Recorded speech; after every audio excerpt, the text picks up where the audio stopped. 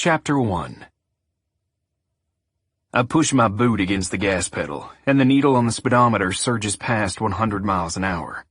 The Ford's lights are flashing, and sirens are howling, but I'm going so fast that I'm on top of the pickup in front of me before the driver even knows I'm there. I make a move to pass him, pulling into the oncoming lane, but there's a semi headed toward me like a freight train. I don't back down. I jam on the gas and yank my F-150 back into my lane, missing the semi and the pickup by inches. Horns blare and brakes screech behind me. I'm sure the two drivers are having heart attacks. Right now, I can't let myself care. My heart is thumping like a bass drum, but I keep my hands steady. I grab my radio and call the local dispatcher. "This is Roy Yates of the Texas Ranger Division," I say. "I need backup." I give the dispatcher my badge number and the address where I'm headed. She says she has no patrol cars in the vicinity. The closest one is 20 minutes out. That's bad news, because I'll be there in 2. The whole reason I've been working down in McAllen, a border town on the southern tip of Texas, is that I had to rush into another situation with no backup. When it's your word against a dead man's, there's always a lot of controversy and scrutiny, and media attention. My division chief sent me to a hotbed of drug and human trafficking. If this situation also goes south without any witnesses to corroborate my story, that won't help my chances of returning to my old post. But I can't wait. There's a woman who might be dead by the time backup arrives. Hell, she might be dead before I even get there. I slow at an approaching intersection and take the turn as fast as the Ford's tires will let me. The rubber squeals against the pavement. As soon as I'm around the corner, my foot is back on the gas. I check my cell phone again and study the message my informant sent me. The text that set me off on this high-speed race. 4 words. He knows about you. The text message is from the girlfriend of an ex-con who's been working with Mexican coyotes, moving illegal immigrants over the border. The boyfriend, whose name is Kevin Jones but who goes by Rip, keeps those illegals locked in a storage shed somewhere until their families fork over more money. Sometimes the families can't come up with the money fast enough, and the illegals die of starvation, dehydration, heat stroke, or a combination of all 3. Then Rip dumps the bodies into the Rio Grande. I know all this, but I don't know where the storage building is. That's where the informant comes in. Her name is Chelsea, and her daughter is in a state home. I promised her that if she helped the Texas Rangers, we'd get her visitation rights restored. And it was the truth. With her past, Chelsea will probably never get custody of her daughter again, but at least there's a good chance she'll get to see the girl again. Chelsea said she could find out the secret location of Rip's storage building, except now it seems like it's Rip who's found out Chelsea's secret. And, though Chelsea is an ex-meth user with terrible taste in men, she's not a bad person. She loves her daughter. If Chelsea's dead, the blood is on my hands. When I'm close, I kill the lights and the siren, and I roll into Chelsea's gravel driveway as quietly as I can. She lives in a manufactured home with chipped paint and a yard full of overgrown weeds. Chelsea's car is parked there, and so is Rip's jacked up 4x4. I'm about to step out of the car when my phone buzzes again. I go cold, thinking it's a message from Chelsea. Worst case scenarios roll through my head. I imagine Rip sending something from Chelsea's phone, a photo of her dead body lying in the mud on the bank of the Rio Grande. But when I grab my phone, there's no message. I hear the buzzing again and realize the call is coming from my other phone, my personal cell, with a number that only my friends and family have.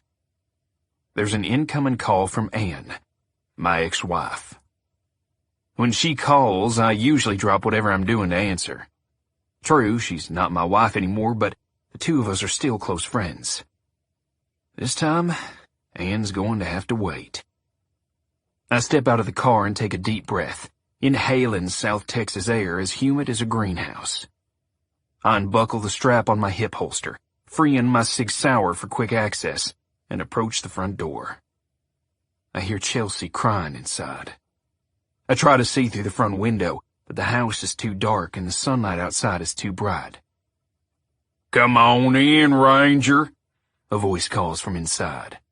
"But keep those hands where I can see them, or I'm gonna blow this lying bitch's brains out." Chapter 2. I open the door and step inside. The room is dark, but I can make out the TV, a muted Dr. Phil talking to a guest, and then a chair, a couch, and the two people sitting in them. Chelsea is frozen on the couch, plastered up against the armrest, as far away from Rip as she can get while staying seated. Rip is in a recliner, holding a long-barreled shotgun with one muscular arm. The barrel is aimed at Chelsea, dead center of her chest, and at the range of only a few feet, it wouldn't matter if it was loaded with birdshot or double-aught buck. The shot would open her up like a sardine can. There's blood on Chelsea's lip, and one of her eyes is swelling and beginning to turn blue. She can't seem to stop crying, and she looks at me with pleading, apologetic eyes. She shouldn't be apologizing to me. I should be apologizing to her. "Don't do anything stupid," I say to Rip, holding my hands away from my body. "Chelsea's the one that's gone and done something stupid," Rip says. "She caused this shitstorm of a mess, telling you a bunch of lies about me." Rip's files said he was 6'4", but he looks even bigger than that because he's so broad and burly, built like an NFL tight end. He's wearing a wife-beater that has long since faded from white to the color of urine, and his exposed arms are muscular and veiny, painted here and there with amateur jailhouse tattoos.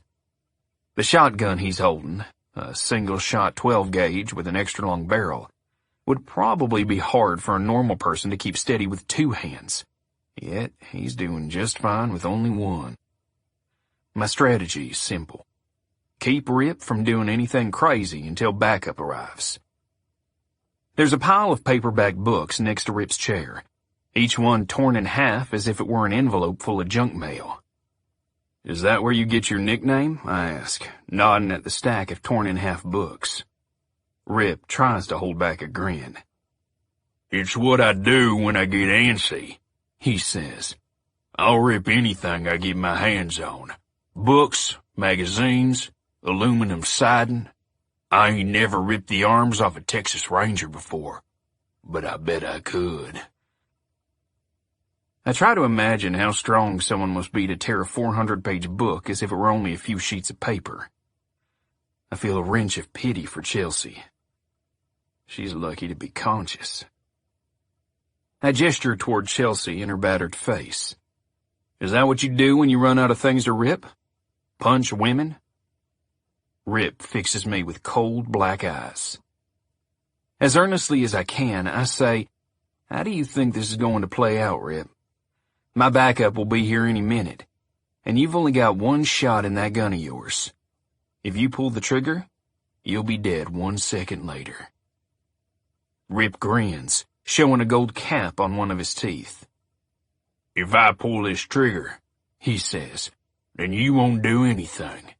You'll be shooting an unarmed man. I know who you are. I heard about what happened in Waco. You don't want to get in any more trouble." "I could always tell the police that I tried to shoot you before you pulled the trigger," I say, trying to match Rip's defiant grin with my own. "In Waco, there were no witnesses, but we've got one here. Your best bet here is keeping Chelsea alive." Rip's grin falters. "I'll ask you again," I say. "How do you see this playing out?" In the distance, I can just make out the sound of a siren. It is a long way off. Sound carries far on the flat plains of Texas. "This is what's going to happen," Rip says. "When the cops get here, you're going to tell them this was all a big misunderstanding." Rip gestures with the gun to Chelsea. "Chelsea's going to tell the cops she made up every damn thing she said. She would do anything to get her daughter back, so what she done was lie to y'all. Ain't that right, Chelsea? Chelsea bows her head, saying nothing. Her listless hair hangs over her eyes. How about I make an alternate proposal, I say. You put the gun down, I cuff you and take you in. Then you tell me every damn thing you know about these coyotes you're working for. I'll get the DA to recommend leniency because you've been so cooperative. Don't that sound reasonable? Rip looks contemplative. He doesn't seem like he's seriously considering my offer, more like he's thinking about his next move. I don't think I'm going to be able to stall him until the backup gets here. The sirens hardly sound any closer. You don't get it, do you? Rip says. Enlighten me. There's 6 illegals in the storage building only I know about, Rip says. You take me in or shoot me, and they die. They ain't got no food, no water. There's a tin roof on that building, and sitting in there's like sitting in an oven. You think I'm just bargaining with Chelsea's life? I ain't. It's those other 6 lives that are dependent on what happens here.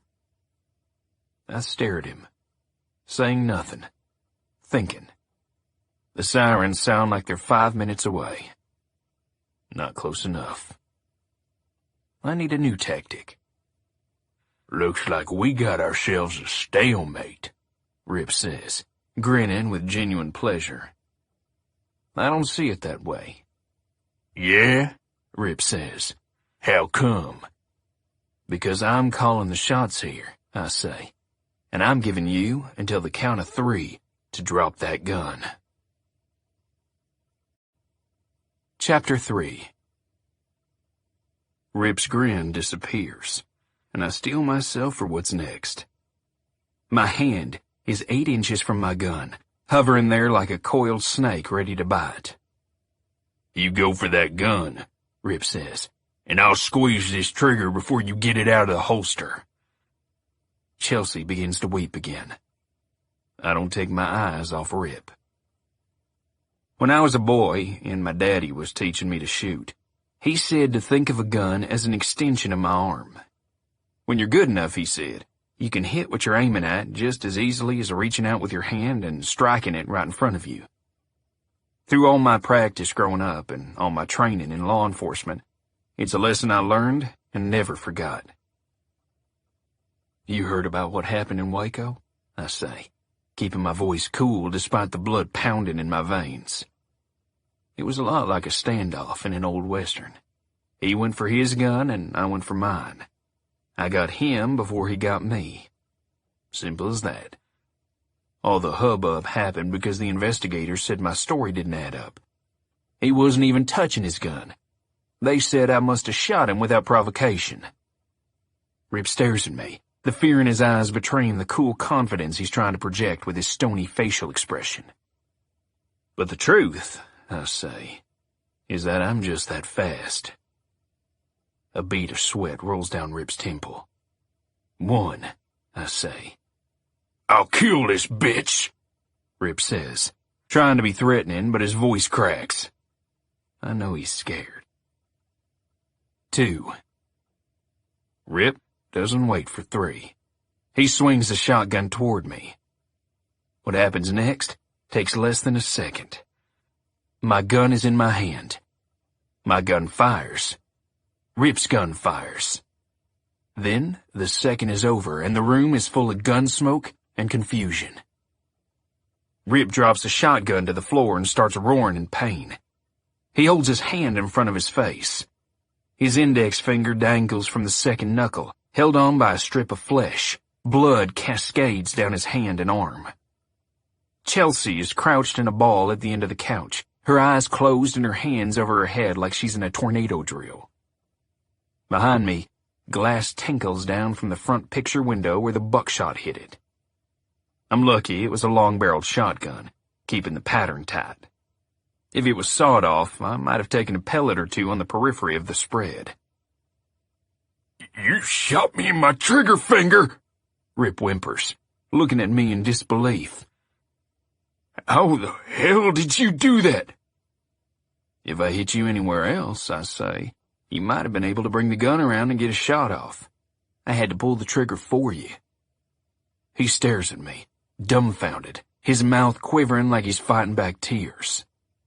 The sirens sound very close now. I keep my gun on Rip. "Chelsea," I say, "why don't you go on out there and meet the officers when they come rolling up the driveway?" She doesn't need further prompting.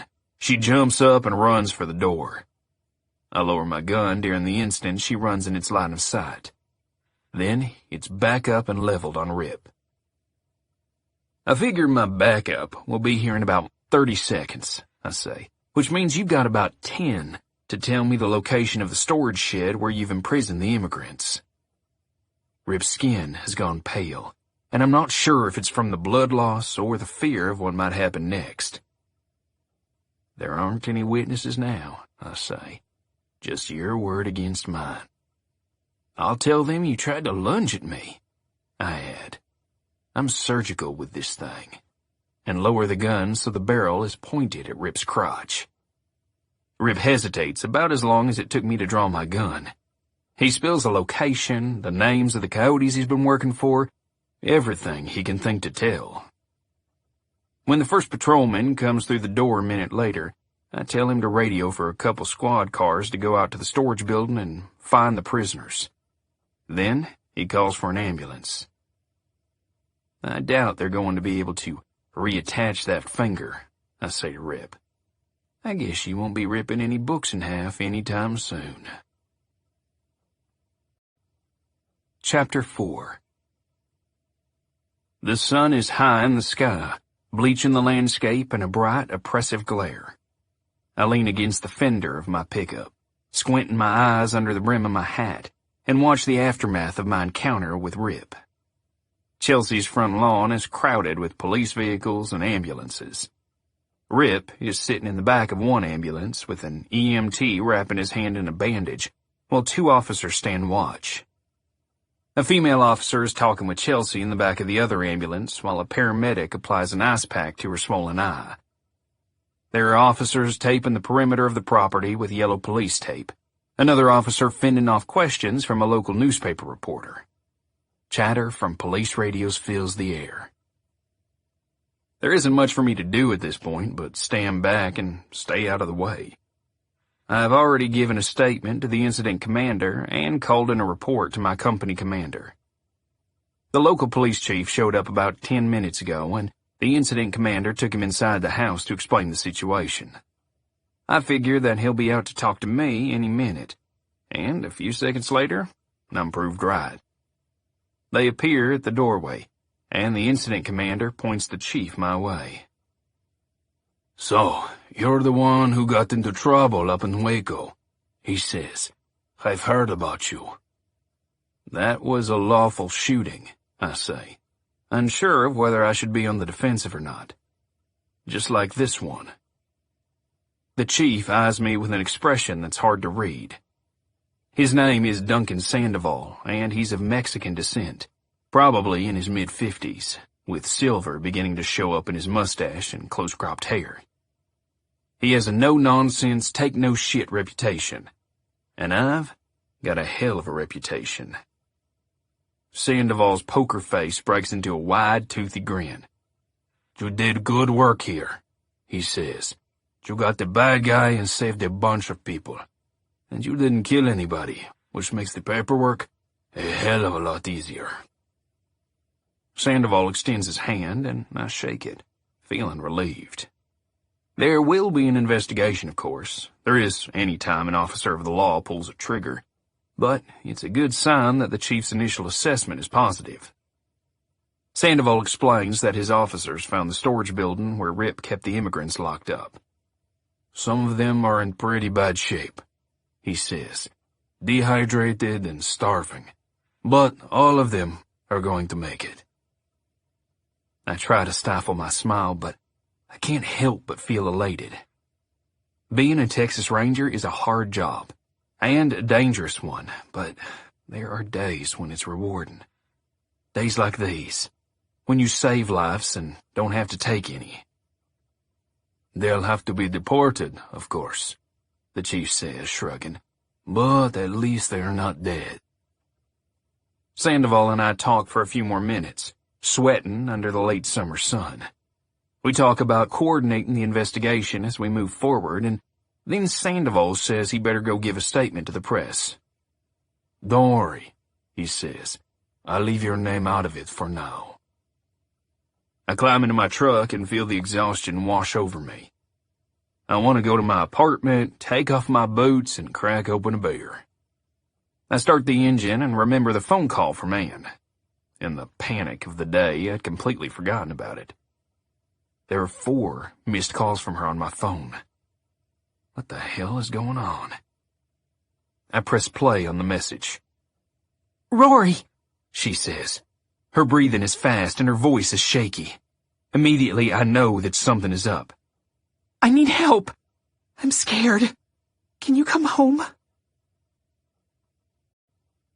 Chapter 5. I give my phone a voice command to call Anne as I speed from the crime scene. "Rory," Anne says, her voice calmer. "I'm sorry to bother you. It's probably nothing. I'm just a little freaked out." "What's going on?" "I've been getting threats," she says, her voice trembling.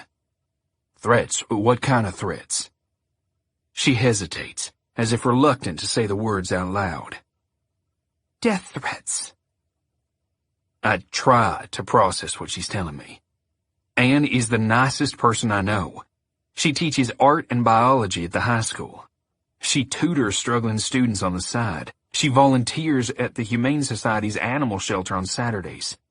Why would anyone threaten to kill her? But then I remember there's one person she knows who has a shady past.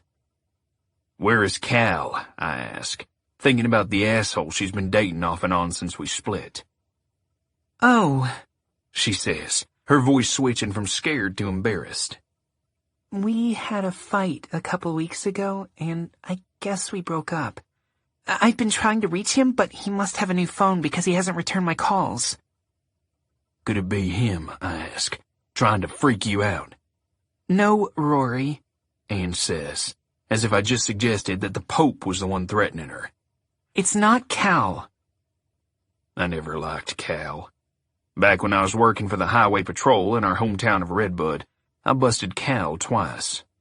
Once for selling marijuana, and another time for a bar fight. Cal has spent a total of a year in jail because of my arrests. Ann always claimed that Cal cleaned up his act. He started driving long-haul trucks, worked enough to buy his own rig, and quit drinking alcohol and smoking pot. She always wanted me to cut Cal some slack, but I could hardly be in the same room with him. The guy is scum. If I let my mind wander to the image of Cal making love to Ann, I start to feel sick with rage. Did the threats start before Cal left? "No," Ann says. "They started after." "And you're sure it's not—" "Damn it, Rory! I called you for help. It's not Cal. Cal's halfway across the country. It's someone else. And I'm scared, Rory." I let it go, but it sounds just like the Cal I know to prank his ex-girlfriend to make her miss him. He is probably listening to her voicemails right now, laughing, making her sweat a little bit longer before he comes rushing home. The only reason she called me is because she couldn't get a hold of Cal. I'm her backup plan. The guy she turns to when her lover isn't available. It makes me ill to know I come in a distant second in her life now. But I would do anything for her, including drive 400 miles just to give her peace of mind. "I'm down in McAllen," I tell her, "but I'll be there as soon as I can." "Are you sure you can?" "As a matter of fact, my division chief just placed me on a 3-day paid leave pending an investigation of the shooting. This is common practice after a firearm is discharged in the line of duty, but I'm not about to tell her that." "I can come," I say. "I'm already on my way." "Thank you," Ann says, her voice so saturated with relief that it sounds like she might start crying. I want to keep her talking. That will calm her down.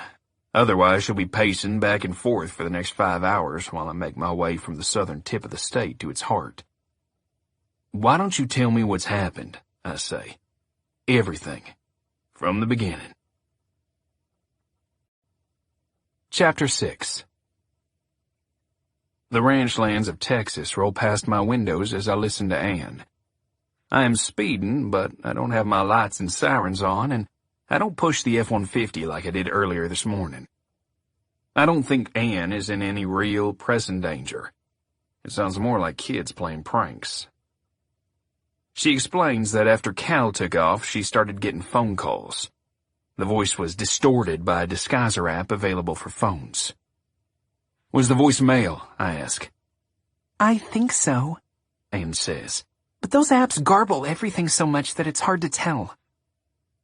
She says that as the prank calls continued, the caller started making disgusting comments. Like what? I'm not going to repeat them, Rory. Ann, I say, how am I supposed to help you if you don't tell me? They're just lewd, gross comments, She says. That's all you need to know. She didn't think much of it at first. She got into the habit of not answering her phone unless she recognized the number. She listened to the messages at first, but then she stopped doing even that. A few days ago, she came home and her mailbox was stuffed full of cow manure. Last night, someone threw a rock through her window. A message had been attached to it with a rubber band. What did it say? She hesitates and then reluctantly says, Whores get what's coming to them. Jesus, I say. Did you call the police? I did, but they figured it was just kids. What did the handwriting look like? It was typed, she says. Any computer could have done it. I decide to let the rest of my questions wait until I get there. No point making her nervous when I'm not there. Not only that, but the questions I ask are going to be tougher questions. Uncomfortable questions. I'll need to ask her if she cheated on Cal, or if there's another reason someone might want to call her a whore. I'll have to press her on the lewd, gross comments. She might not think the exact words are important, but they could be. I know she probably didn't call me so I would actually investigate what is going on. She just wants someone close who can make her feel safe. But I don't intend to simply sit back and be a bodyguard. That's not what I do.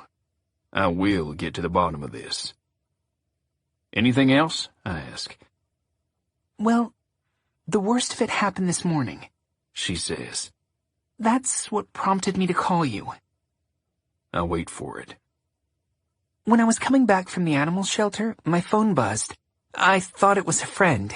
She and I were going to go shopping, so I picked up without even looking at the screen. I say nothing, letting the story unfold. It was the voice, She says. He said he was going to kill me.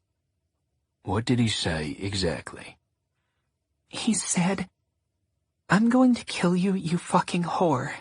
I'm going to put a hole in that pretty little face of yours.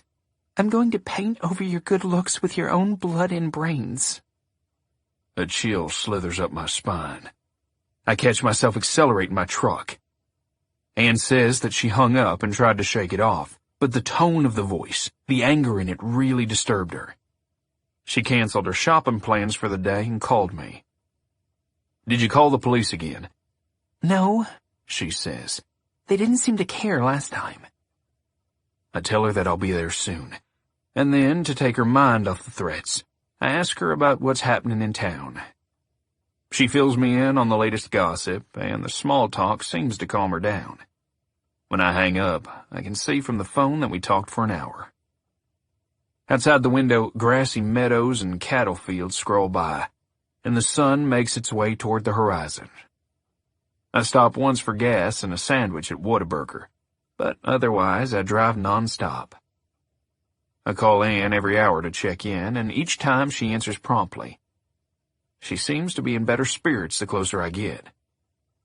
As evening approaches, I watch as the sun hovers over the horizon, lighting up the clouds to the west in a spectacular fiery glow. There's nothing like a Texas sunset. I pick up the phone and call Ann to tell her that she should step outside and take a look. But this time, she doesn't answer. Chapter 7. The truck's headlights cut through the growing darkness. I keep checking the clock, trying Ann again and again, but there's no answer. She could be in the shower. She could be watching TV. She could be listening to music while she cooks dinner. All of those options seem more probable than the one I'm afraid of. She could be dead. Finally, after 10 unanswered calls in 15 minutes, I contact 911 and ask to be put through to the dispatcher in my hometown. I give the dispatcher Ann's address. I know the address. It used to be my house. And I explain the situation as succinctly as I can. Just send a car out there to check on her, I say. Please? After I get off the line, I put more pressure on the gas pedal and the speedometer creeps higher. I'm still an hour away if I stick to this speed. Screw it, I say. I turn on the lights and siren and I put the pedal down. I start flying around cars like they're standing still. When I get to the rural highway where Ann's house is located, I can see red and blue strobes flashing in the distance. I let out a long breath and ease up on the gas. But then I get closer and the scene looks all wrong. There are way too many flashing lights from multiple police cars and an ambulance. There are uniformed officers taping off the perimeter of the property, and parked out front is a van with Police Crime Scene Unit stenciled on the side. I skid to a halt on the gravel driveway and rush out of the car.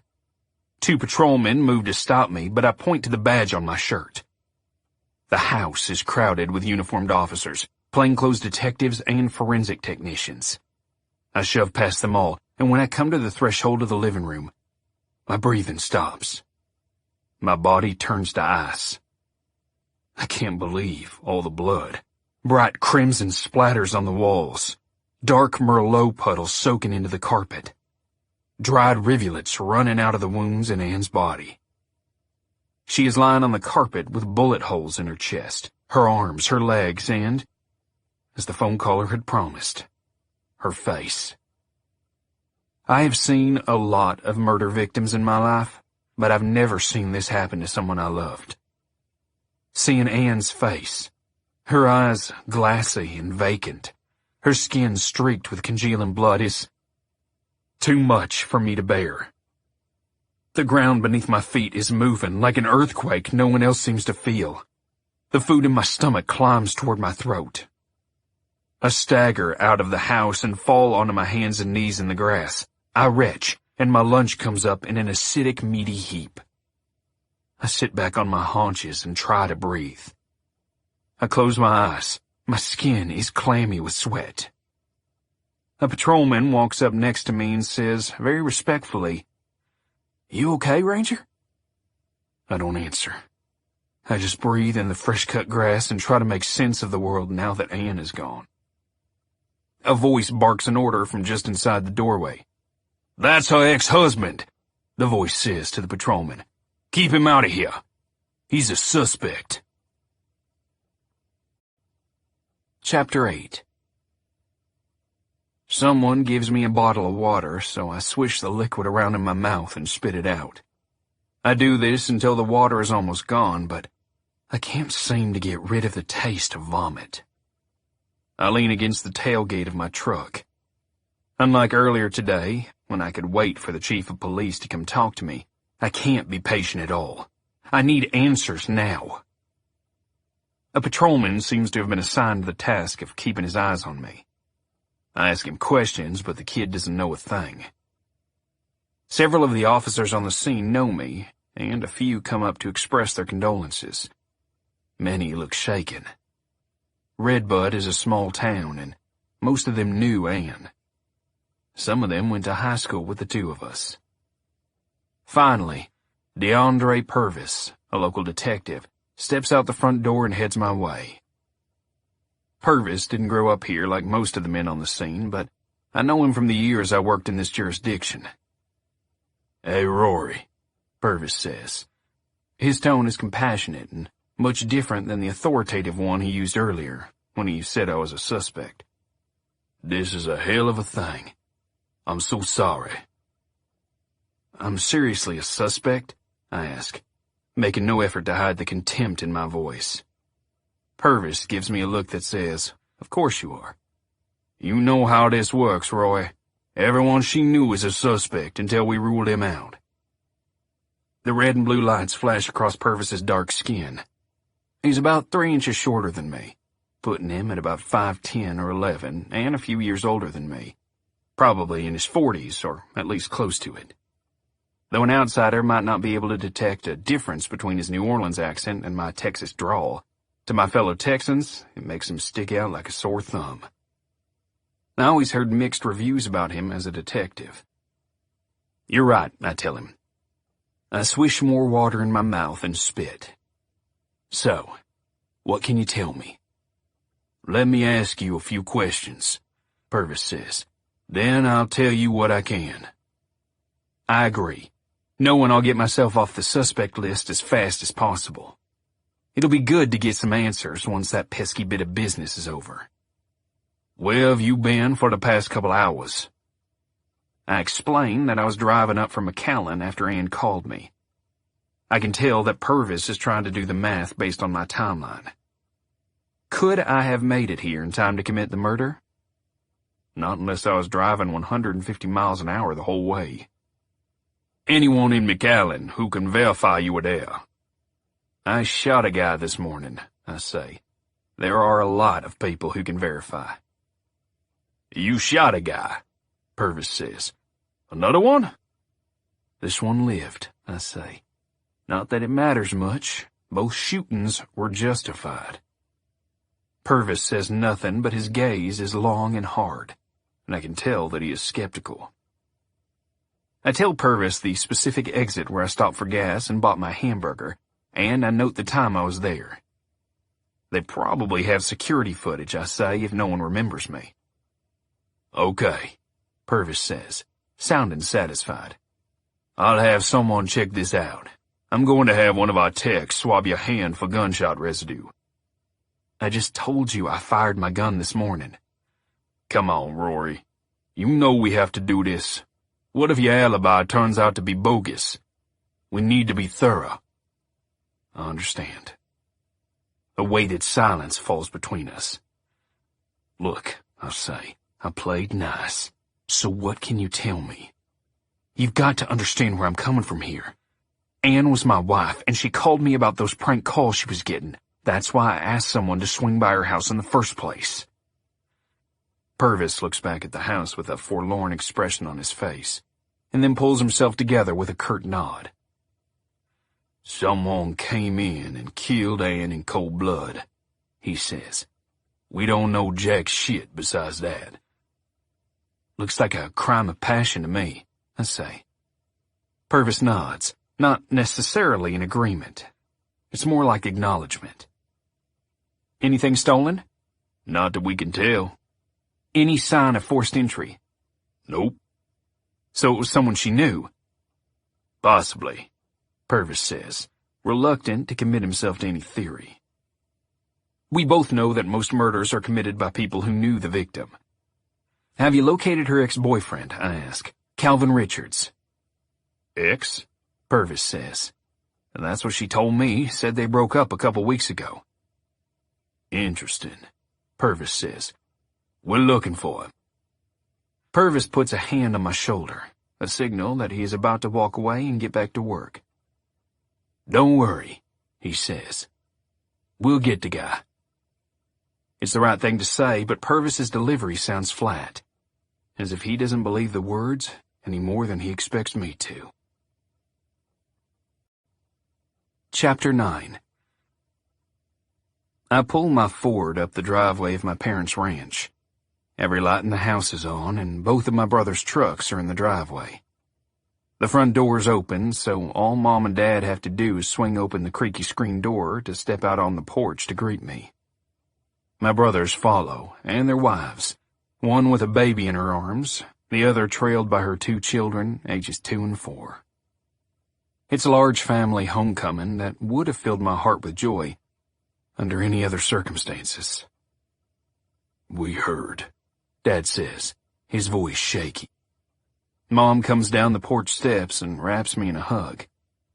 I'm so sorry, honey, she says. My brother Jake hugs me next. He is the youngest and always loved Anne. Saw her like a big sister. He's the most emotional of the three of us. Quick-tempered, hot-headed, but also sentimental. His wife, Holly, said she fell in love with him because he cried when they saw a cheesy Nicholas Sparks movie on their first date. "I'm sorry, bro," he says in my ear. "I'm so—" His voice breaks and he can't continue. Chris is the middle brother and only 2 years younger than me. He puts an arm around my shoulder. Somehow, he turned out to be the steadiest of the three of us. Reliable, modest, never one to get into a fight. I think I fall somewhere on the spectrum between the two. I'm oldest, so I always thought maybe the two of them gravitated toward the two sides of my personality. Both of my sisters-in-law, Holly and Heather, hug me and express their condolences. Then Bo, my 2-year-old nephew, says, "Hi, Unky Roar. You okay?" I drop to my knees and hug the boy's tiny body. I haven't cried yet, but there's something about having an innocent child asking after me that makes me break down. It's like I can't help myself. Tears come flooding out, and I realize I'm squeezing Bo too tight. It's hard for me to believe that there's still joy left in the world. In a universe without Anne. In a universe where she could die the way she did. Everyone else still gets to breathe and laugh and cry. Then Dad is there, laying a steadying hand on my shoulder. My father, the strongest man I knew growing up, helps me to my feet. He looks older than I remember, his wrinkles more defined, his age spots standing out against unusually pallid skin. "Son," Dad says, "we'll get through this together." Inside, the adults talk into the night. I fill them in on what little I know, sparing them the grisly details of the scene. We share stories of Anne. We take turns crying. As the night stretches into the morning, after my brother's wives and children have long since departed for bed, the rest of us decide we might as well stay up till dawn. We file into the kitchen, investigate what's in the cupboards, and begin making food for the next day. A tomato and spinach quiche for breakfast, ham and turkey sandwiches for lunch, a venison lasagna for dinner. At 8 o'clock, with the sun bathing the fields in a bright morning glow, my brothers get started on the ranch's morning chores while my parents and I load the meals into Dad's work truck and drive over to Anne's parents' house. Her parents greet us on the porch. Anne's father, a retired school principal, looks like he's aged 20 years since I last saw him. Her mother seems like a fragile husk of the vibrant woman I once knew. I bet that 24 hours ago, they looked more alive than this. Anne's mom holds me in a tight hug. Her body trembles in my arms. "Oh, Rory," she says. "She never stopped loving you." I never stopped loving her, I say. "You two got married too young," she says. "Nothing else went wrong with your relationship. I wish you could have made it work." Me too. Anne's parents invite us in. We cut up the quiche and sit at the kitchen table to eat, but no one has much of an appetite. Anne's mom asks me if I'll sing a hymn at the funeral. "Bring your guitar," she says. "That will be nice."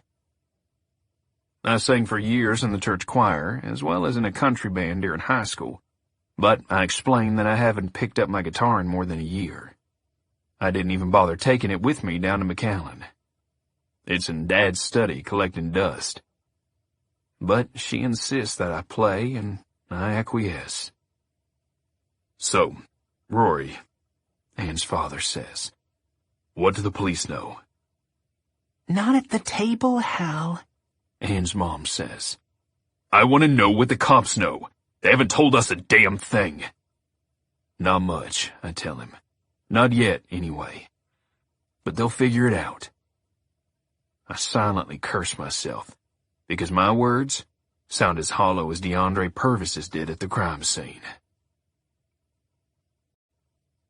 Chapter 10.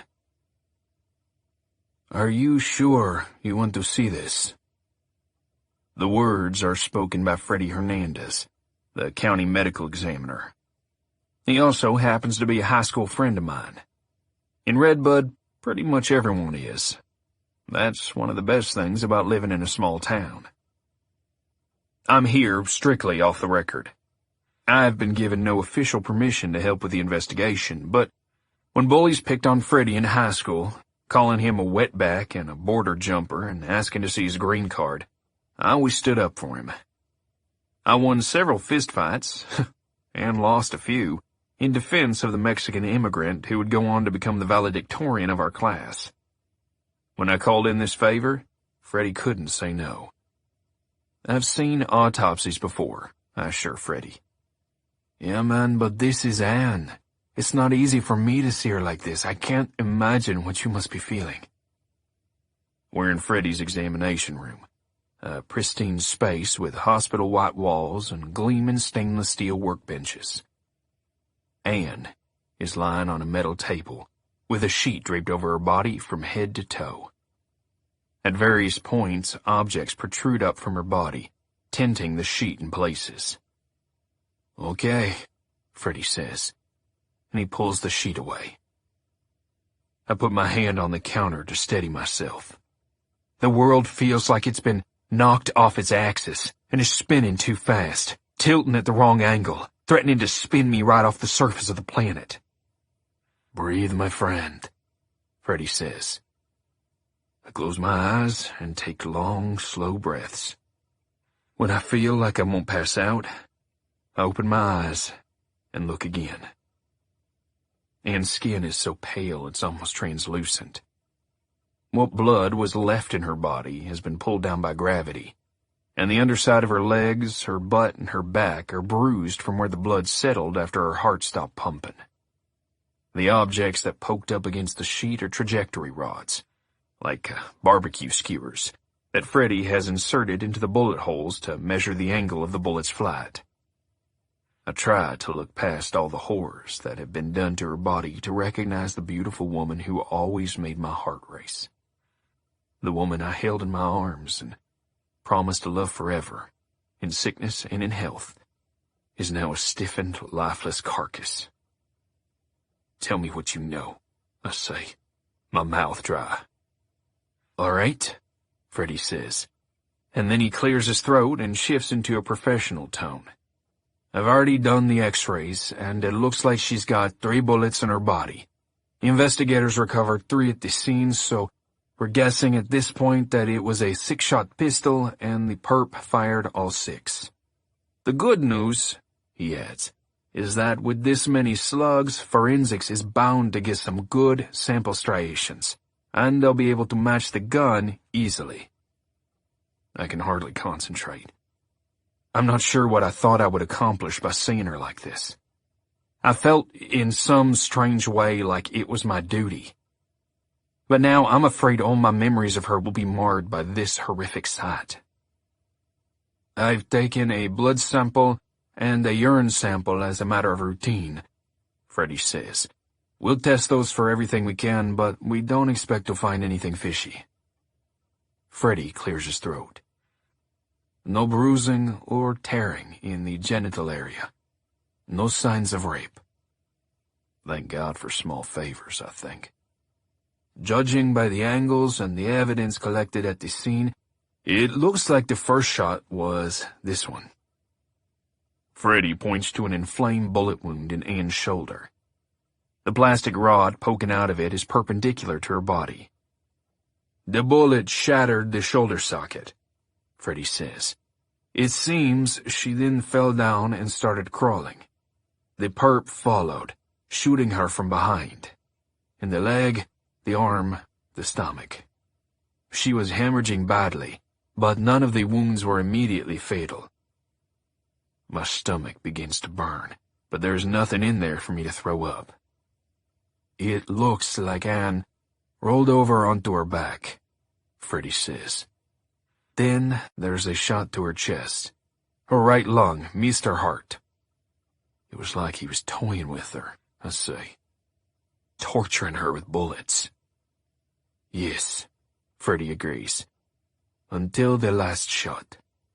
The powder burns show us that he held the gun right to her head before pulling the trigger, putting her out of her misery. Or executing her, I say. I imagine a person leaning over Anne, saying some final insult to her, and then shooting her in her beautiful face just as he had threatened. Can you tell me how tall the shooter was?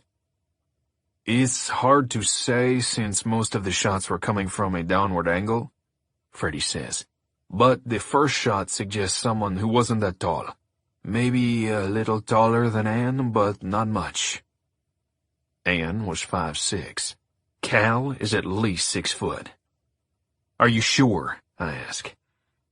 We'll have a better idea after I compare my notes on the body with what they find at the scene, Freddy says.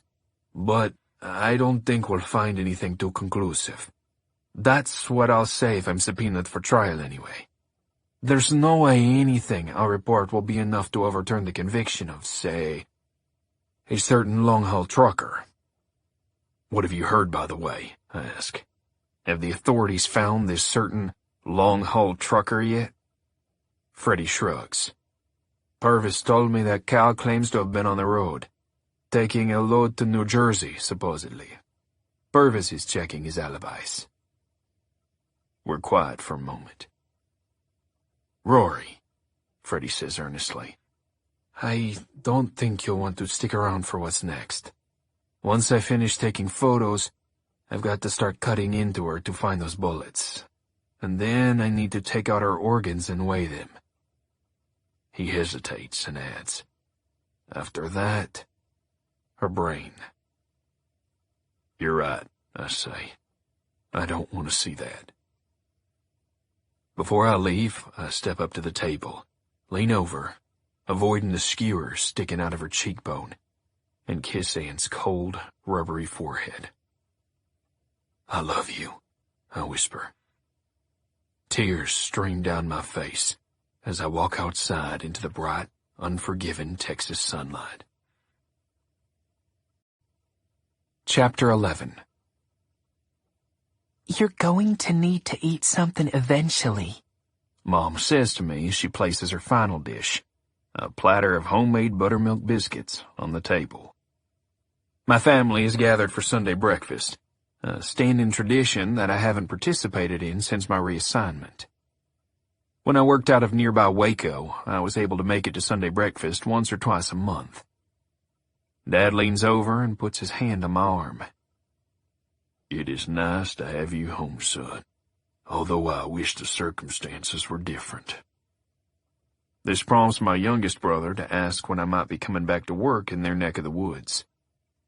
I don't know. It's ridiculous that they made you go away, Mom says, putting a dollop of butter on her grits. You were just doing your job. This starts a conversation about the shooting that sent me down to McAllen.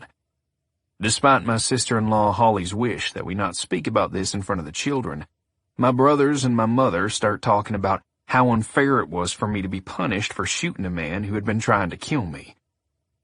Even though I'm 35 now, my family still rallies around me and decries any injustice against me, as if I'm still a teenager getting benched in the second half of a football game. I appreciate their loyalty, but deep down, I know that this is simply the way things work. What I told Rip when we faced off was true, though I left out some of the more colorful details. The guy I shot, Wyatt Guthrie, dealt drugs, bought and sold stolen cars, and ran a dogfighting ring. I was working surveillance at the junkyard where Guthrie did all his business. I was only supposed to keep an eye on him, not take any action, but I spotted Guthrie beating one of his pit bulls with a tire iron, and I couldn't stand to sit back and watch. I ran in and told Guthrie to freeze. Guthrie had a gun on his hip. This is Texas, after all. If it's not concealed, you don't need a permit to carry it. And he dropped the iron and stood there like a cowboy at high noon in an old western. He went for his pistol, and I shot him through the heart before he even touched his gun. The dog lived. Anne kept me updated when she checked on it every weekend at the animal shelter. A few months ago, she gave me the good news that it had been adopted. The Guthries were a big family with a terrible reputation, but somehow they became organized enough to hire a lawyer to file a suit against the Rangers and probably paid him off with White's drug money. With the media coverage and an investigation underway, my boss sent me down to the border with no indication of when I would get to return. If ever. I accepted the penalty, but now, sitting with my family, I realize how much I've missed home. Rory, Dad says, why don't you stick around for a while? We'd love to have you around the house. He has finished eating his meal and is chewing on a toothpick, a habit he picked up after he quit smoking. I open my mouth to say I can't, but then I realize this is exactly what I need. With Anne murdered, I don't see how I can drive back down south to my lonely apartment and go on like nothing happened. I'll take a leave of absence until they're ready to bring me back to the Waco office. There's no reason for me to spend my time banished to McAllen, buried under paperwork. The whole family is waiting for a response. My youngest brother's spoon is frozen in place halfway to his mouth. I'm gonna try to do that, Dad. Hot damn, Jake says, and claps his hands together. No swearing at the table, Mom says, but she is smiling along with everyone else. Dad explains that I can stay in the spare building on the ranch to have a little privacy. It's an old bunkhouse from back when the ranch hands slept on the property, and my parents have been converting it into a one-bedroom casita. My father and brothers work from time to time to renovate it, but project isn't finished yet. It ain't much to look at right now, Dad says, but the water works, and there's a cook stove and a refrigerator. Sounds great, I say, touched by my family's excitement. After breakfast, I'll take you out and show you what the place looks like, Dad says. I nod and try to eat a few bites of my biscuits and gravy. My appetite seems to be coming back. Bring your pistol with you, Dad adds. There's a rattlesnake that's been living under the porch. Chapter 12. Dad is right. When we get to the casita, there's a fat diamondback curled up on the porch like it owns the place. It must be 4 feet long and as thick as my wrist. Its scales are dusty gray and reddish-brown, and are arranged in the signature diamond pattern. The snake raises its head, exposing its white underbelly, and it shakes its rattle at us. Then it seems to reconsider its stance, and it slithers down the steps of the porch and into the grass. Better shoot it, Dad says, or it'll be back. You don't want it crawling into bed with you at night. I take a deep breath. I just don't know if I can shoot anything right now, I say. That's okay, son. I can do it. I hand over my pistol, and Dad raises it and points it toward the retreating snake. He holds the gun with both hands, but he can't keep the sight steady enough to shoot. I'm struck again by how old my father looks. His once muscular arms are withered imitations of what they used to be, and his skin, usually brown from working all summer, is pasty and pale. Dad, I say, you okay? The snake slips out of sight, and Dad sighs heavily and lowers the gun. No, son, I'm not. We go through the door and sit on the futon inside. Don't tell your mother or brothers, he says, but I've got a tumor on my lung the size of a hickory nut. I don't want to worry them yet. I put my head in my hands. First Anne is murdered. Now my father's dying. How long have you known?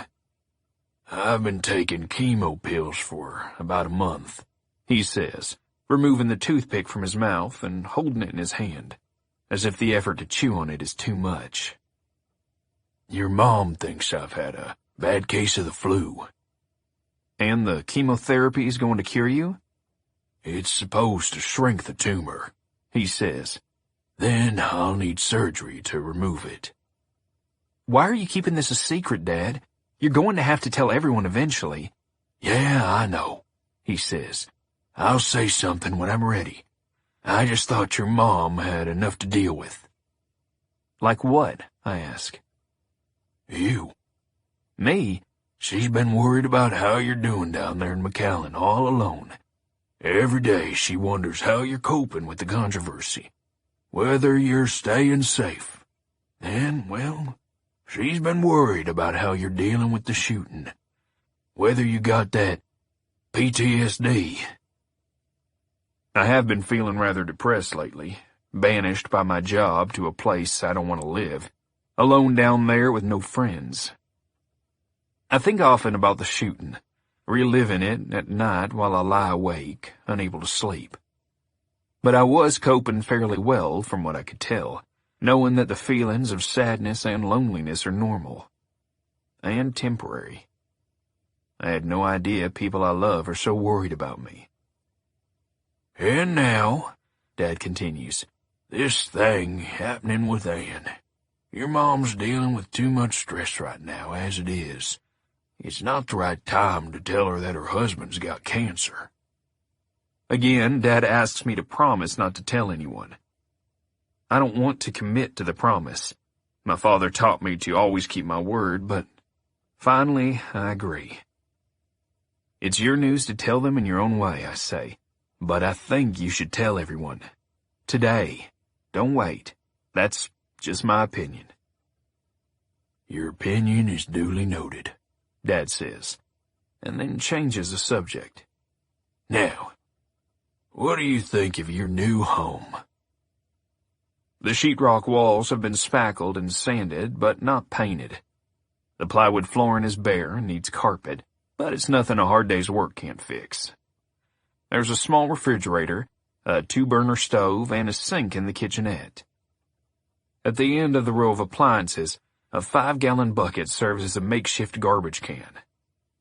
There's no light fixture over the single bulb in the ceiling. I love what you've done with the place, I say. In truth, I'm barely registering my surroundings. My mind is racing with thoughts of Ann's death, my father's cancer, my own life that's been thrown into limbo. I feel as if some divine power has put me in a vice and is squeezing. How can I continue bearing the pressure without imploding? Thank you, son, Dad says, for listening and for keeping my secret. You're welcome, I say, trying to sound as good-humored as possible even though every muscle in my body feels tense. When we open the door to return to the main house, the rattlesnake is back, sitting on the porch. It raises its head and looks at us with its bottomless black eyes. My hand acts before my mind can even think about what I'm doing. In a flash, I draw my gun and blow the snake's head off. Chapter 13. It's the day before Ann's funeral, and I go into town to meet with DeAndre Purvis. I can't share everything about the case with you, Purvis says. But as a personal courtesy, I'll tell you what I can. I know how much you cared about Ann regardless. We sit in Purvis's office. The desk is a mess with stacks of paper and manila folders strewn about, with no apparent organizational system. The disorder makes me fear that Purvis will never be able to solve the case, and that even if he does, he won't be able to acquire enough evidence for the DA to prosecute. It takes meticulous organization to put together a murder case, and DeAndre Purvis doesn't seem to have it in him. I cut to the chase. Did Cal do it? Purvis shakes his head. He's got a solid alibi. What is it? Purvis explains that Cal was on a road trip, hauling freight on a regular run he does. First to Amarillo, then Oklahoma City, then on up to Detroit, and eventually over to New Jersey. There's a restaurant outside of Amarillo that Cal stops at regularly. The waitress and the manager both vouched for him. Said he ate a late dinner there and spent the night in his truck, at the truck stop next door. Any security cameras to verify his location? Yeah, but they weren't recording anything, Purvis says. Manager at the truck stop says the cameras are pretty much just for show. They don't bother to put tapes in the recorders anymore. Have you searched his truck? Purvis nods. He voluntarily let us search. Nothing out of the ordinary there, but it's an absolute mess. He's been living out of it ever since he and Ann broke up. I think for a minute. The witnesses could be lying, I say. If they like Cal, they could be covering for him. Purvis scratches his head.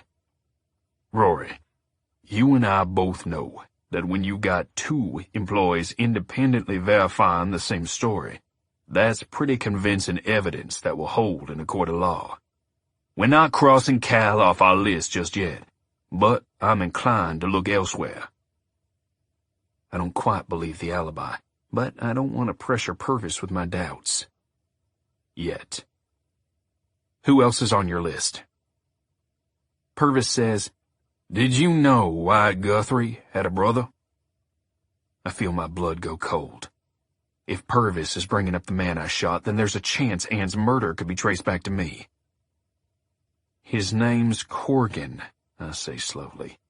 He's been in prison for the past 4 years. Everything Wyatt knew about breaking the law, he probably learned from his big brother. He's out on parole, Purvis said. Could be he wanted some payback for his little brother. When did he get out? Last week. I shake my head. Ann told me she was getting threats for a couple weeks. I know, Purvis says. The time frames don't quite match up, but we're taking a good hard look at him. I ask if Corgan Guthrie has an alibi.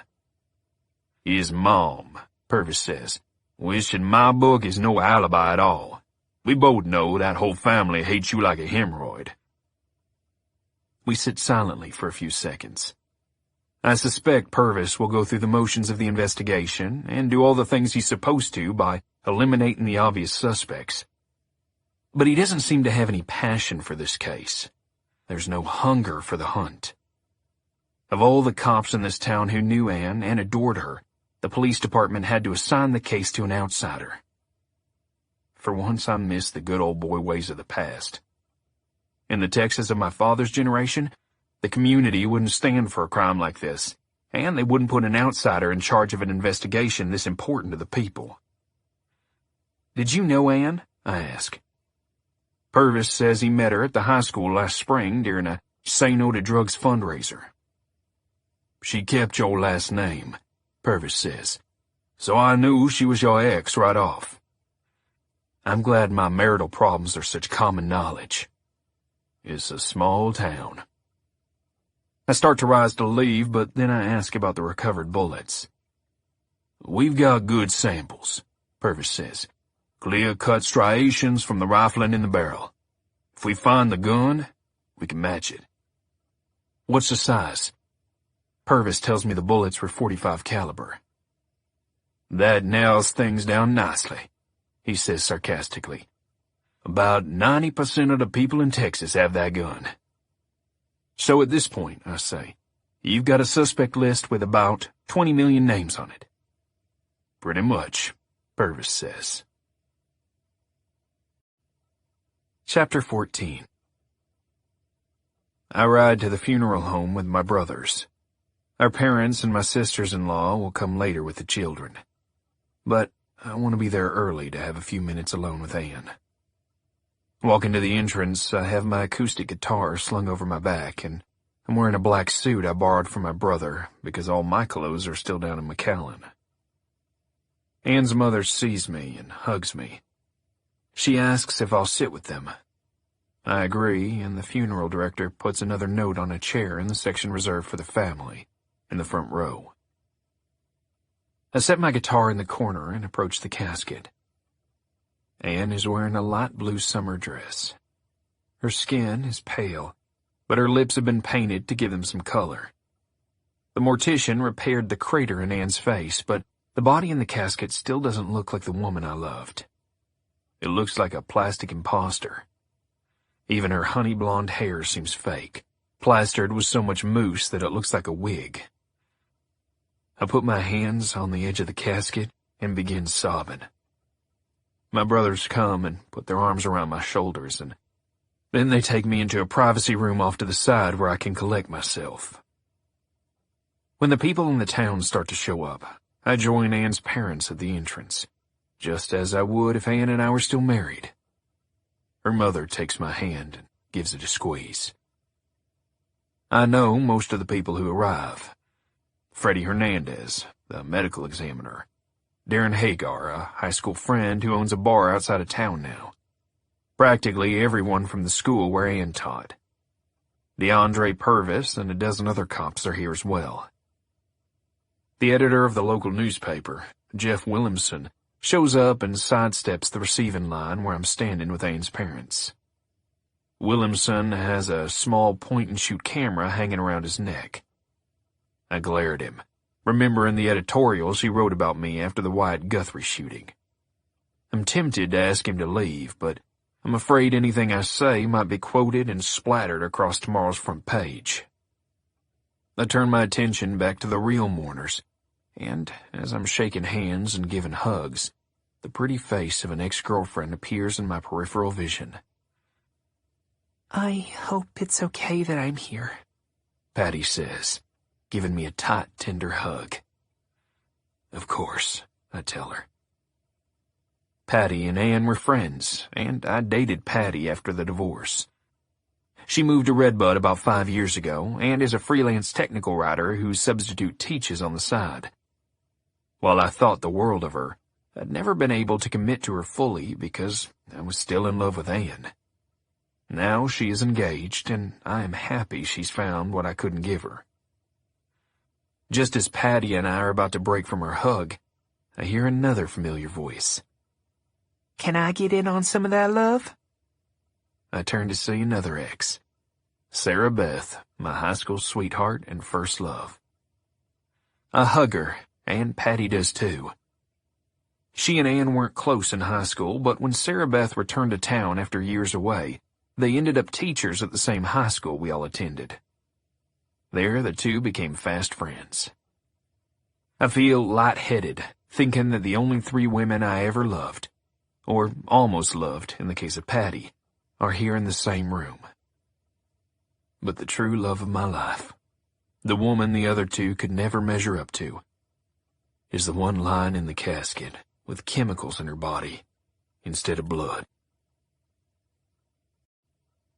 Chapter 15. The funeral parlor is packed, with every seat filled and people standing in the back and along the outer aisles. Family, friends, teachers from school, dozens of students, all looking sick with shell-shocked disbelief. I glance around for Cal, but don't see him. The pastor of the church we attended growing up starts by asking the group to pray. He quotes Job 19:25. For I know that my Redeemer lives, and at the last he will stand upon the earth. And after my skin has been thus destroyed, yet in my flesh I will see God. I haven't been to church in years, and it feels strange praying now. Ever since I became a ranger, I've had a hard time believing in God. At first, seeing the bodies of so many murder victims, empty shells that once contained life, made me angry at God. Many rangers and other law enforcement officials find solace in religion because it helps them live with the horrors they witness. It gives them hope. Since the opposite is true for me, I've always been envious of those rangers. And after some time, the horrors I've witnessed make me doubt the very existence of God. Which is why it feels weird when the pastor announces that I will sing a Bible hymn. I pick up my guitar and sit in a folding chair next to the casket. I look out at the crowd and feel my hands shaking, my throat tightening. I feel even more nervous than if I was walking into a gunfight. Suddenly, it's about more than singing words I don't believe. Now all I can think about is the fact that I haven't sung in front of people in years. There's so many faces, so many friends, So many people who rooted for our marriage to work and who now, despite all that happened between us, understand my loss. My brother Jake is crying already. My other brother, Chris, has Bo in his lap, with his arms wrapped around the boy in a protective hug. Mom dabs her tearing eyes with a tissue. Dad has pulled himself together and, despite his recent frailty, looks like the strong, confident father I've looked up to all my life. I try to draw strength from my father's example, be stoic in the face of all obstacles. But then I think of his secret. My confidence evaporates like warm breath on a cold day. I imagine a similar scene in a year or two. Another funeral. This one will be my father's. I can't do this, I think, and I blink back tears. But then my eyes catch Sarah Beth's. She's sitting in the second row with Patty. I look back and forth between them. They are offering sympathetic, supportive smiles. All of these people are here to support Ann's family, my family, me. I know I can't let them down. I close my eyes, take a deep breath, and begin plucking gently at the guitar strings. I play a simple, slow melody, and then begin to sing. On a hill far away stood an old, rugged cross, the emblem of suffering and shame. How I loved that old cross where the dearest and best, for a world of lost sinners, was slain. I open my eyes and sing the rest of the hymn, taking in the moment. Everyone is silent, but I can see from their expressions that the music is moving them. Mom and Dad fight back tears. My brother Jake cries openly, and Chris holds his son tighter and kisses the top of his head. Ann's father puts his arm around his wife, and she buries her face in his breast. Sarah Beth begins to cry, and Patty reaches over and takes her hand. It seems everyone in the room is reacting the same way. I'm relieved as I pick out the last few notes and end the song with a final soft strum of the guitar strings. Then, my eyes fall on a figure in the back of the room that I haven't seen before. Ann's ex, Calvin Richards, Cal to everyone in town, stands at the back of the room. His eyes are fixed on me, and the rage in them is discernible even from across the room. Chapter 16. I lose sight of Cal as the people file out of the parlor and onto the lawn. The pallbearers are all students Ann worked with at the high school. Ann would have liked that. Once the casket is loaded into the hearse, everyone heads to their cars to drive to the cemetery. It's late morning and the weather is just cool enough to be comfortable. The trees in the cemetery are lush with emerald leaves that rustle melodically in the breeze. My brothers and I walk up the hill to the spot where Ann's casket has been set. A mound of dirt is next to the casket, piled neatly, and the ground around the hole is covered with an unnaturally green swatch of astroturf. The casket, its faux wood surface gleaming in the sun, has been positioned over the hole, ready to be lowered. My brothers and I take a spot at the front. Sarah Beth and Patty join us. I don't see Cal.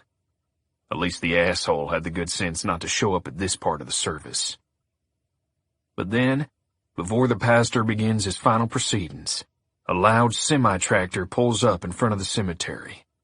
Its engine chugging, and its air brakes exhaling loudly as it rolls to a stop, parking illegally on a small residential street. There's no trailer attached, but the tractor itself is huge and out of place. The door bangs open and Cal steps out. The ceremony halts. Half the crowd watches as he climbs the hill to Ann's gravesite, whispering about who he is and how he might have been the one who killed Ann. He pushes his way through the crowd. His eyes are bloodshot, from either crying or drinking, or both. When he gets close, Cal bumps into Patty carelessly. She almost falls, but Sarah Beth catches her arm and steadies her. Sorry, Patty. Cal grunts insincerely. I've had enough. I step over to Cal and lean in close to him, inhaling the stink of his body odor and the alcohol on his breath. You're not welcome here, I say. Why don't you leave? Patty places a calming hand on my chest. It's okay, she says. It was an accident. Cal glares at me. I'm not welcome here, Cal says, making no effort to keep his voice discreet. What about you, Rory Yates? Your ex-husband. What right do you have? His words are slurred. I look him up and down with contempt. Ann said you'd cleaned up your act, but this is the Cal Richards I've always remembered. Drunk, stupid. I lock eyes with him. Worthless. A mortified silence has come over the crowd. Both Patty and Sarah Beth try to wedge themselves between us, but neither Cal nor I back down. Fucking Rory Yates, Cal spits, saying the words as if they have a bad taste. High school football star, Texas Ranger. You think you're so hot your shit don't stink, but I'll tell you something. Ann loved me more than she ever loved you. The dam that was holding back my emotions explodes in a flood of anger and sadness. I elbow Patty out of the way and grab Cal, shoving him back into the crowd. Cal pushes back, and I raise my arm to drive my clenched fist into his face.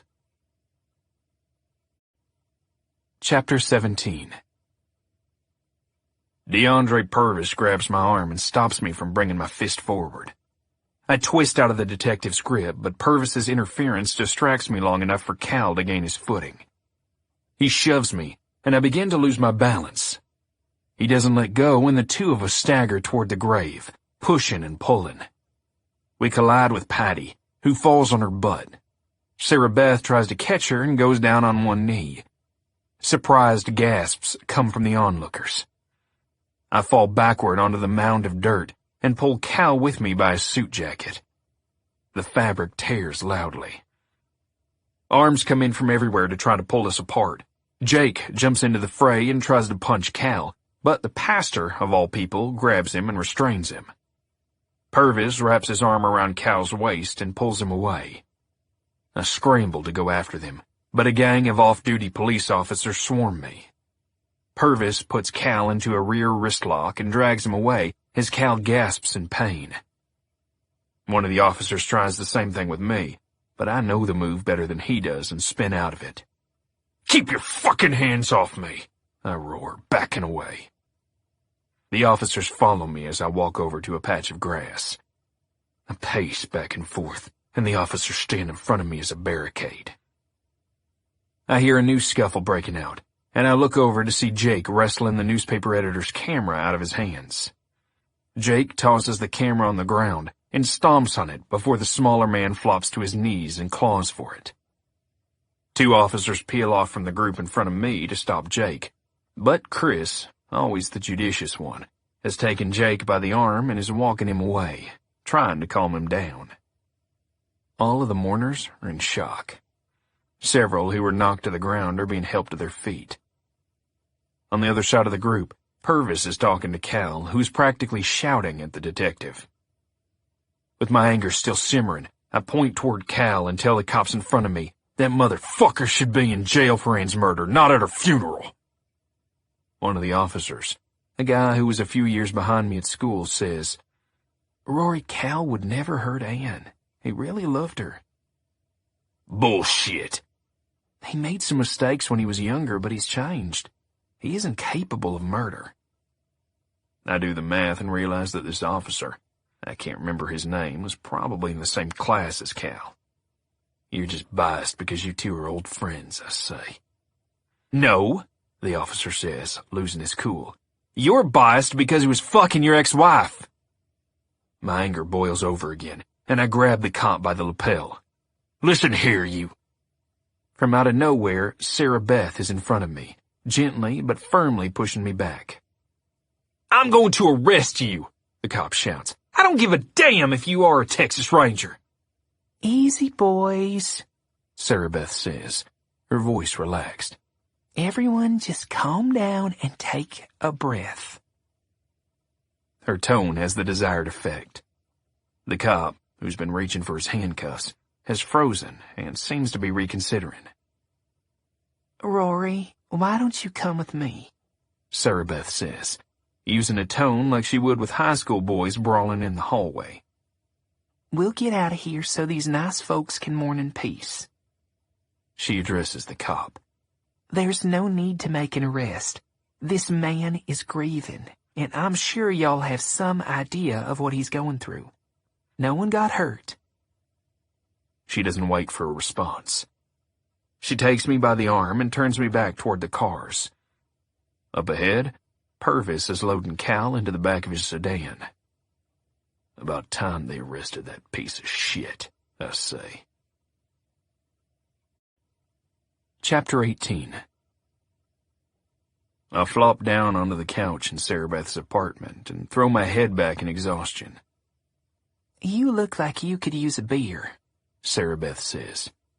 I feel like I could use 3, I say. She brings 2 bottles of Coors Light, one for her and one for me. I take a few long gulps and then set the bottle on a coaster on the coffee table. Sarah Beth sits next to me and opens her mouth to speak, but her phone starts buzzing inside her purse. She sets her beer down, looks at the number, and then turns the phone off.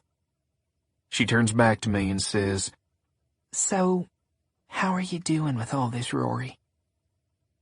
I don't want to talk about the disaster at the cemetery, or Anne's murder, or the shooting that sent me to McAllen, or my father's cancer.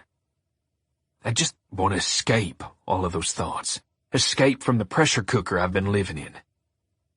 So, I turn the conversation to her. Well, let's not talk about me. Tell me about your life now. She says she's doing well. She loves teaching at the school. They've got her coaching the volleyball team, and she tutors a few athletes from the football and baseball teams on the side. She likes helping the kids who could get scholarships if their grades were half as impressive as their sports stats. She looks happy as she talks, and I'm struck by how pretty she is.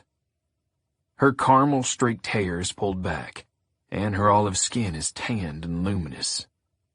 She has a few wrinkles around her eyes that weren't there when we were kids, but I think she's actually much prettier. She was a cute girl with an infectious enthusiasm, but she's grown into a beautiful, composed adult. She looks like she has her life together, a fact that impresses me considering my life is in such disarray. How long has it been since we've seen each other? I say.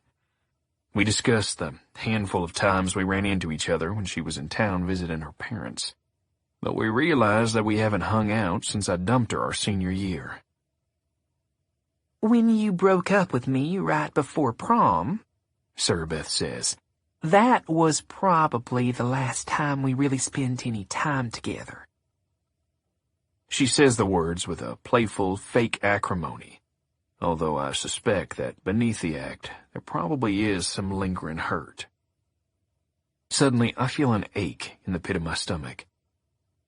I'm sorry, I tell her earnestly. I wish I'd never upset you, but the truth is, I fell for the love of my life. Sarah Beth shrugs off the memory. "It's okay. If I were you, I would have dumped me for Anne, too." After high school, Sarah Beth went away to the University of Texas and then stayed in Austin for years afterward. At the same time, Anne and I went to Baylor in nearby Waco. I got a job as a highway patrolman in our hometown and eventually moved to the Ranger Division's Waco office, and Anne went to work at our old high school. I lost touch with Sarah Beth completely. After my divorce, I heard she was back in town. I thought about calling her up to try to renew our friendship, but a part of me was afraid Sarah Beth's candle still burned for me. So I never called. And then, soon enough, I was seeing Patty. You know, Sarah Beth says, Anne, Patty, and I used to joke about how we were all your exes. Oh, the things you must have talked about when you were out for drinks. Sarah Beth laughs. Actually, she says, none of us ever had many bad things to say. We all still thought the world of you. We wanted you to find a good woman who could make you happy. I found 3 good women, I say, and I managed to screw up every one of those relationships. Sarah Beth smirks slightly. I'd say Anne is the one who screwed up the marriage. It takes 2, I say. I did my part. We're quiet for a moment. Then Sarah Beth asks, Did you ever find out who she had been cheating on you with? Chapter 19. I explained to Sarah Beth that I was angry about the adultery for years, but recently came to understand that it was mostly my fault.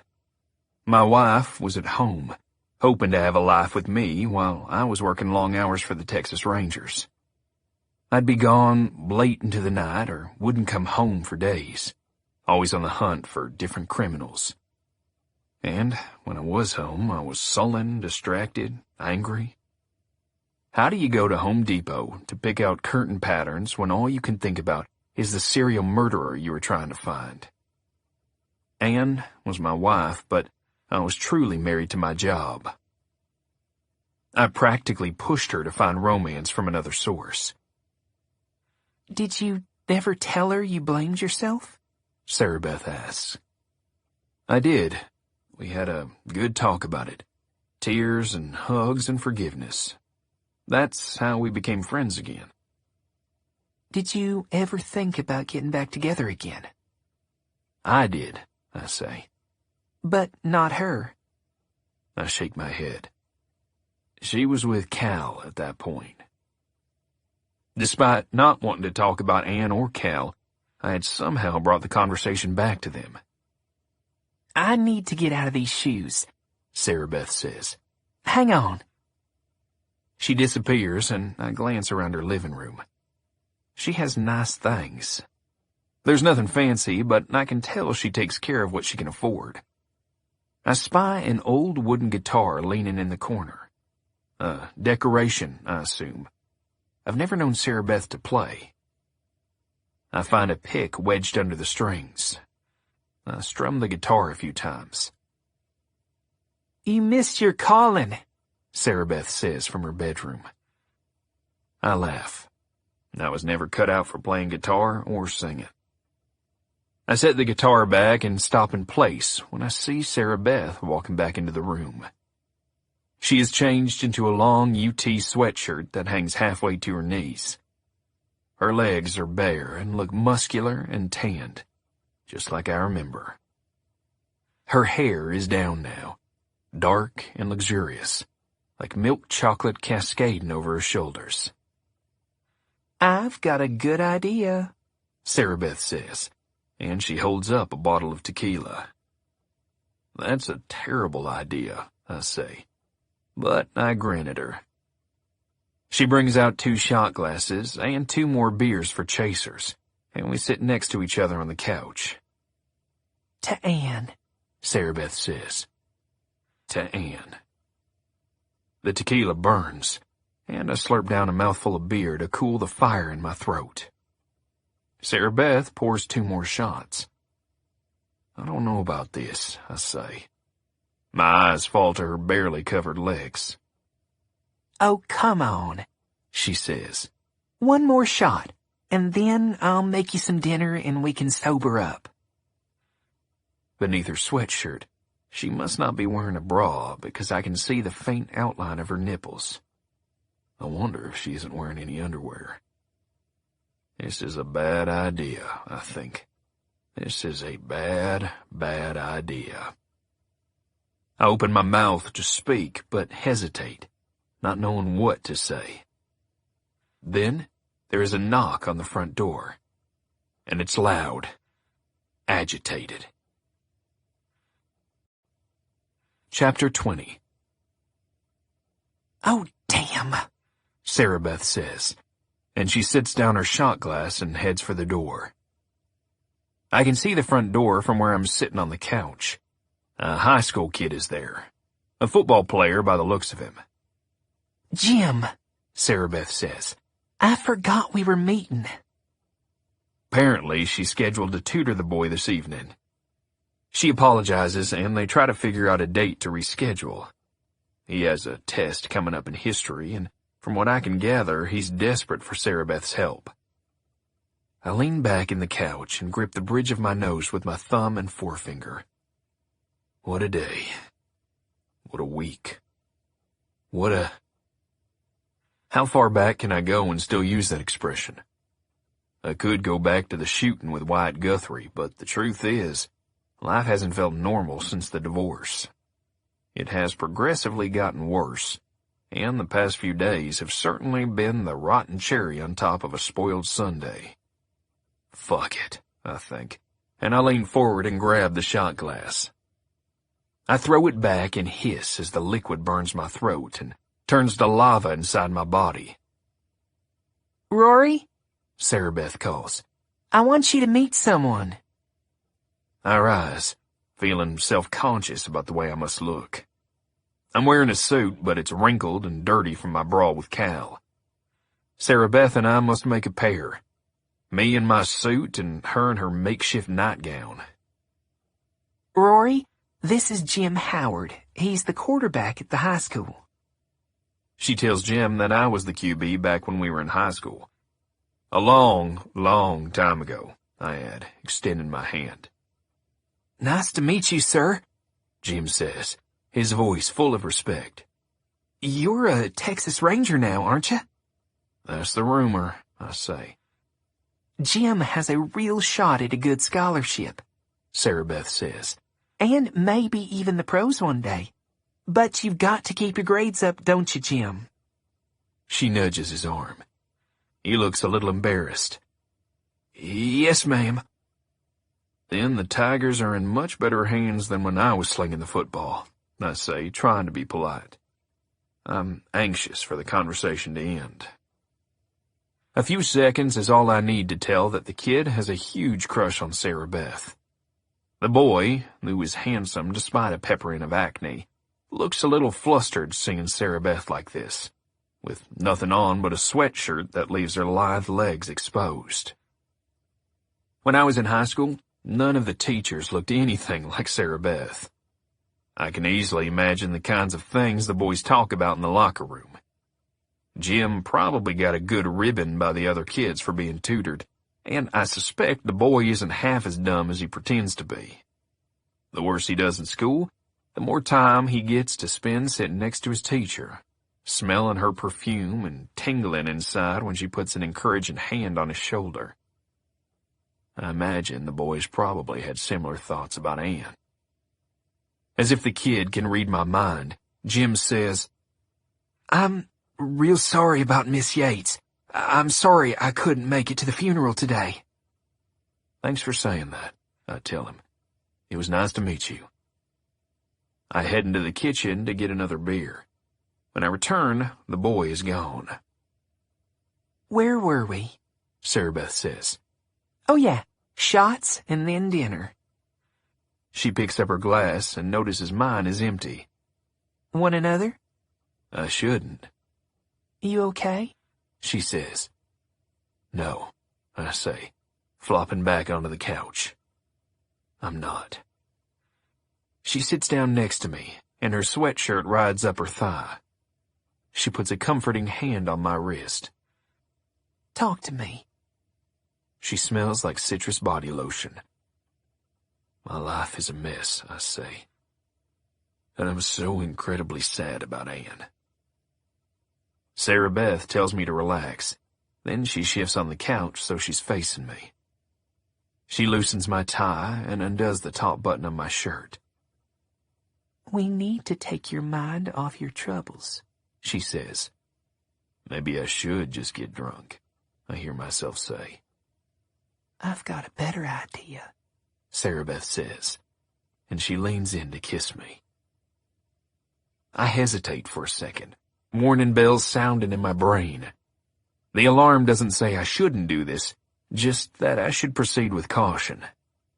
But Sarah Beth's mouth feels so soft and warm against mine that I mute the alarm and kiss her back. I need something to take my mind off Anne, my father, the mess that is my life. I need an escape. Sarah Beth throws her leg over me and straddles my body. I wrap my tongue around hers. She starts undoing the buttons of my shirt. I put my hands on her smooth legs and run my fingers up her thighs. I wondered earlier if she was wearing any underwear.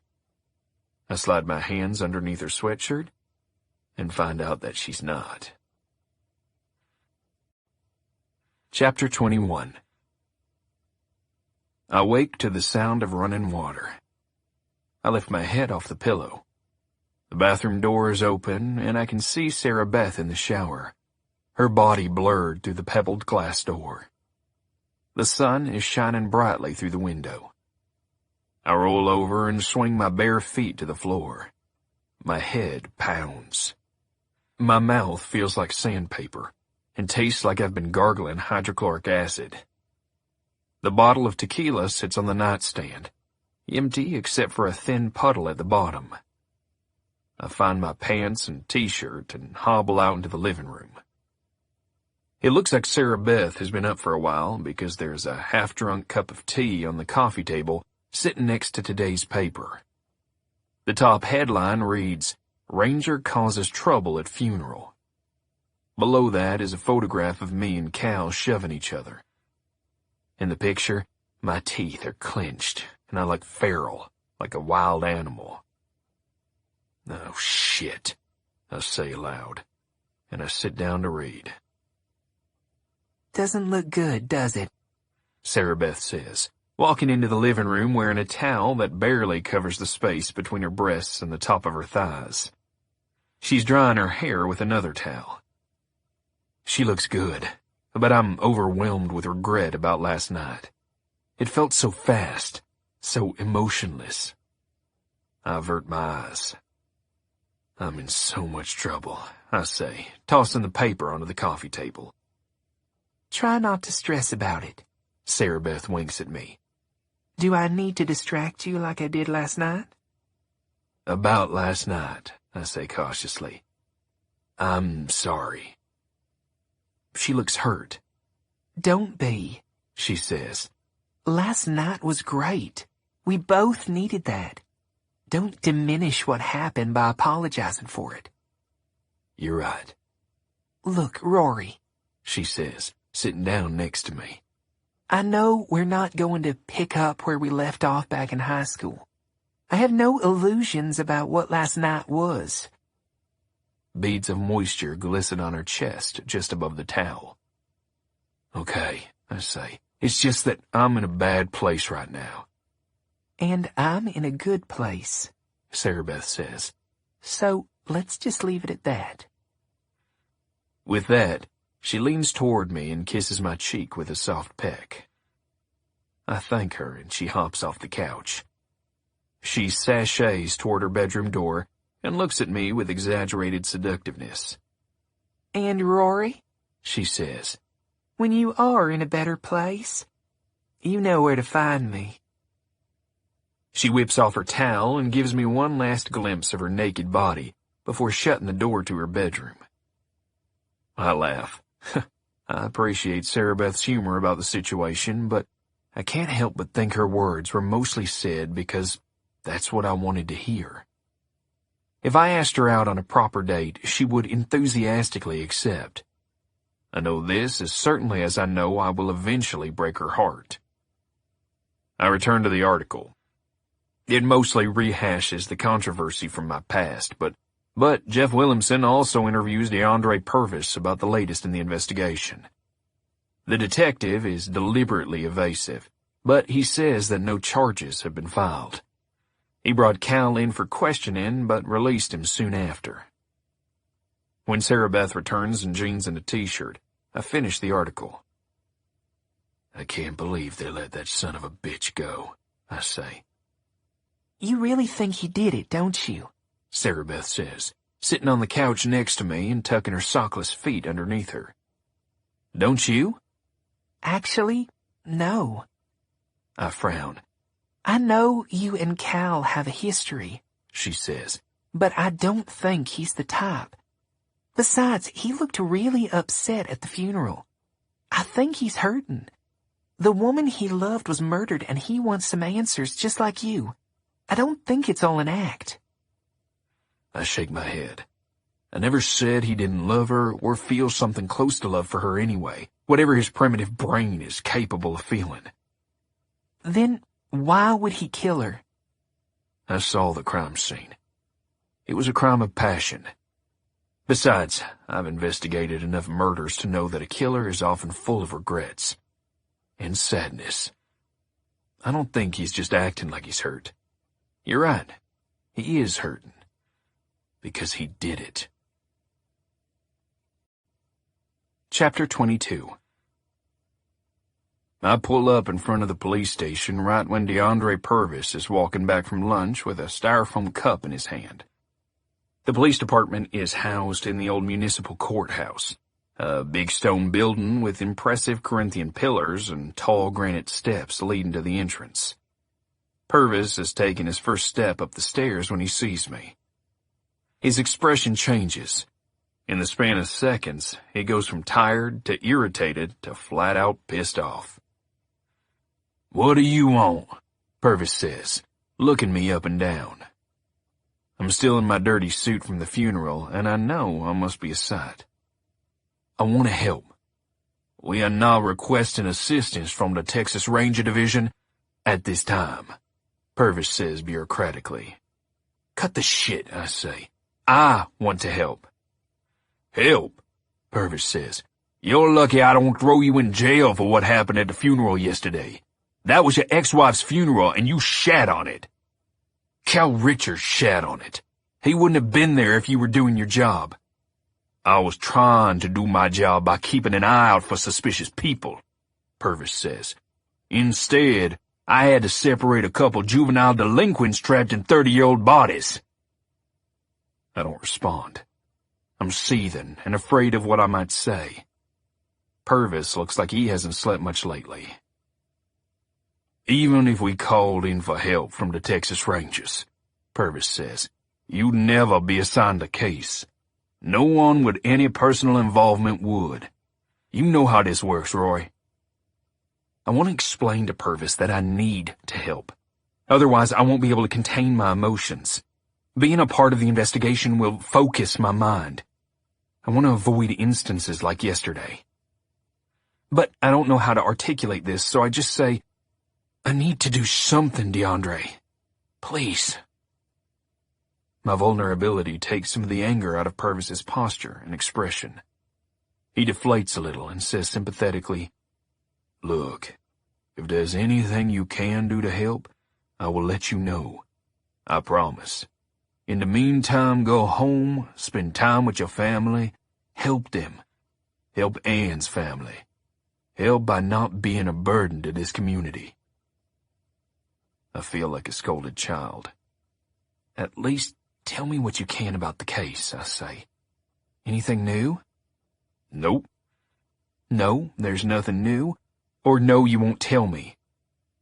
Go home, Rory, Purvis says. You look like you've been shot at and missed, and shat at and hit. He scrunches up his nose and says, And you smell like a tequila distillery. Purvis starts up the steps to the police station.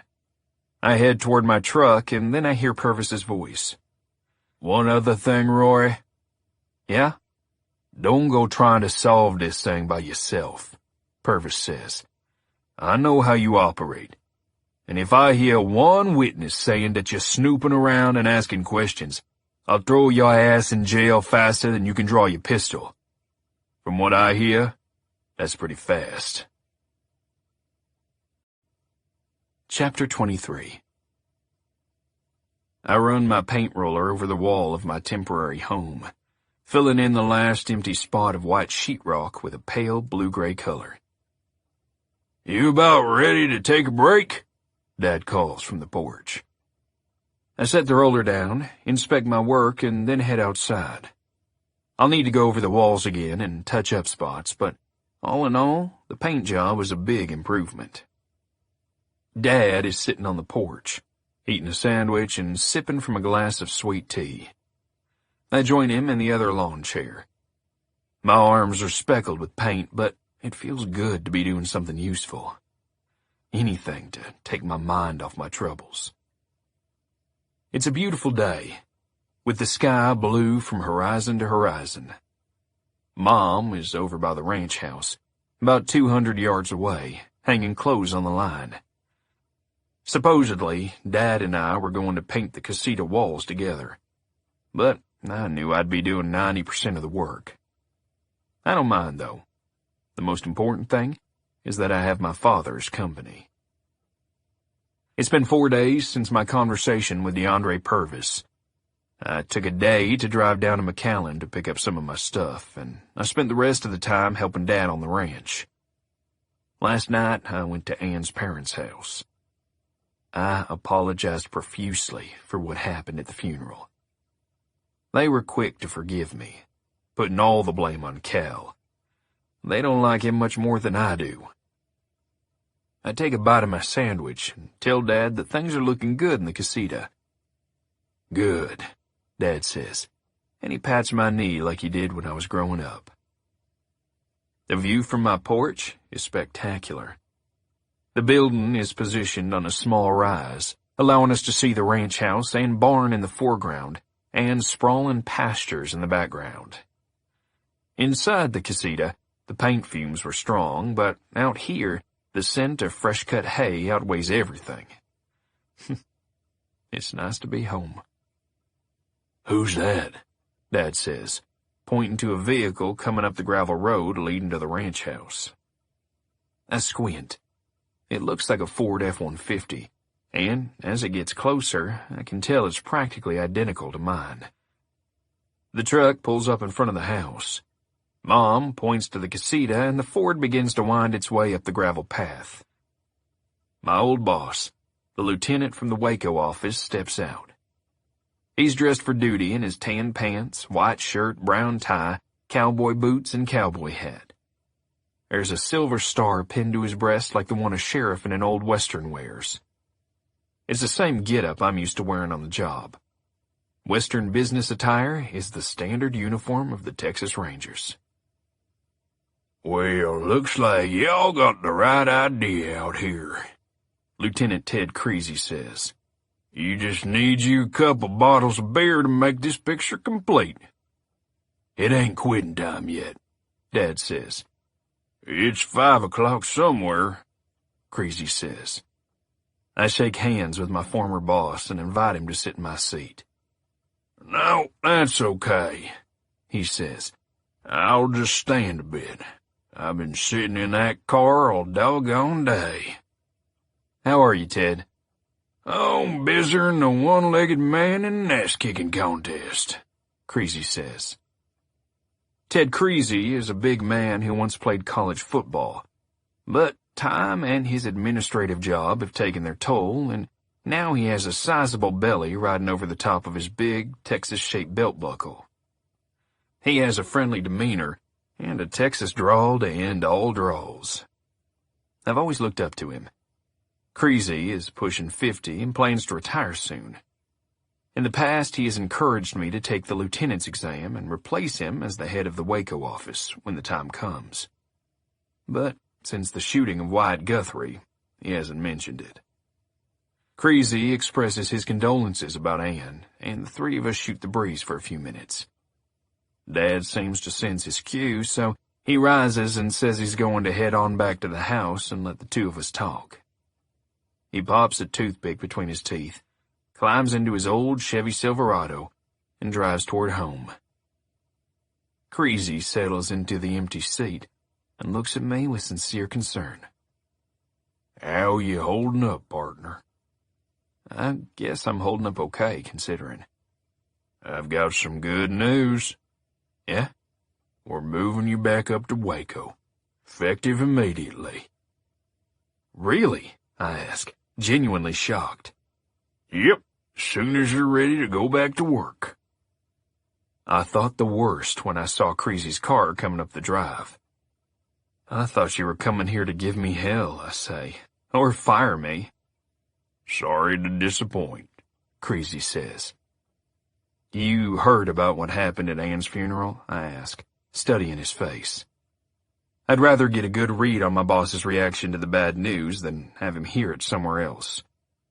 But Creasy says, "I sure did. Got a call from DeAndre Purvis yesterday afternoon." Now this made sense. Purvis complained, and Creasy was putting me back to work so I'd stay away from Ann's investigation. Creasy wasn't doing me any favors. He wanted to rein me in, keep an eye on me.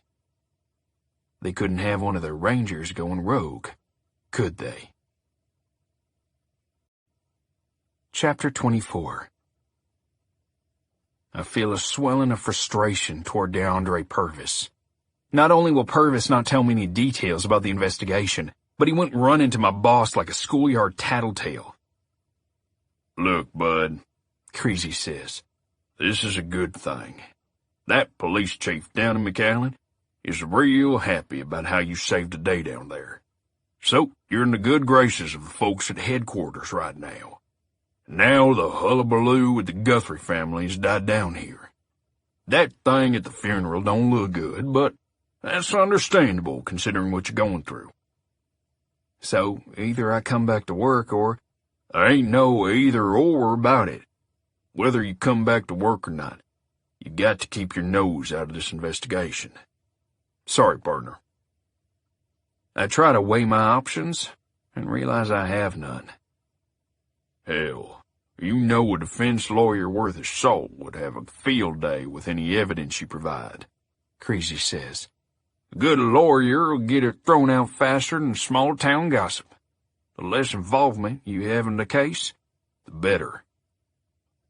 I know he's right. "You best let these cops do their jobs," Creasy says. "and you come back to work and do yours." I surprise myself by letting myself get excited about going back to work. I needed Creasy to talk some sense into me. And after so much hardship, maybe this is my first step on a road back to normalcy. "All right, boss," I say. "I can start tomorrow."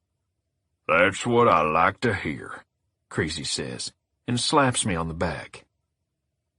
Within minutes of Creasy leaving, as I'm getting ready to touch up my paint job, my phone rings. It's my brother, Jake. "Mom and Dad say your boss stopped by the house," Jake says, his voice raised with hope. "Good news or bad?" "Good." "All right," Jake exclaims.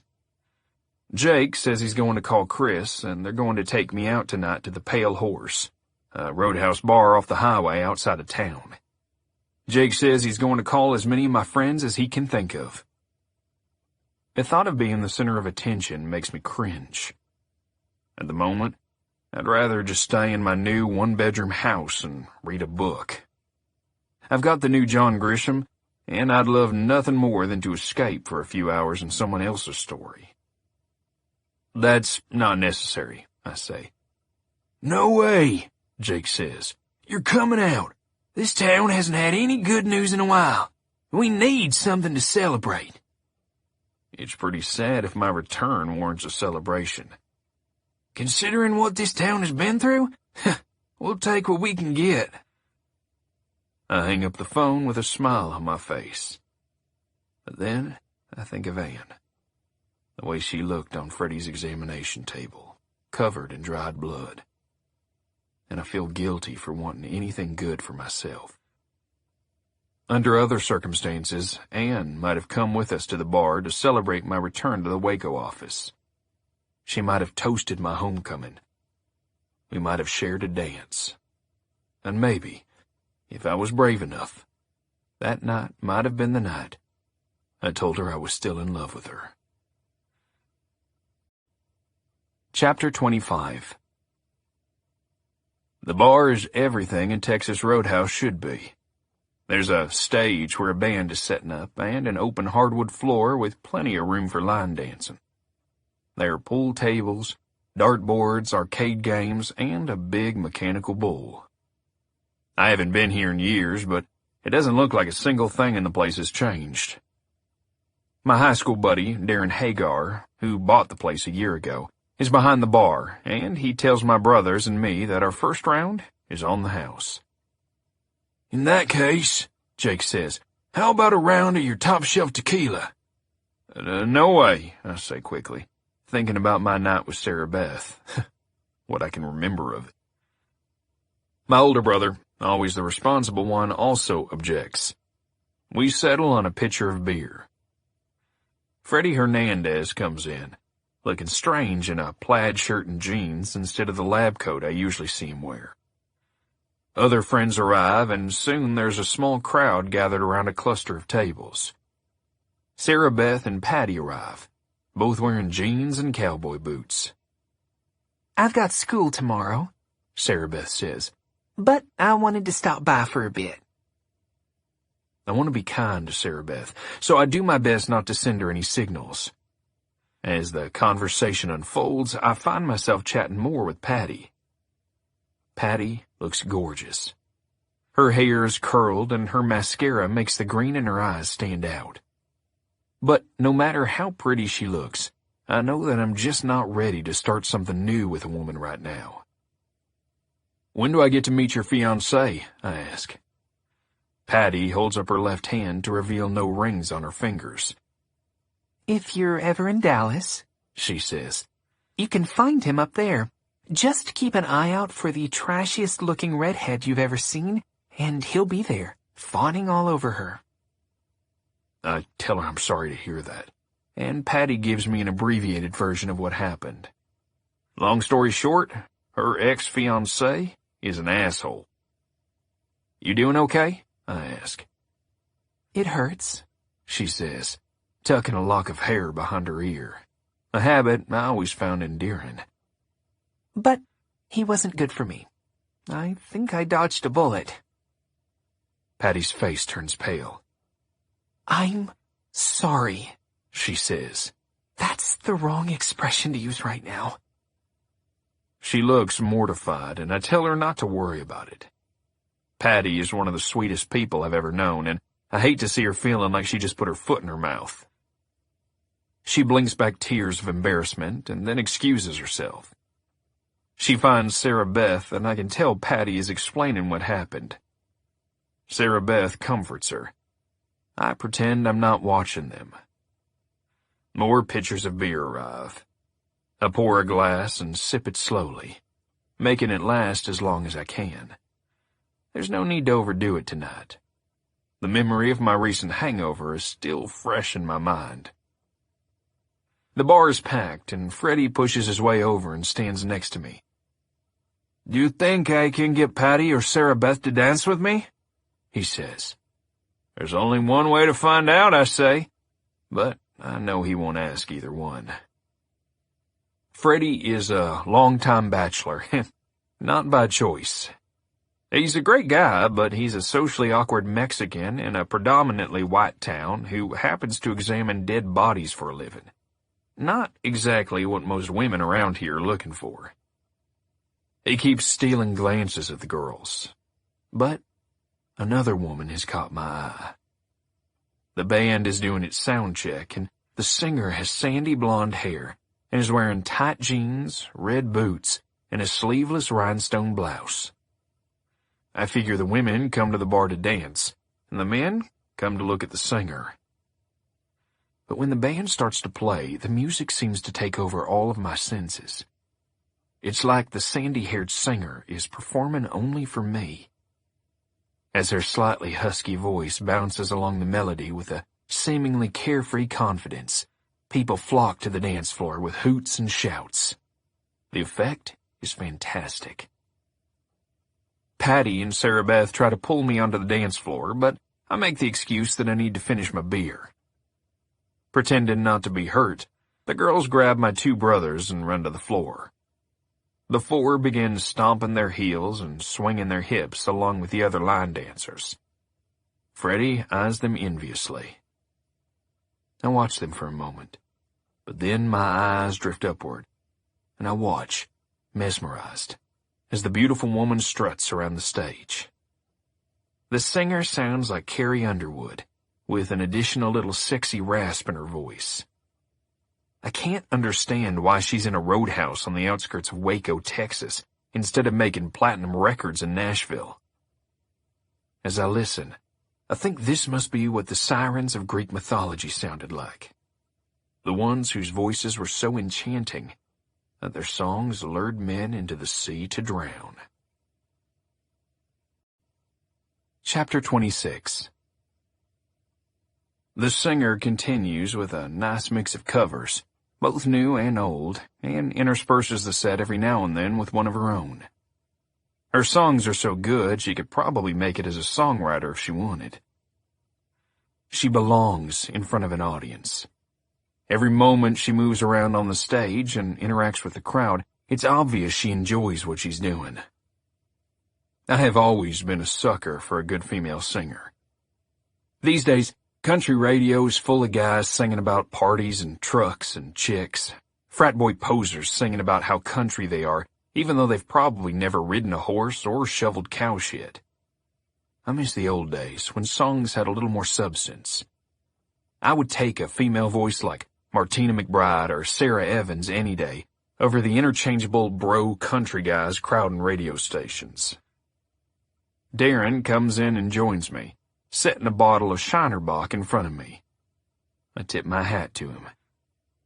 Darren and I were in a band together briefly in high school. Darren played drums and I sang and played guitar.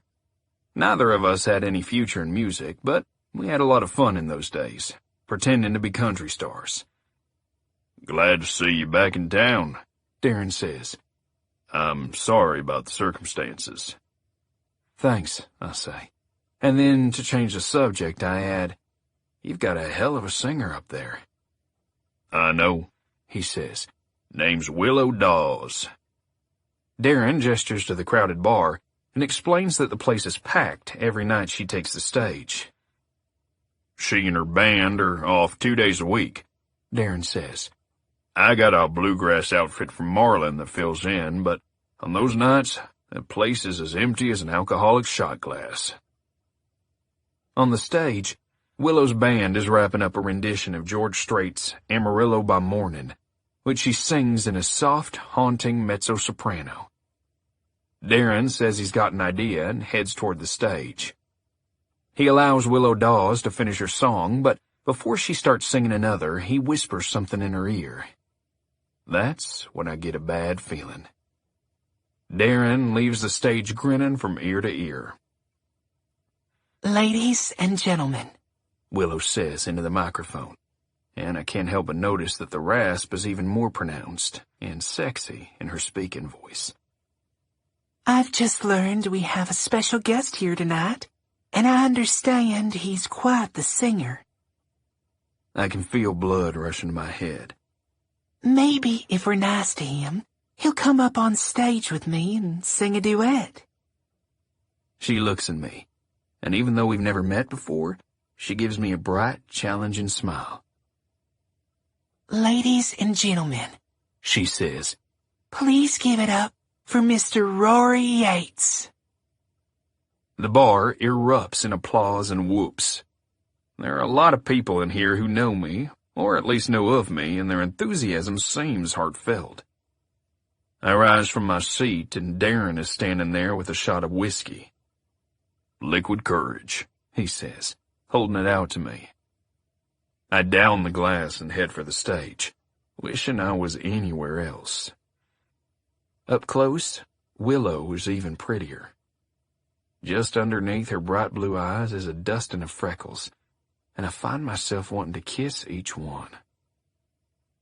Looking out over the crowd and all the laughing, hooting people, I catch a glimpse of my brothers and see how delighted they are by my embarrassment. Patty is applauding, and Sarah Beth is whistling. I tell myself that this can't be worse than going face to face with a shotgun-wielding outlaw like Rip Jones, but right now, that seems preferable. What are we singing? I ask Willow. You'll recognize it, she says and winks. Or at least, you better. One of the band members starts to pluck at his steel guitar. I feel panicked at first, not recognizing the melody. Then it hits me what the song is. I grin, and Willow grins back. A wonderful shared moment between two people who've never met. And then, she begins singing. The song is, Mamas, Don't Let Your Babies Grow Up to Be Cowboys. She sings Waylon's first verse, and then, without any prompting from her, I sing the second, which is Willie's part. We harmonize during the chorus. There's only one microphone, so we have to share it. We're so close, I can see beads of sweat in the hollow of her neck, and smell her intoxicating jasmine perfume. By the second jaunt through the chorus, the whole bar is singing along, holding their glasses high and shouting out lyrics. It's a perfect moment. And with everything that's happened lately, I need it. Until now, I never realized how badly I needed it. When the guitarist strums the last chord, Willow joins the crowd in applauding me. Unable to keep myself from smiling, I tip my hat to her and step off the stage, feeling a heady buzz from more than the alcohol in my veins.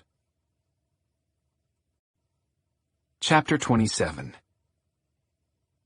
When the band takes its first break, Willow heads to the bar and is swarmed by men competing for her attention with bravado and southern charm.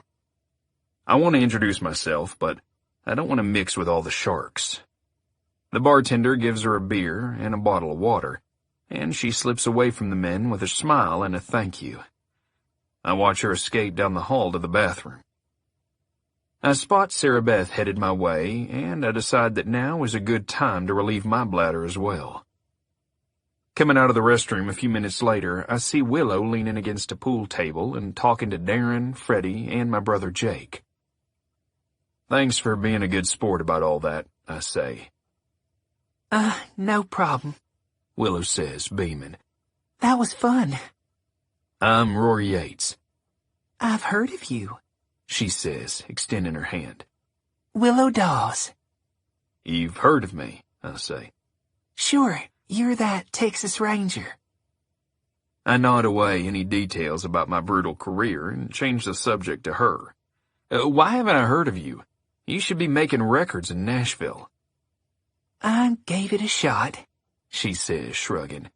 It doesn't work out for everyone. Which is lucky for me, Darren pipes up. Look at this crowd. The five of us talk for a few minutes. Freddie is quiet. Jake has had too much to drink and won't shut up. Darren talks about how packed the bar gets and how good Willow's singing has been for business. She takes the compliments with aplomb. You sure do have talent, I say. I'm a bit worried the alcohol is making me praise her too much, but I can't help myself. I wish I could do anything half as good as you can sing. Everybody's got something they're good at, Willow says. Not me, I say. Not like that. Oh, come on, Jake interjects.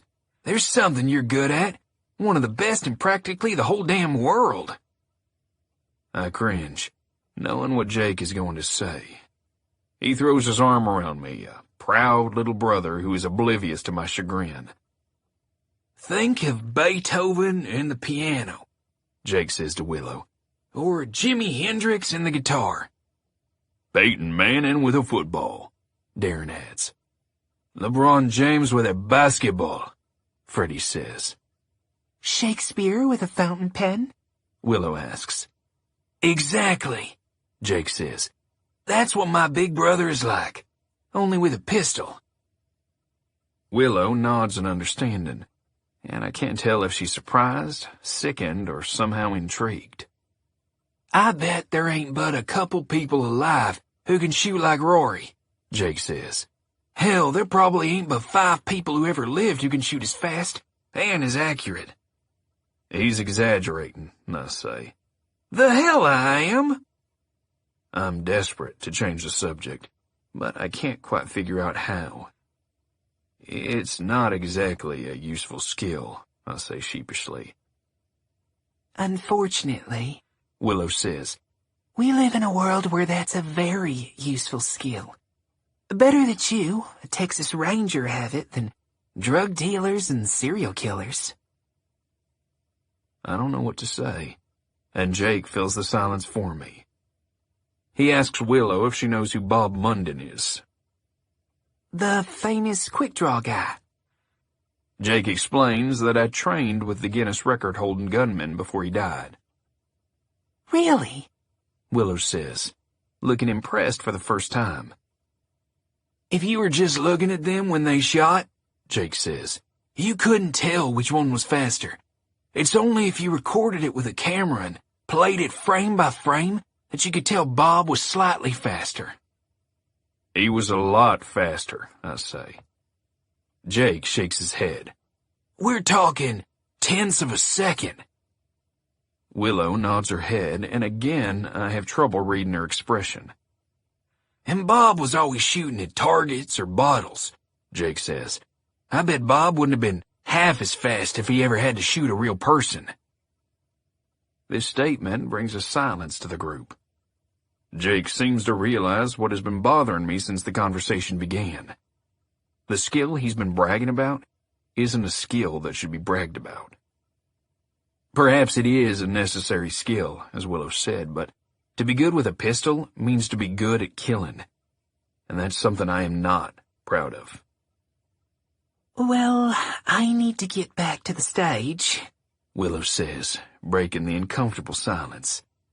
Y'all have a nice night.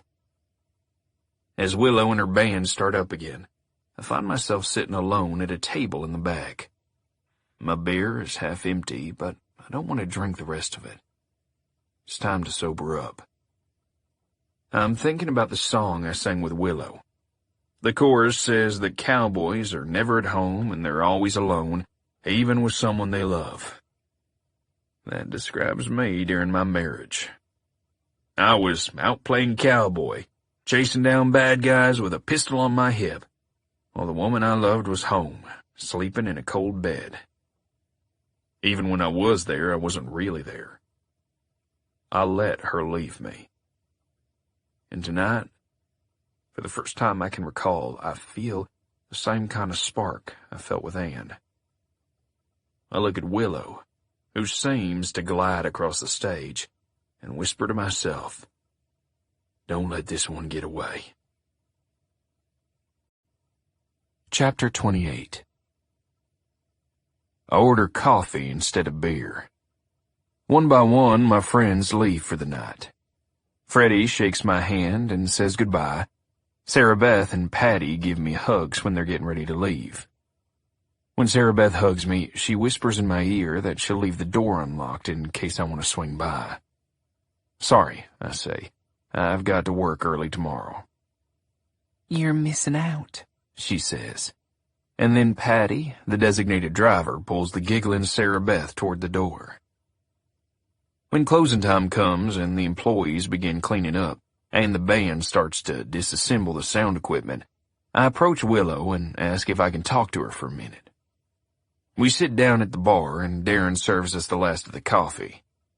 Willow's long hair is damp at the temples, and she has a glow to her skin from performing all night.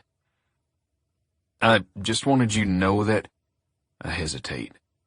What my brother said, that's not me. Or that's not all of me.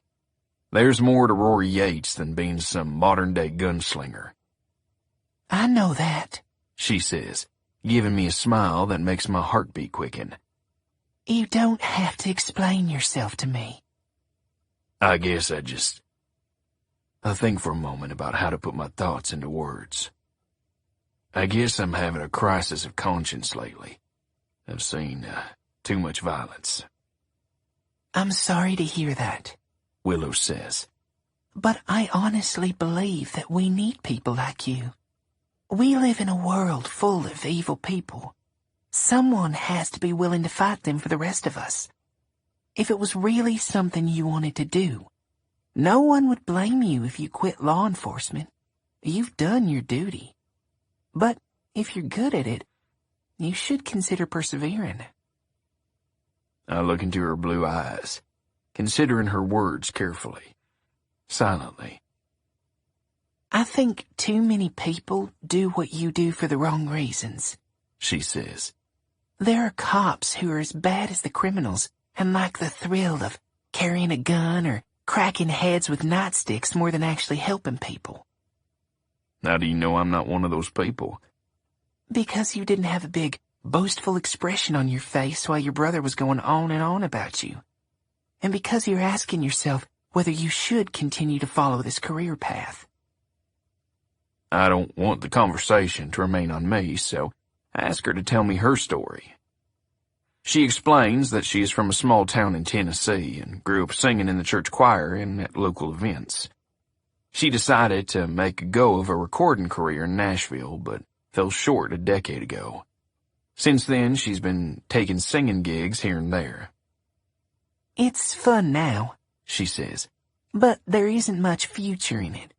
If I don't figure something else out, I'll end up 60 years old singing for tips in some smoky casino in Gerlach, Nevada. We keep talking.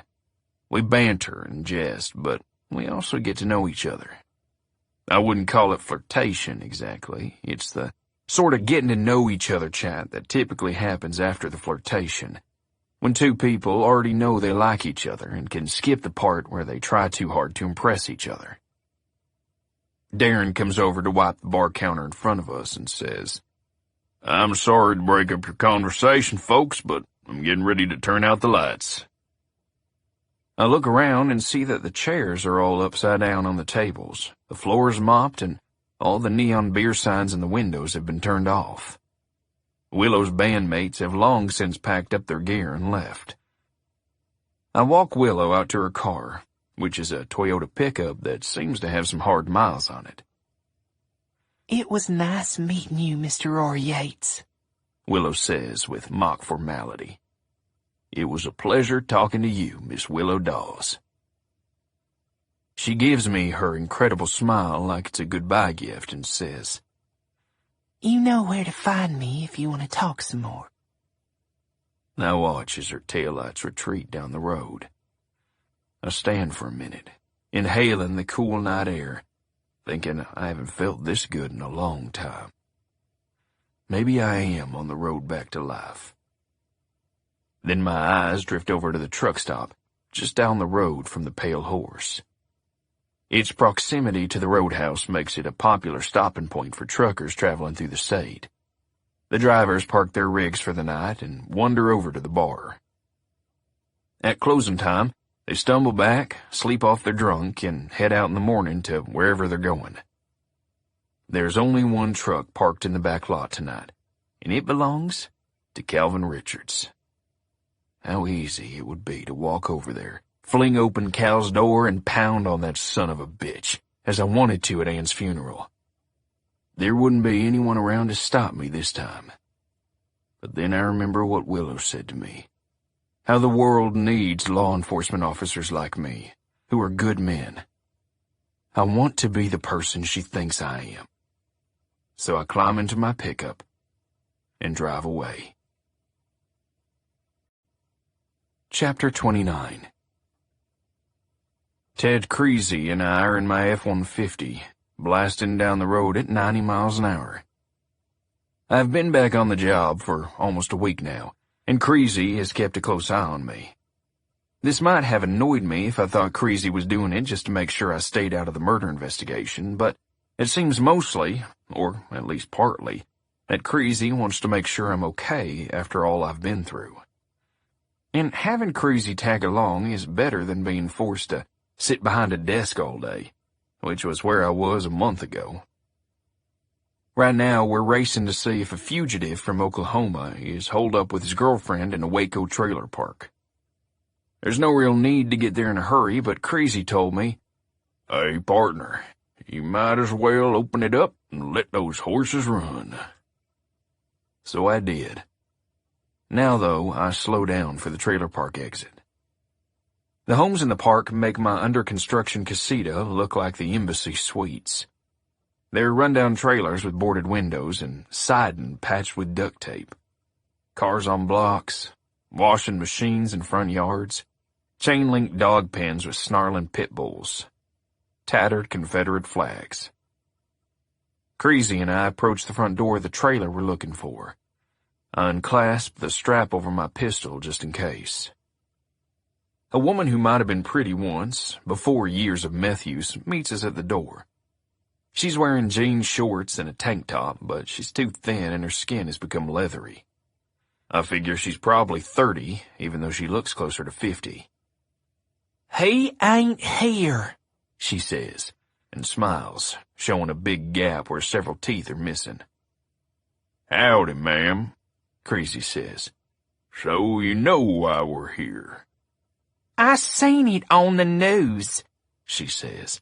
"That dumb sumbitch went and knocked off a bank in Oklahoma City. He better not show up here." "Has Earl tried to contact you?" I ask. "Hell if I know," the woman says. "My cell phone died and I can't find the charger." The woman, who is named Maggie, eyes me up and down. "Well, ain't you a tall drink of water?" she says. "Y'all want to come in and drink some sweet tea?" "We'd like to come in and take a look around," I say, "with your permission." "Sure," she says. "I'll pour you some of that tea." Inside, the trailer is surprisingly well kept. The woman doesn't have much, but what she does have she seems to take care of. The exception is the coffee table, which is lined with 2 types of beer bottles, Corona and Bud Light. There are too many bottles for her to have drunk them by herself today, given that she doesn't seem more than a little buzzed. And the house is clean enough that I don't believe those bottles have piled up over days. The bottom line? Someone else helped her drink those beers. Maggie is rattling on about what a no-good piece of garbage her boyfriend is and how she hopes the cops in Oklahoma lock him up and throw away the key. I look around and spot a small desk with a coffee cup full of pens and pencils, and a stack of junk mail. I grab a pen and lean over to write on the back of an envelope. Cash reward. Don't say anything, just point. I hold my finger to my mouth and make a shh gesture. Then I hand her the envelope. She doesn't miss a beat. She just goes on talking about what a lowlife her boyfriend is while pouring tea into 2 glasses. "Here's y'all's teas," she says, setting the glasses down on the counter. Then she points toward the floor, and I can make out a place in the dingy carpet where a large square has been cut out and repositioned back in place. A trapdoor to the crawl space under the trailer, I assume. Creasy and I each step to one side of the carpet while the woman keeps talking. I pull up the carpet to reveal a small hinged hatch. We draw our guns as quietly as possible. I yank the trapdoor open and we aim our guns into the hole. "Son of a bitch!" says a man wedged into the crawl space, his voice whiny. He is lying on his back with his knees drawn up to his chest, where he clutches a small knapsack. He holds his hands up out of the hole in surrender. Creasy grabs the knapsack and unzips it. It's full of crisp $20 bills. "How'd y'all know I was down here?" Earl asks. This is a trailer, I say. There aren't that many places to hide.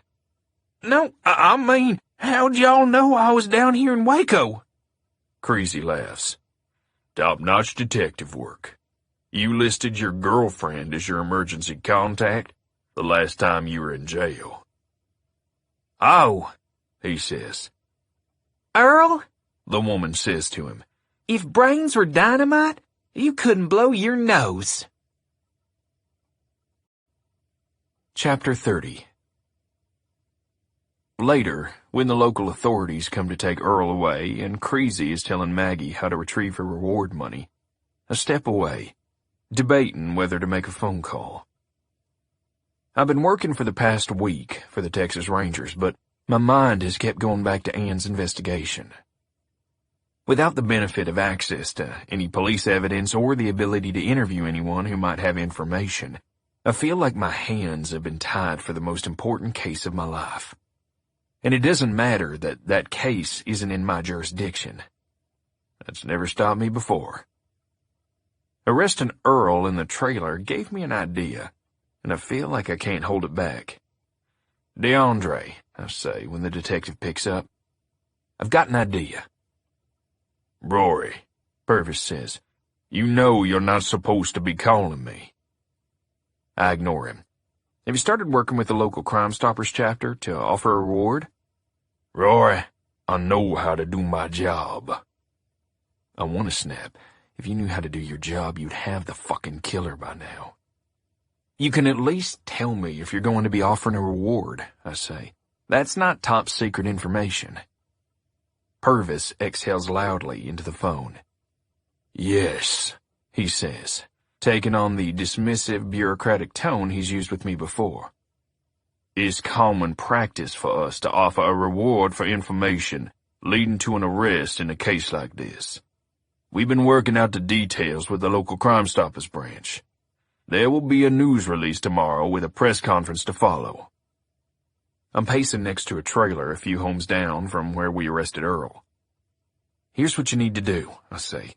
"Go to the truck stop where the witnesses say they saw Cal the night of the murder. Tell them about the reward. You've got to do it in person. It's more convincing that way." "Rory?" "We just got a guy whose girlfriend rolled on him," I say. "She never would have called a tip line or had the guts to sell him out if I wasn't standing in front of her. Make the trip to Amarillo. Do it in person. Or call the Rangers and get them to do it." I know from experience that some witnesses are more forthcoming to Rangers. Once a suspect who stonewalled the local authorities admitted his guilt within minutes of me walking into the room, telling me, "You're a Ranger. I figure you'll get it out of me eventually." "Rory." I cut Purvis off again, wanting to make sure he hears me. "Listen to me, DeAndre. This is a crime of passion. Cal is the most obvious suspect. You can't stop looking at him just because a couple so-called witnesses are willing to protect him." "Who said we stopped looking at him?" Purvis says. This time his words silence me. "Leave me alone and let me do my job, or so help me." Purvis trails off. "Were you going to call my boss again? Is that what you were going to say?" "Yes," Purvis says. "Let me do my job, or I'll call your boss. You can get in big trouble trying to insert yourself into an investigation where you have no claim or jurisdiction, and one that you have a personal connection to." I take a deep breath. "DeAndre, you've got to act fast, before Cal decides to split town. The guy's living out of his truck, for Christ's sake. There's nothing to keep him from running." "He's not living out of his truck anymore," Purvis says. I wait for him to elaborate. "He moved back to Ann's house." "What?" "She put Cal's name on the deed a while back," Purvis says casually, as if it doesn't change my prime suspect's motive. "The house belongs to him now." Chapter 31. "Now stay the hell out of my investigation," Purvis says, and hangs up. I stand in stunned silence. Cal moved into the house? The house I shared with Ann when we were married? I feel nauseated. Before I have time to think much about what was said, a hand clamps down on my shoulder. Creasy says, "We need to roll, partner." Creasy says the Houston office called and they got a tip that a fugitive in one of their investigations is in a strip club in Waco. "Let's go see if we can't bag 2 bad guys in one day," Creasy says. I put the pedal on the floor on the drive to the club. I weave in and out of traffic, the truck's sirens screaming. My hands are steering the wheel and my foot's working the pedal, but my mind is on Ann. And Cal. And that worthless excuse for a detective, DeAndre Purvis. When we get to the club, the bouncer at the door sees our badges and lets us through. Every muscle in my body feels taut, like guitar strings pulled too tight and ready to snap. Creasy doesn't seem to notice my mood. He eyes a black girl who walks by in a tight pink corset and white leggings. "I'll tell you what," Creasy says. "this sure beats sitting behind a desk. I need to get out of the office more often."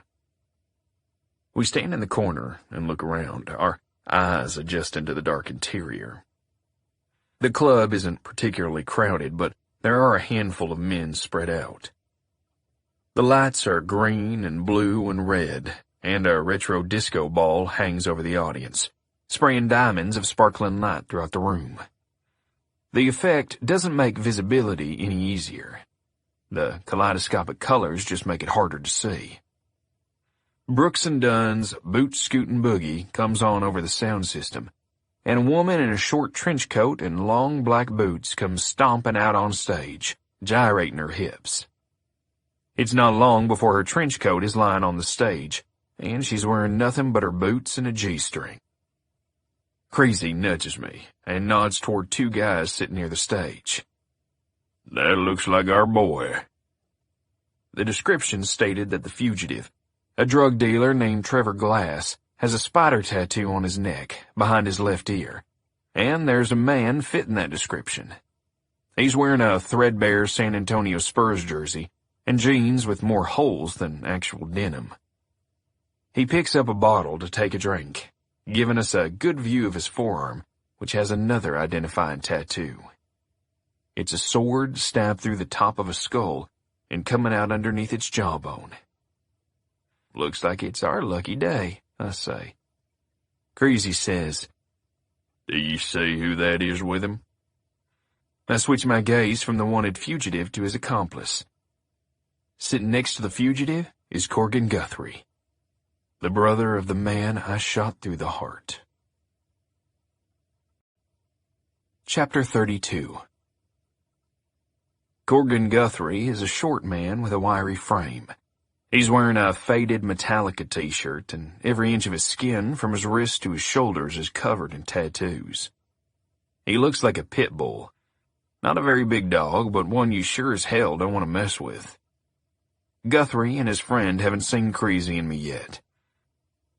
"I'm going to call for backup," Creasy says. "I don't want this getting ugly." I open my mouth to say that isn't necessary, but before I can speak, Corgan stands up and says to his friend, "I gotta go drain my trouser snake." He takes one step and sees us. "Texas Rangers!" he shouts. The wanted man makes a break for the exit. Corgan follows. Before they get more than a few paces, I yank my pistol out of its holster and fire a round into the disco ball. Shards of glass rain down like shimmering confetti. Corgan Guthrie and Trevor Glass freeze in place. The dancer on stage shrieks and runs off.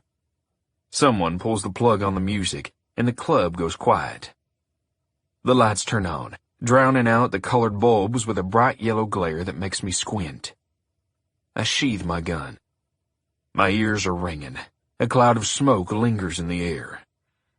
Creasy tells Trevor Glass that he's under arrest. He makes the man put his hands behind his head. Creasy cuffs one wrist, then brings the arms down behind Glass's back and latches his other wrist. I circle around and stand in front of Corgan Guthrie, breathing hard. Is this the man who killed Ann? "Well, if it ain't the famous Texas Ranger himself, Mr. Rory Yates," Guthrie says. This close I can make out Guthrie's tattoos. Skulls and snakes and screaming ghoulish faces. I can also smell him. Spoiled sweat and cigarettes. Corgan, I say, you been out, what, a week? And already you're trying to go back to the clink? "I ain't done nothing wrong." Aiding a fugitive, I say, gesturing at Trevor Glass, whom Creasy is holding by the wrists. "I didn't know there was a warrant out for the dumbass," Corgan says. "No one sends me a letter telling me who's a fugitive and who ain't." Then why did you run? Instinct, he says. You see 5-0, you run. Is that so? Guthrie nods. I shake my head. I think you ran because you thought we were here for you. Hoping to bait Guthrie, I add, because of what you did. What did I do? Nothing in his eyes gives me a clue about whether he had anything to do with Ann's death. I thought I might be able to detect some truth hidden in his face, but the only emotion in his expression is hatred. Murder, I say, and continue to watch Guthrie's face closely for a reaction. Guthrie smirks. I get it now. You think I killed your wife. Excuse me, ex-wife. I wait. Sometimes the best way to get a criminal to hang himself is by being quiet. The compulsion for the guilty to fill the silence can be strong. Sorry, Mr. Texas Ranger. I didn't do it. But it sure brought a smile to my face when I heard what happened. Guthrie makes a move toward his pocket, and my hand flashes to my pistol. I almost draw, but stop myself when Guthrie pulls out a pack of cigarettes. Guthrie pops a cigarette between his smirking lips. Careful there, he says, talking out of the corner of his mouth. You don't want to go shooting another person without cause. There's witnesses this time. Guthrie lights the cigarette, takes a long drag, and then exhales through his nose. He grins with the cigarette poking out of his lips. At least now you know what it's like to lose something you love, he says. I can't stop myself. I smack the cigarette out of Guthrie's mouth and surge forward so his face is inches from mine. You motherfucker, I growl. Did you kill her? I wish, Guthrie says, and he spits in my face. I grab Corgan Guthrie by the shirt and shove him backward, but Guthrie is ready for me, and he turns his body, taking my momentum and using it against me. I lose my balance, and Guthrie swings me around and drives me downward. My shoulder crashes into a table, upending it, and then I slam to the floor with Guthrie on top of me. My hat goes rolling across the stained carpet. Ain't so fast without a gun, are you? Guthrie snarls as he pulls his arm back to slam his fist into my face. Freeze! Creasy shouts. Guthrie does. Creasy's pistol is aimed between his eyes. I pull my own gun out and put the barrel under Guthrie's chin. Get off me, I say, or so help me God, you'll be joining your brother in hell. Chapter 33. I drive down the highway, my mind in a trance, my truck staying under the speed limit for once. Creasy sent me home early. After we cuffed Corgan Guthrie and the local cops showed up, Creasy took me into the alleyway out back and gave me hell. You're lucky they ain't got a goddamn video camera in there, Creasy said, all the usual joviality gone from his voice. If that kind of behavior was caught on tape and went viral, hell, son, you'd never work in law enforcement again. I'm sorry, I said. Being a Texas Ranger is an honor, son, Creasy said. You've got to uphold the integrity of that star on your chest. Creasy was right. With fewer than 200 rangers in a state roughly the size of France, most police officers see becoming a ranger as the pinnacle achievement of their career. The citizens of Texas view the position with a respect, even a mystique, not always shared with city police or the highway patrol. I tried to remember that time when Creasy was grooming me to be the next lieutenant, because now I'm not sure I'll even be able to hang on to my job much longer. I drove away, knowing that I'd be sitting behind a desk for the next month. I also knew Creasy was absolutely right to censure me. At first, I thought the job would distract me from what happened with Ann. And it did, briefly, but I'm falling apart and don't know what to do about it. How much longer can I go on like this? I can't stand not knowing what's happening with the investigation. As I approach my hometown, I don't want to go to the ranch yet. I can't see myself sitting alone in my unfinished casita or going into my parents' house to face my dying father and my unknowing mother. My mind wanders to the Pale Horse, but since I know Willow won't be working yet, what would be the point in venturing there? And then I see the Redbud Water Tower, that symbolic beacon of the small-town life I once knew. I take the exit ramp and cruise down Main Street. I think about the times Ann and I would eat dinner at our favorite restaurants, or go see a movie at the old two-screen cinema. There's the Dairy Queen where we used to buy ice cream.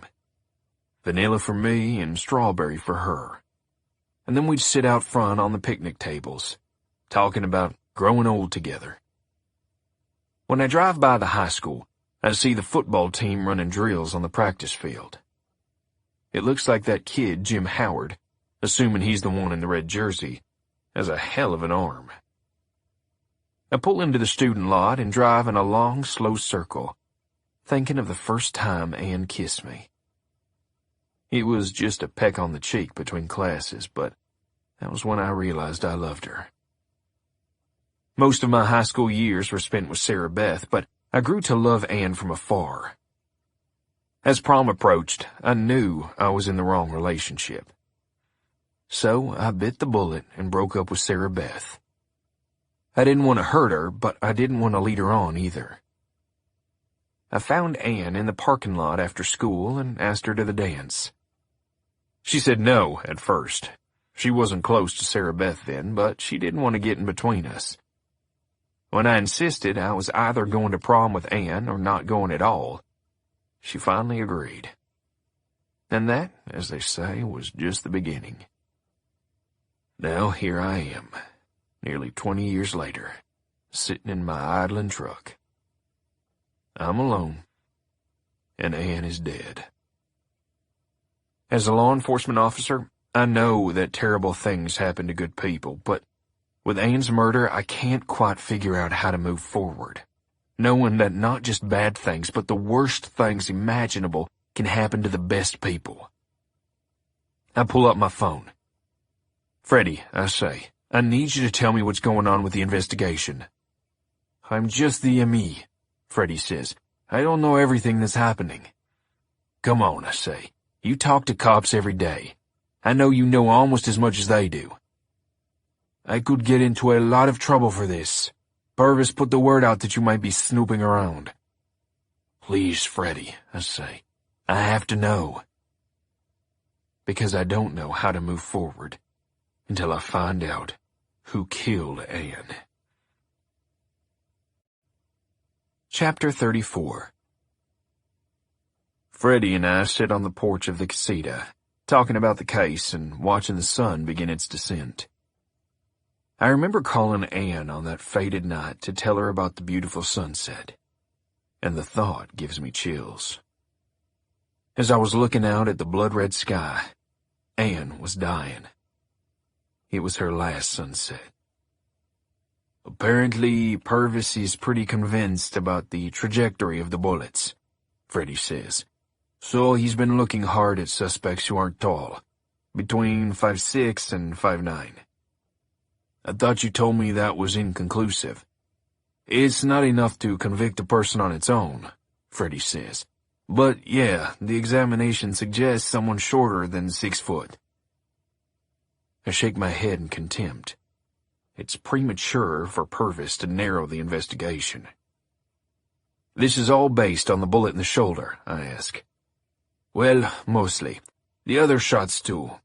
After a close look at the crime scene, looking at the angles there and my measurements from the body, it doesn't seem likely that someone over 6 feet tall would make the shots. It's possible, but he'd have to be holding the gun at a weird angle. Freddie stands up and makes a gun shape with his hand, sticking out his forefinger. He points to a knot in the floorboard and demonstrates how a person might have held the gun if he was shooting at the knot. He does it both with his arm out straight and with it bent at the elbow. I'm 5'9", Freddie says. Now you stand up. He tells me to make a gun with my hand and point to the knot. I humor him. The angle of my pointed hand is different from his. I try to position my arms so that my angle matches Freddy's. I cock my wrists different ways, then I try bending my knees. No matter which way I move, I find myself in an unnatural shooting stance. See? Freddy says. This doesn't prove a goddamn thing, I say. I've shot enough deer in my life, and seen enough crime scenes, to know that sometimes bullets seem to come from weird angles. Recreating a crime scene isn't as easy as they make it out to be on TV. I'm irritated with Freddy, who might have distracted the investigating officer from looking closer at important suspects, like Cal Richards. But I hold my tongue on the subject. This is my opportunity to get information, not piss off the one source I have for the inside scoop. Besides, Freddy is only doing his job to the best of his abilities. Did they check her phone records? I ask. Yes, Freddy says. It looks like she had been getting lots of calls. Maybe the prank calls she told you about. But they're from burner numbers. Different phones? Could be, Freddy says. But I guess there's an app that randomly assigns a new anonymous number every time you call. The person either has a stockpile of prepaid phones or uses the app. An app, I muse. Anne said something to me about an app. She said the voice on the threatening calls was distorted, as if the caller were using an app. Could be, Freddy says, rocking in his chair. Maybe you should call it in to the helpline they've set up, and leave an anonymous tip. You know it'd be out of my jurisdiction to point them in that direction. And there it was again. That pesky word. Jurisdiction. When is anyone going to learn that when there are lives on the line, it shouldn't mean jack shit? Are they trying to get a warrant to look at Cal's phone? They already looked at his phone, Freddy says. He turned it over without making Purvis get a warrant. He doesn't have the app that changes the incoming phone number, and I doubt he has that voice distortion app either. I'm sure that would have raised a red flag. I stare out at the ranch. Mom is on her hands and knees in the garden, using the last of the sunlight to get some work done. Dad is on the porch. There's a book in his lap, but it looks like he's drifted off to sleep. They also checked Corrigan Guthrie's phone, Freddy says. And? Nothing there either. I try to guess what Guthrie's height is. I just saw him a few hours ago. He's probably 5'10", maybe an inch shorter. Creasy and I went ahead and arrested Guthrie earlier that afternoon for assaulting a police officer, but we knew the charges wouldn't stick. I don't think he murdered Ann anyway. He might hate me more than anyone in the world, but he seems to lack the imagination for a crime like this. What about guns? I ask. Do either of them have guns registered in their names? Nope. Cal claims to hate guns, says he doesn't own any. Corrigan's a felon, so he's not allowed to have any. Did they get a warrant and search? Freddy shakes his head. They need more evidence before they can get a warrant. You know that, I finish for him. Yeah. The sun is almost down now, casting a gloom over the ranch. I feel a sense of despair creeping over me. The sun is going down on any chance to solve this case. What about fingerprints at Ann's house, I ask. None that didn't belong there. Cal's prints? Yeah, Freddy says. He lived there up until recently, so obviously his would be there. Some friends, Sarah Beth and Patty both had fingerprints there. A kid she was tutoring from the high school. It wasn't the quarterback, was it? As a matter of fact, Freddy says. How many tutors does that kid need? Apparently, at least 2, Freddy says. His alibi is that he was over at Sarah Beth's getting tutored at the time of the murder. I think of the kid's height. He is short for a quarterback, especially one who wants to make it to the pros, but he is probably close to 6 feet. DNA? I ask. Same answer as the fingerprints, Freddie says.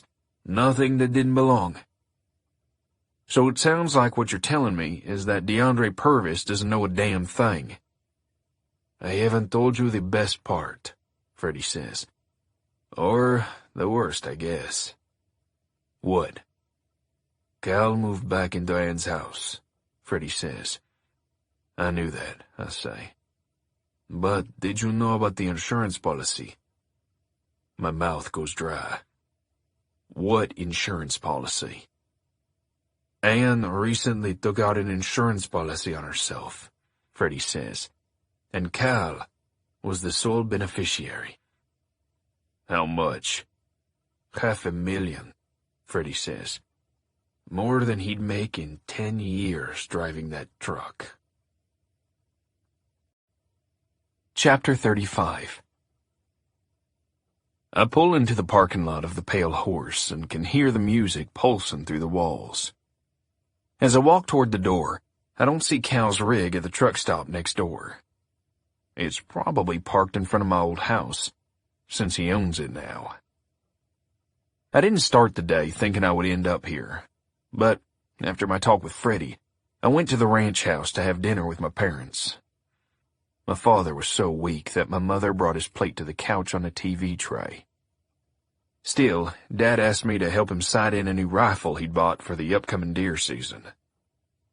I couldn't believe my father thought he was going to be deer hunting this fall. And apparently my mom couldn't either. She started ragging on him about his flu and was pushing him to go see the family doctor to get some antibiotics. I glared at my father, trying to bore the message into him. Tell the truth. Finally, I couldn't take it anymore. With the day I'd had, shooting my gun at the club, tussling with Corgan Guthrie, getting reprimanded by Creasy, talking to Freddie about the glacial progress of the murder investigation, I needed a break. I didn't know where I was going when I climbed into my truck, but I found myself at the bar, as if I was called there by Willow's voice. Inside, Willow is on stage in a black dress that falls down to her knees, showing off just a few inches of skin between where the hem ends and her tall boots begin.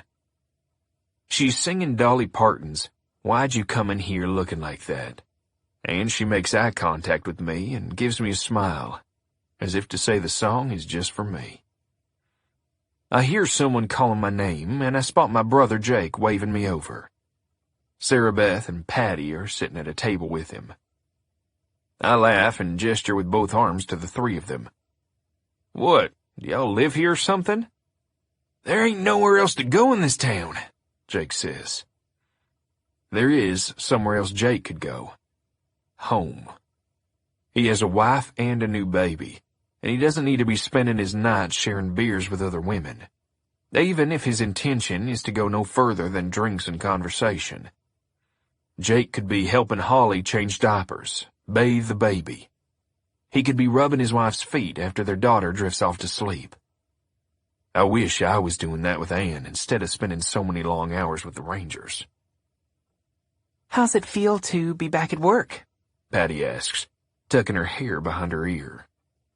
Her eyes are glassy, and it looks like tonight is Sarah Beth's turn to be the designated driver. No, for the most part, they've got me doing desk work right now, I say, trying to avoid talking about my face-off today with Corgan Guthrie. The four of us talk as Willow sings. I want to listen to the music, but I keep getting pulled into the conversation. We have to shout to hear each other. At one point, Sarah Beth and Patty go to the ladies' room, and Jake says, "Did you hook up with Sarah Beth the other day?" "Who told you that?" Jake whistles. "Whew, you lucky bastard. Man, Sarah Beth is a fine woman." "I'm sure your wife wouldn't like to hear you say that." Jake dismisses the comment with a shrug. "You've always been lucky with the ladies, bro," he says. His voice is beginning to be slurred. "Patty's a damn pretty woman, and—" He trails off, but we both know what he was going to say. Anne was beautiful, too. You're the lucky one, I tell him. As far as I can tell, your wife has only one flaw. She married you. Yeah, you're right, Jake says. But he seems to be lost in thought, and I have the unsettling feeling that he's thinking about one of my past girlfriends. When the girls come back, Sarah Beth is swishing her hips to the music. She grabs me around the shoulders and says, Come on, let's dance. Maybe later, I say, practically shouting to be heard over the music. I'll dance with you, Jake declares, and the two of them march onto the crowded dance floor. Within seconds, the foot-stomping song Willow is performing comes to an end, and the band starts a romantic ballad.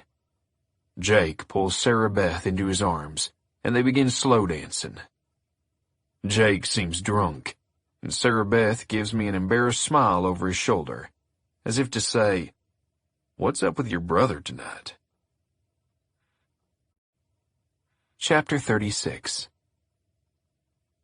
As Sarah Beth and Jake slow dance to Alan Jackson's Remember When, a song about growing old with the love of your life, I watch Willow with a conflicted heart. I think of Anne and the future we could have had, and I think of Willow, wondering if there could be any future there. When I turn my attention back to Patty, sitting quietly beside me, I see her eyes filling up with sadness. I ask her what's wrong, and she says, I'm feeling sorry for myself. That's all. That's understandable, I say. You just had a long relationship come to an end.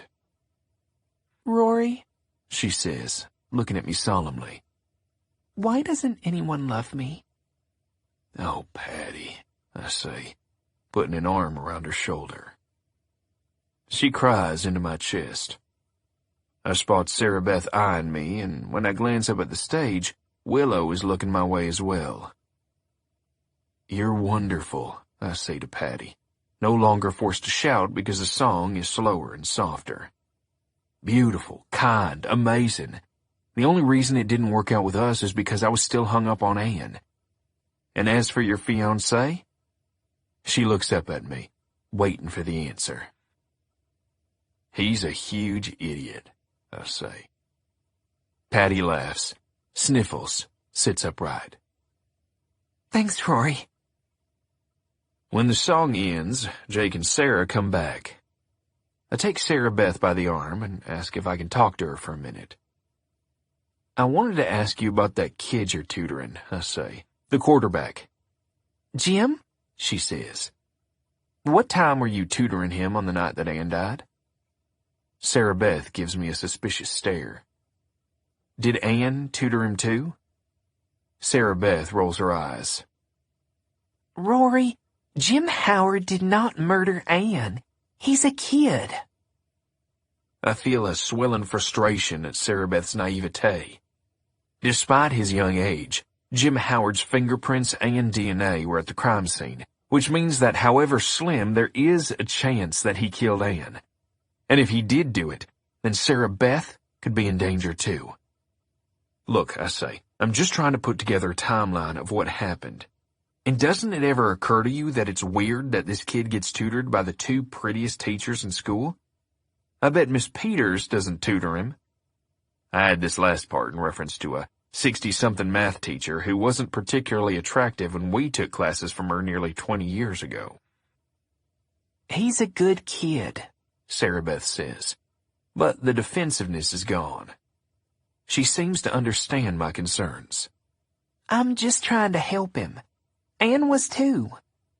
I understand, but help me. Do you remember what time you worked with him? Did he come over to your house, or did you meet him somewhere else? He came over, She says. I don't remember what time. Had the sun gone down? Do you remember that? She thinks about it. It was still light out. It was dark when I got the call about Anne, but when he came, I'm pretty sure it was still light. I ask her to be careful when she's with the boy, or any of the students she's tutoring. I recommend that she tutor at the school from now on instead of at home. And I tell her to let me know if she notices anything suspicious. Rory, she says, the defensiveness creeping back into her voice. Jim Howard did not... Just be careful. Okay, fine. When we return to the table with Patty and Jake, Willow's band finishes its song, and she announces they're going to take a break. Willow climbs off the stage and heads to the bar. I rise and excuse myself. There he goes, Jake quips. Don Juan Ranger. I frown at my brother and glance at Sarah Beth and Patty. Neither of them are able to hide their hurt that I'm leaving their table to talk to another woman. But that doesn't stop me. Chapter 37. I sidle up to Willow at the bar, where Darren is handing her a beer. Hey, Darren says, my two favorite people. He gives me a beer too. Well, hello, stranger, Willow says to me. Am I a stranger? I say. Hell no, she says, giving me her signature ornery grin. I know who you are. You're the fastest gun in the West. I frown at her. I'm sorry, she says, putting her hand on my shoulder. Not funny, huh? It's all right, I say, sitting down next to her and putting my elbows on the bar. I've just had a shit day, that's all. Want to talk about it? Not really. We're quiet for a moment, and even though I'm usually comfortable talking to women, I suddenly feel tongue-tied.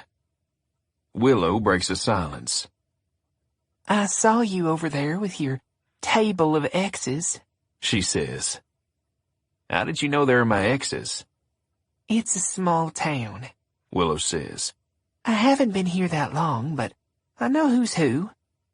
It's too damn small sometimes, I say. You sure do have a type, don't you? Willow says, gesturing with her bottle over toward the table where Jake is talking to Sarah Beth and Patty. Do I? I've never thought about that before. I look back and forth between Sarah Beth and Patty, taking in their similarities. Sarah Beth and Patty are of similar height, build, and facial structure, with their high cheekbones, little button noses, big smiles. They wouldn't necessarily pass as sisters, but the similarities are obvious now that I'm looking for it. Anne had lighter hair, but otherwise she shared many similarities with the two of them. The three women could have worn each other's clothes. What always made them distinct to me was their personalities. Sarah Beth had a playful streak. Patty's sweetness, her earnestness was endearing. And Anne? She was no nonsense. She told me what was what. She didn't take any bullshit from me. Now I put Willow into the picture and see that she fits right in. Her hair is lighter than even Anne's was, but if you were to line up Sarah Beth, Patty, Anne, and Willow against a wall in that order, you'd see similar-looking women with a gradually changing spectrum of hair color. As for Willow's personality, I'm only starting to figure that out. I'd say you fit the type too, I say to Willow, unsure if she'll take this as the compliment I mean it to be. My hair's too blonde, she counters. Anne's hair was pretty light, I say. That's right, Willow says, taking a swig. I forgot. Did you know her? A little, Willow says. She'd come in here with Patty and Sarah Beth from time to time. What did you think of her? I didn't really know her, Willow says. But she seemed nice. I can't help but feel she's holding something back. I ask if they ever hung out, if they ever had a conversation beyond cordial pleasantries. Willow rocks her head from side to side, as if thinking about whether she wants to say what's on her mind. She takes a swig and finally says, Look, Redbud is a small town. Most of the women here don't really like me. Really? I say, taken aback. How come? Come on, she says. You're not that naive. Women tend to be catty and judgmental. Take your two friends over there. She gestures with her bottle toward Patty and Sarah Beth. They're good-looking women, but it's pretty slim pickings around here for dateable men. Of course they're not going to like some stranger coming in from out of town, strutting around on stage and tempting their boys away from them. She may have a point, but I can't imagine Ann, Patty, or Sarah Beth being conniving or catty toward Willow, not even behind her back. Well, maybe a little, but nothing too malicious or bitchy, just a sarcastic comment or two. I could actually see them all getting along. They could be friends. Willow and Ann might have become good pals, if they were given the chance. I need to go back on in a minute, Willow says. But I wanted to ask you something. Yeah? I've never actually shot a gun before, She says. I was wondering if you'd give me a lesson. I know you're having a crisis of conscience right now, so if that's weird, then please say no. I just thought, I don't know, it might be fun. As a matter of fact, I say, I'm supposed to help my dad sighten a rifle tomorrow. Why don't you come over and shoot with us? Okay, Willow says. It's a date. I can't stop myself from smiling. How about afterward we go on a real date? Willow looks away from me and her smile disappears. My heart sinks. I'm sorry, I say. Was that going too far? It's not that, She says, nodding toward the door. Look who walked in. I turn to look. It's Cal. Chapter 38. Willow puts her hand on my arm to keep me in place. You stay here with me, She says. Don't even think about doing something you might regret. Cal is wearing jeans, work boots, a plaid shirt, and a Houston Astros ball cap pulled down over his eyes. From across the bar, he's actually hard to recognize. It hasn't occurred to me before that Willow would know who he is. Wait a second, I say to Willow. How do you know Cal? Same way I know your ex-girlfriends, She says, and then repeats the refrain I've been hearing lately.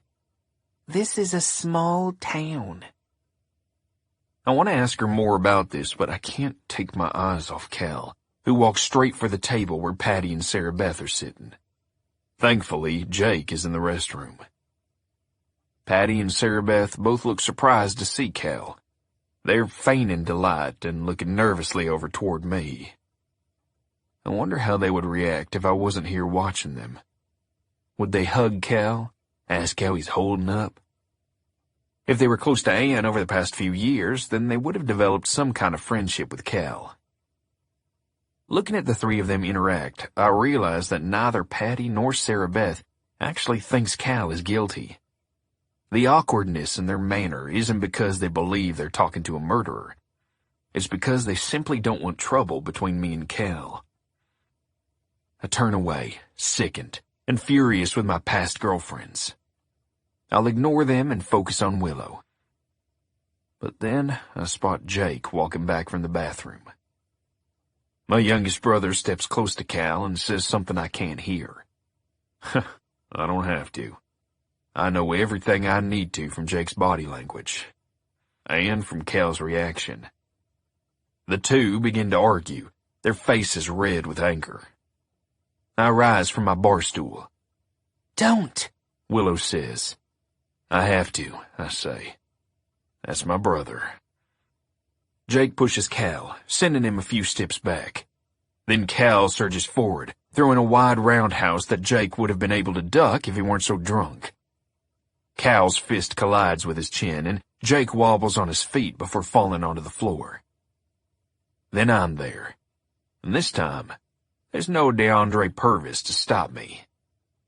I drive my fist into Cal's face. His head rocks back and his cap flies off. I thought the punch would knock him down, but it doesn't. Cal takes a wild swing and I dodge back out of its arc. Cal lunges at me, shooting low to take out my legs. I have the sudden memory that Cal was an all-state wrestler. This might not be as easy as I thought. and he wraps his arms around my legs and takes me down onto the hardwood floor. I try to get my bearings underneath Cal, but before I can, Darren and one of the bar's bouncers wrap their arms around Cal and yank him off me. I scramble to my feet to go after him again, but Willow is there in front of me. She puts both of her hands on my chest, firmly, and my anger begins to dissolve. "Call the police!" Cal shouts, a smear of blood coming from his nose. "That was assault. I want those damn Yates boys arrested." "Take it easy," Darren says. "Let me get you a drink. On the house." Over his shoulder, he shouts, "Can you get those guys out of here?" Come on, Willow says, taking me by the arm. Her voice is a mix of sympathy and concern, the right blend to convince me it's genuine. Jake is sitting upright but still looks dazed. Sarah Beth helps him get up, and the four of us go outside. Jake is too drunk to drive, so Sarah Beth says she can give him a ride. I can do it, but Sarah Beth insists. His house is on her way home. I have the strange fear that the two might hook up, but I push the thought away. Even if my brother isn't in a responsible state of mind, I can't imagine Sarah Beth going for it. She, just like Anne, seems to see Jake as more of a little brother than any sort of romantic interest. Once Sarah Beth's car pulls away, I stand with Willow in the parking lot. Cal's semi is visible at the truck stop lot. The moon is nearly full, and its light reflects off Willow's skin translucently. I want to take her in my arms and kiss her, but after the way I acted inside the bar, I'm not sure she still likes me. I need to get back in there and start a new set, she says. Are you okay? I'm sorry about all that, I say. Thanks for looking out for me. She reaches out to fix the collar of my shirt, which was bent during the scuffle. She brushes some imaginary dust off of my chest and offers me a sympathetic smile. Hang in there, Rory Yates, she says. She goes up on her tiptoes and places a firm kiss on my cheek. Then she spins on her heels and heads back to the bar without looking back.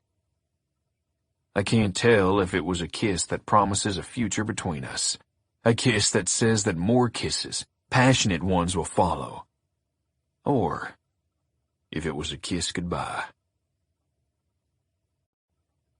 Chapter 39. In the morning, Dad and I take my truck out to the shooting range on the ranch. Even though I invited Willow, we never set up a time or made firm plans, and I don't even know her phone number. I figure her shooting lessons will have to happen another day. That is, if she still wants anything to do with me. The shooting range on the property is far from the house, where the shots won't spook the cattle or be a danger to anyone. The homemade range is located on a flat spot that rises gradually into a knoll, where, a long time ago, Dad used a backhoe to dig out a swath of hillside, making the perfect backstop. After the bullets go through their targets, they're submerged directly in the earth. My family has been shooting here for decades, and I can't imagine how much lead must be buried in the ground here. We set up paper targets on 4 wooden posts, and then I park my truck 100 yards away. I park it sideways so that we can use the bed cover as a rest. The morning air is cool, and the grass is still damp.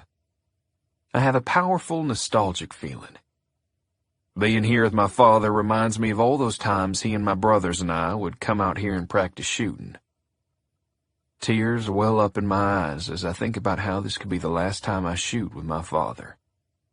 And even if it isn't, I know my father's getting older, and there won't be many times left. Dad pulls out his new rifle, a .257 Roberts. It's a beautiful weapon, with a polished blue-gray barrel and a dark-stained walnut stock. The rifle is perfect for Dad. It shoots at a flat trajectory and puts a lot of energy behind the bullet, but the recoil is light when compared to other high-powered rifles. The scope on the rifle is perfect for Dad also. It magnifies the image 5 times, and it has a low light setting, which should help Dad at dawn and dusk, when the world still looks gray. His 65-year-old eyes aren't what they used to be.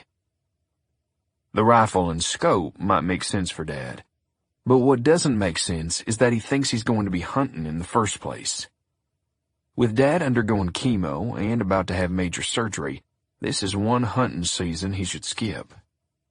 He's deluding himself if he thinks he should be out tramping around in the woods. Can he keep the gun steady enough to make a good shot? And even if he does, what then? I picture him trying to field dress a deer with trembling hands while holding the buck knife. What would he do if he had to drag a 10-point out of the woods? I suspect Dad knows in his heart that he won't be filling out any deer tags this year. But our world is in such upheaval right now that my father would rather go on pretending life is normal. But I humor him anyway. He's my father. I open the bolt action, insert the bullets, and hand him the gun. I lay a sandbag across the bed liner for Dad to use as a rest. We both put on noise-canceling headphones, and Dad leans over the bed of the truck and puts his elbows on the cover. I look at the target through binoculars. The crack of the rifle is muffled by the headphones, but still loud. A puff of dirt bursts out of the hillside. Dad missed the paper target entirely. Son of a bitch, he groans. Dad tries again and at least hits paper. The next 3 shots do too, but his pattern is all over the place, so it's difficult to make any meaningful adjustments to the sight. Ah, hell, Dad says, frustrated. You better do it for me, son. Since I was a teenager, Dad and I have always had virtually identical shot patterns. If Dad sighted in a gun, I would be accurate with it, and vice versa. I take 3 shots, and they're all high and to the left. I adjust the scope, line up the crosshairs, and take 3 more. They're in the black, but still slightly high and to the left. 1 more adjustment, 3 more bullets. Dead center. Perfect, Dad says, looking through the binoculars. How about we let the barrel cool for a few minutes, I say. Then you can take a couple more practice shots. That's okay, Dad says. I'll be able to make the shot when it counts. I start to give him some more shooting advice, but I notice his demeanor has changed. He looks sad, defeated. You okay, Dad? Yeah, he says, but his expression suggests otherwise. Then he perks up. Hey, he adds, why don't you practice a little and let me watch you? I'm not in the mood to play with guns, but I want to cheer up my father. I open the bed liner on the truck and the locked toolbox inside. In with my Kevlar vest, crime scene markers, and fingerprint kit are 3 more guns. A 12-gauge shotgun and 2 military-style rifles. A standard-issue .223 M4 and the heavier caliber .308. The latter 2 are there just in case I ever need to shoot through cinder block walls. I'm reaching for the .223 ammo when I hear a car engine. Well, I'll be damned, I say. Willow's pickup pulls up the gravel road. She hangs her head out the window and smiles. Did you boys start without me? Chapter 40. I introduce Willow to my father, and she explains that she's late because when she stopped at the house to ask my mom for directions to the range, Mom wouldn't stop talking to her. Dad seems smitten with Willow, too. His face is lit up at the prospect of his oldest son finally being interested in someone new. And someone so attractive and charming. Well, Willow says, looking at the guns lined up on the bed of the truck. What have we got here? I show her the guns, explaining what each one does. If I knew she was coming, I would have grabbed a few others out of my dad's safe. A .410 shotgun, a .22 rifle, a .38 pistol. Smaller guns that don't pack as much of a punch. What about this one? Willow says, pointing to the 308. Well, let's not start with that, I say. It's got a hell of a recoil. I set her up with Dad's .257 Roberts.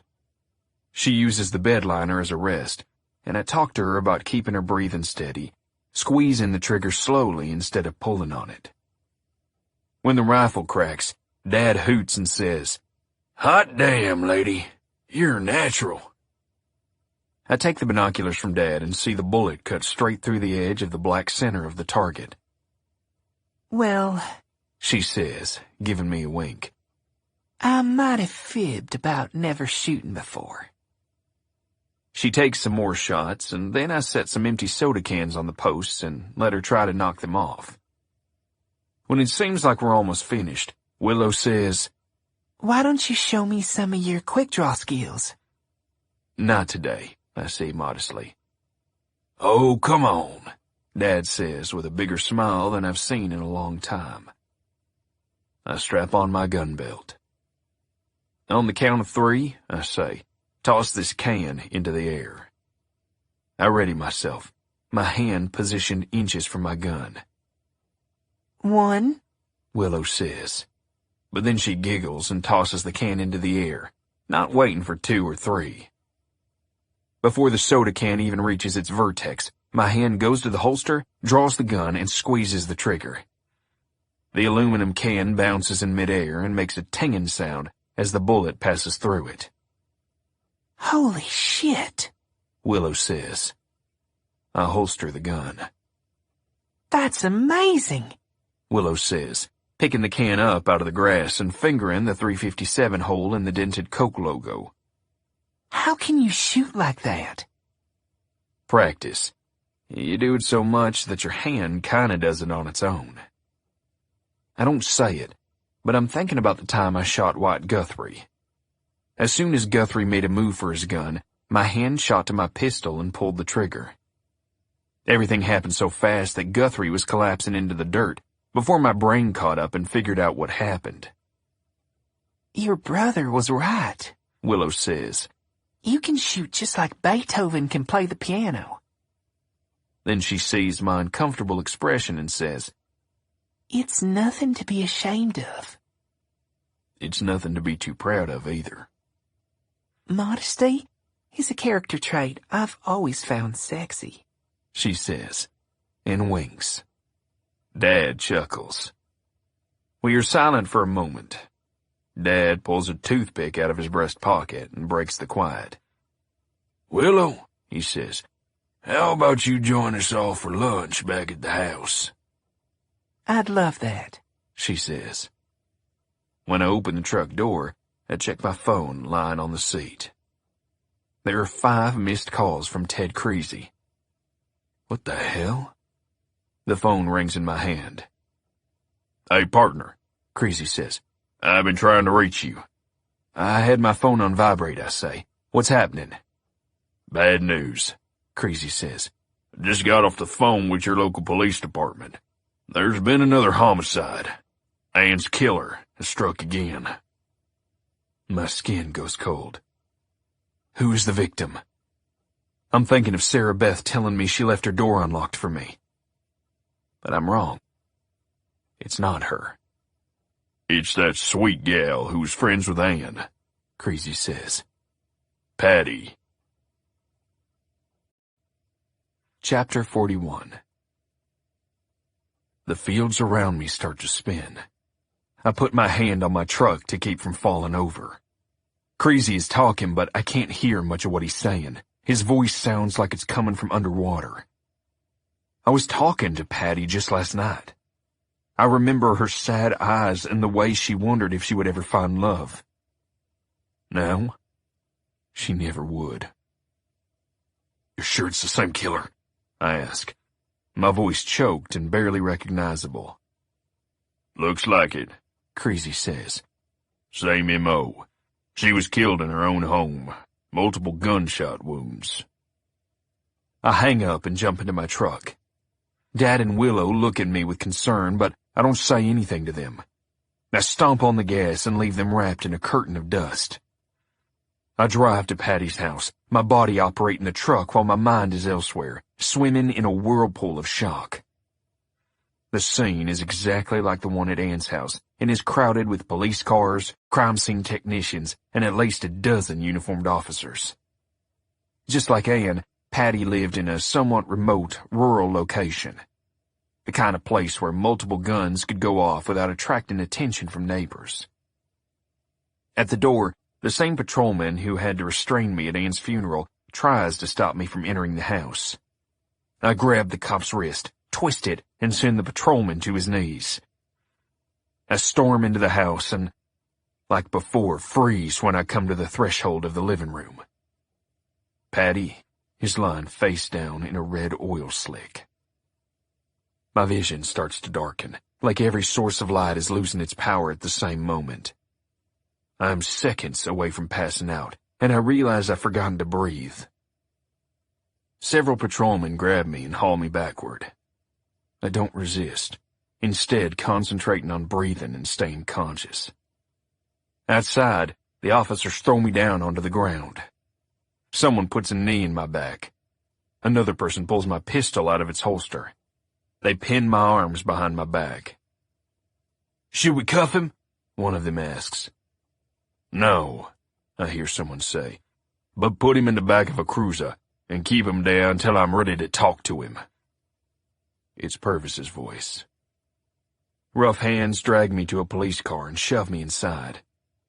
I curl into a fetal ball on the back seat, my mind a maelstrom of images and thoughts. Patty, Ann, blood.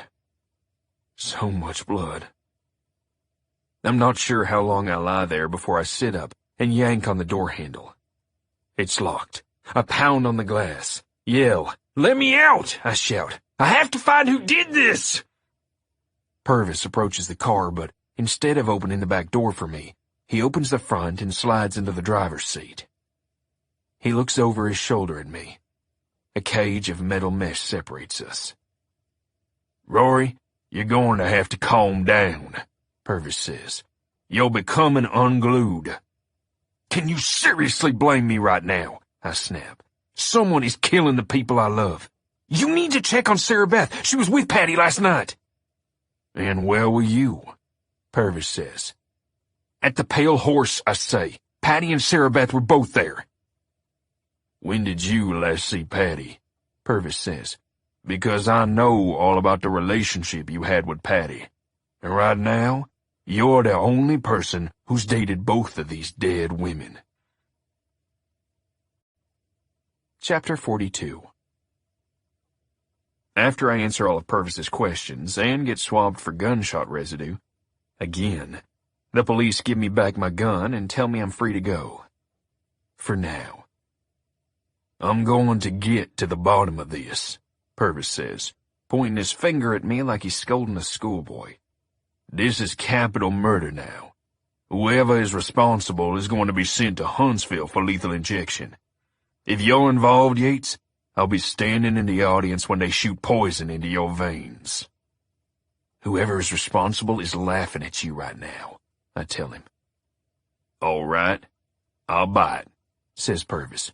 "Who else was there last night?" I think.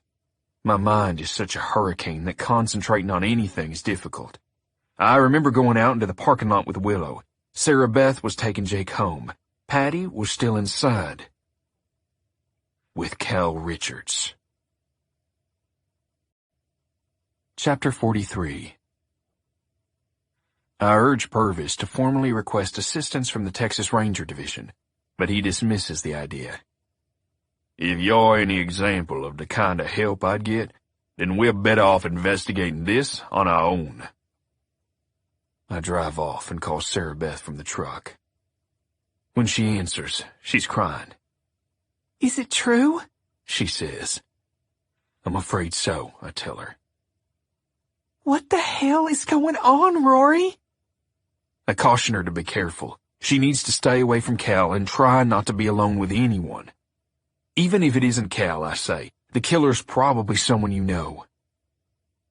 Now, sitting in my truck, I have a decision to make. I can either trust that the local cops will figure out who the killer is, or I can break the rules again and investigate these crimes myself.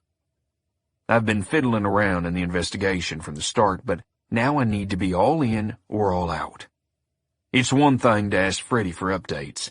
It's another thing entirely to start interviewing witnesses. If I step out of my truck and go into the Pale Horse to start asking questions, I'll be crossing the line I've been teetering over since Ann was killed. It can't be a coincidence that both victims are my exes. Sarah Beth could be in danger. Maybe Willow, depending on how much the killer knows. And would the killer stop there? What about my mother and father? Are they safe, or my brothers? What about my little nephew Bo, or Jake's new baby? How far is this killer willing to go to hurt me? I imagine seeing more people in my life murdered one by one.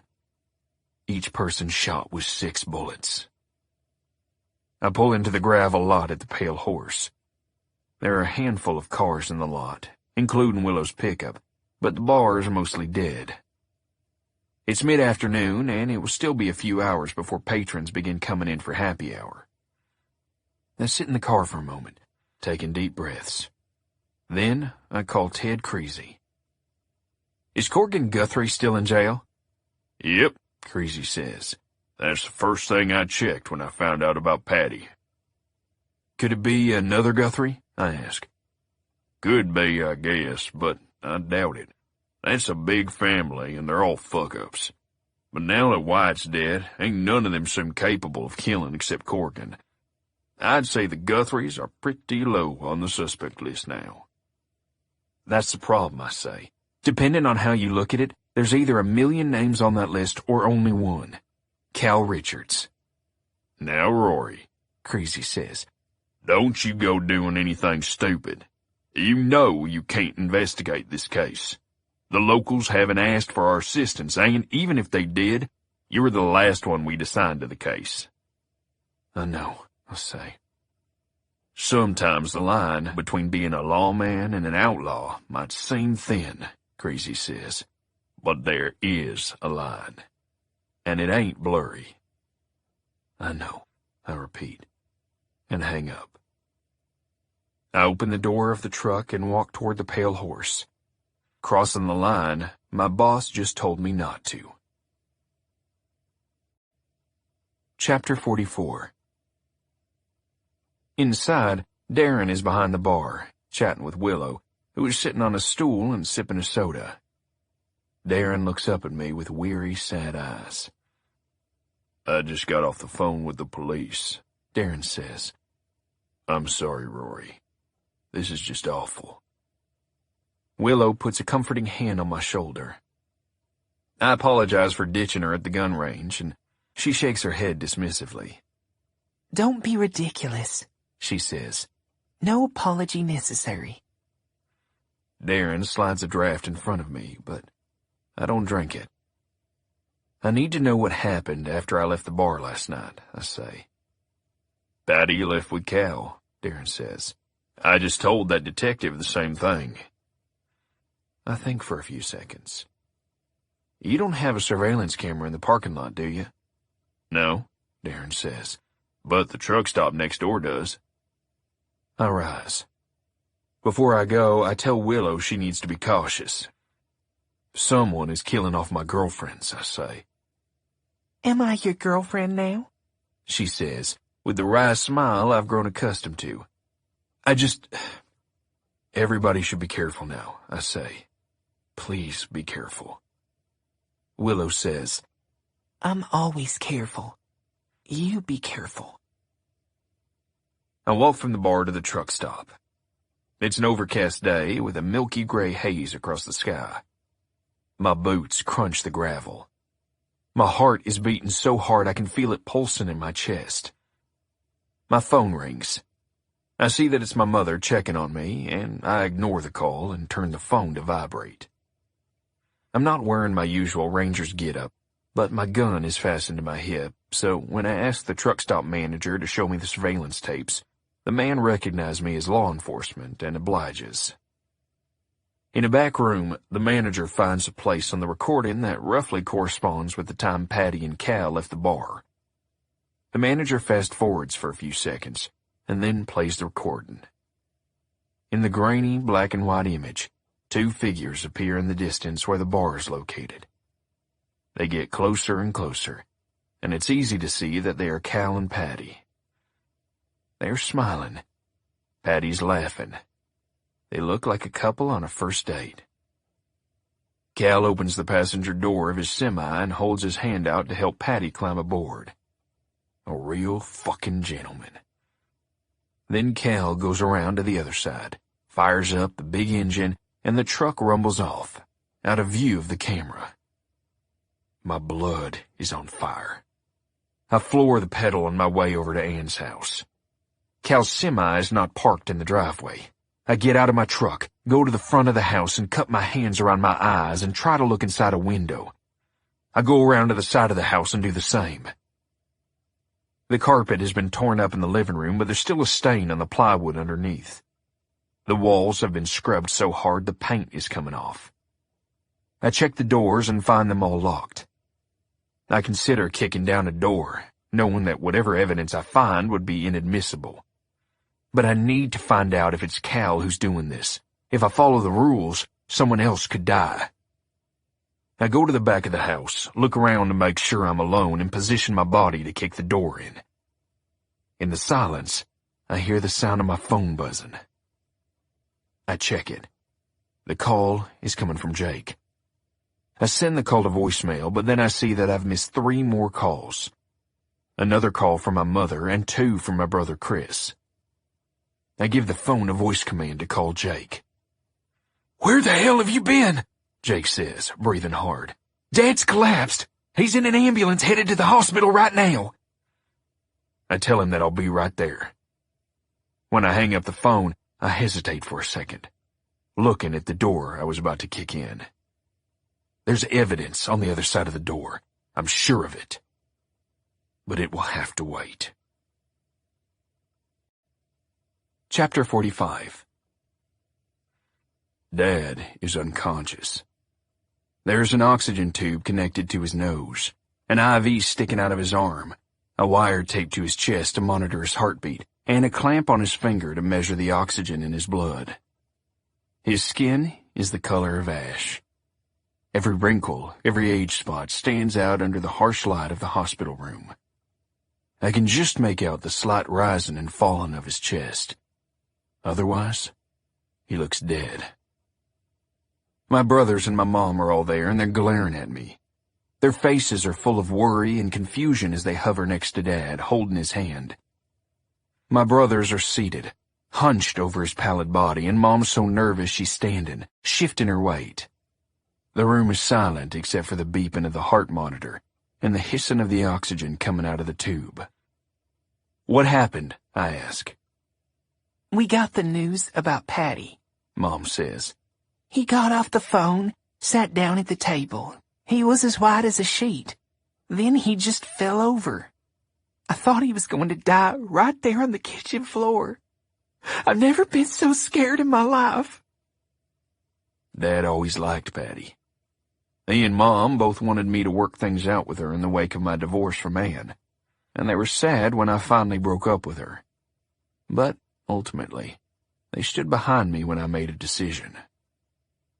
I can imagine that Dad's shock was more than the news of Patty's death. Maybe the bigger contributor here was the combination of both Ann and Patty dying, and what Patty's death implies. These aren't just random murders. Someone is targeting people I care about. Ann and Patty are the victims, but it seems I might be the target. With his weakened immune system, Dad probably couldn't handle the stress. At least that's what I hope. I hope it wasn't a stroke or heart attack. "What have the doctors told you?" I ask. "Someone is supposed to be coming to talk to us," Jake says. "We don't know a goddamn thing." "He woke up for a little while," Mom says. "He said we needed to talk to you about what's wrong with him. Then he drifted off again." My limbs are trembling. I knew something like this was going to happen. Dad wouldn't tell anyone his secret. Now I'm stuck delivering the message. Dad's got cancer, I say. Might as well come out with the news quickly and succinctly. The air seems to be sucked from the room, as if everyone took a breath at the same time. What? Mom says, genuinely shocked. He's got a tumor in one of his lungs, I say. He's been taking chemotherapy pills to shrink the tumor, but he's going to need surgery. Mom's legs start to wobble, and she collapses into a chair. She brings a quaking hand to her face. He said he had the flu, she says, her voice barely more than a whisper. He didn't want to worry you, I say. He said he would tell you when the time was right. But he told you, Jake says, his voice dripping with contempt. He made me promise not to say anything. Jake rises to his feet. He's our dad too, Rory, Jake snaps, his face as red with anger as it was last night when he drunkenly accosted Cal Richards. We have a right to know if our father is dying. I know, I say. I'm sorry.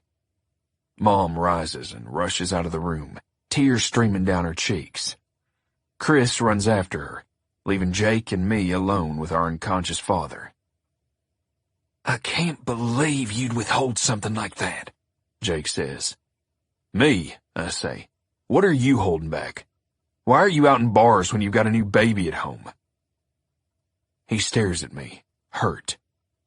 Instantly, I feel ashamed for turning this around on him. Holly and I aren't doing so good, Jake says, his voice soft now, honest. The baby puts a strain on things. Something you wouldn't know anything about. His words feed the flame of my frustration, and I almost snap at him. If Ann and I stayed together, if I somehow found a way to make my marriage and my job exist harmoniously in my life, then I probably would have children by now. His attack was a low blow, but I hold my tongue. I'm sorry, I say. I had no idea. Yeah, well, it ain't none of your fucking business, is it? He spits. I'm not going to hook up with Sarah Beth. Even if I wanted to, Sarah Beth is in love with you. You're too busy sniffing around the new bitch in town to notice. I bristle at the word bitch. Speaking of none of your fucking business, I growl. That's what I figured, he says. You think you can butt into my business, but I have to stay out of yours? Well, he points to our father. That is my business too. He storms out, leaving me alone with Dad and the beeping of the monitor. I pull up a chair so I can sit right next to him. I put his limp hand in mine. I study his face. I want to cry, but I think of what he would do in this situation. He would be strong. But I've never felt so helpless. My hands are tied trying to find the killer. There's nothing I can do to help my father. I think about praying, but even that seems pointless. Who is listening? Maybe my father is. He's unconscious, but maybe he can hear me. I lean in close to his ear. I need you, Dad, I say. Don't you die on me. Part 2. Chapter 46. Cal shifts gear and plants his foot against the gas pedal, accelerating his semi-truck down Highway 81. He has the stereo cranked, playing Midnight Rider by the Allman Brothers Band. Cal is singing along, shouting about how ain't nobody gonna catch him, no, ain't nobody gonna catch the Midnight Rider. Cal has always loved driving the truck. Sitting high in the cab, looking down at the highway like he's in a low-flying airplane. People think driving a rig is hard, with a dozen gears and a dashboard that looks like an airplane cockpit, but Cal has never thought that. In his big cushioned seat, he's sitting high above the road, a king on a 560 horsepower throne. He's always liked to crank his music and cruise, letting his mind wander while his hands work the big steering wheel. Tonight, he's been having trouble letting his mind drift, so he's had to keep turning the music up louder and louder, singing along, doing whatever he can to distract himself. His playlist is mostly rock. AC/DC, Springsteen, Foo Fighters. He and Ann used to joke that she was a little bit country and he was a little bit rock and roll. Truthfully, she was a little bit country and he was a lot rock and roll. That was until she came along. She soothed the raging rocker in him and helped him appreciate the simple yet heartfelt stories told in country songs. Now he could enjoy the sound of a musician jamming on the fiddle as much as an electric guitar solo. That's why there are a handful of country songs interspersed throughout his playlist. But tonight, when one of them comes on, he presses skip to find another loud, distracting, fist-pumping rock anthem. A Kenny Chesney song comes on, and he presses skip. A Garth Brooks tune. Skip. Then, a familiar fiddle solo starts, and Cal's hand freezes over his phone. He knows he should skip the song, but he can't. This was his and Ann's song. It's Garth Brooks' Callin' Baton Rouge, a fast-paced 2-minute jam about a trucker stopping every 100 miles to call his girlfriend in Baton Rouge. Neither he nor Ann had ever actually been to Baton Rouge, but when he first started driving rigs out of state, he called her constantly and said he felt like the guy in that corny Garth Brooks song. She said she loved the song, and so it became their song. It was the one song he could line dance to. Ann taught him. Back before the Pale Horse hired that Willow Dawes to perform every night, he and Ann would play the song on the jukebox and dance to it, whether anyone else was out on the floor or not. And they developed a saying between them, "We'll always have Baton Rouge." They were like Humphrey Bogart and Ingrid Bergman in Casablanca saying, "We'll always have Paris," even though Cal and Ann were never in Baton Rouge. Whenever life brought them hardships, if Ann's car broke down or the roof leaked, they would breathe a deep sigh and joke, "We'll always have Baton Rouge." Cal thought that one day he would propose to Ann, and for their honeymoon he would take her to a bed and breakfast in Baton Rouge. It wasn't much of a tourist destination, he was sure, but the two of them would laugh about it. Ann would get the joke. They wouldn't need to leave the room often anyway. But instead of proposing, Cal doesn't want to think of that. He presses skip. When a Van Halen song comes on, he finds himself unable to listen. Sammy Hagar is singing about dreams, but Cal is dreaming about Ann. He backtracks to the Baton Rouge song. He knows he shouldn't, but he can't seem to stop himself. The fiddle begins again, and Cal starts to cry. The road lights blur as tears fill his eyes. The grief is bad enough, unbearable. But Cal is also experiencing the pain of something else. Guilt. Chapter 47. Cal's semi approaches a truck stop he frequents on the outskirts of Amarillo. It's a big travel center, with a long queue of pumps and a large backlot for truckers to park their rigs overnight. There's a diner nearby, his favorite on the roads he's traveled, and even though he hasn't had much of an appetite lately, he figures he should make some effort to give his body sustenance. He checks his phone and sees that there are missed calls from the company that hired him for this job, as well as another from the detective, DeAndre Purvis. He doesn't bother to listen to the messages. He fills up with diesel and parks the truck in the gravel backlot. Inside the building, there are showers, and Cal heads there before going to the diner. He hasn't had a shower in days, and he can smell his own stink. Even though Ann's house is technically his now, he hasn't spent much time in it since she died. Each time he steps through the front door, the quiet and the emptiness spook him. The stench of antiseptic cleaning products doesn't quite hide the lingering smell of blood. When he walks into the living room, looks at the bare floor and sees the maroon stain on the plywood, he feels nauseated and has to leave the house. He's been sleeping in his truck in the driveway, urinating in a milk jug, and driving to Walmart to use its restroom when he has to do more than piss. The showerhead provides only a trickle of lukewarm water, but it's better than nothing. Afterward, he shaves at the sink and then puts on fresh clothes. He takes his dirty jeans and t-shirt back to the truck. He stuffs them into a black garbage bag. He reaches into the storage cubby above the driver's seat, where he keeps two things, his wallet and a 7-inch military combat knife. He takes the wallet and leaves the knife. The night air is warm and smells of diesel. He actually feels pretty good. Cleaned up, he has a nostalgic memory of when he was young, and he would get dressed up and hit the town, looking for adventure. His mission? To get high, drunk, or laid. Preferably all three. Sometimes Cal misses those days. But now that his life with Anne is over, and there's nothing stopping him from going back to being the partier he once was, he has no desire for that. He prefers the life with Anne. But prefer isn't even the right word. It was as if, when he was with Anne, he could be the real Cal. The other one, the younger Cal, was only a stupid kid trying to find himself. Now, he's lost again.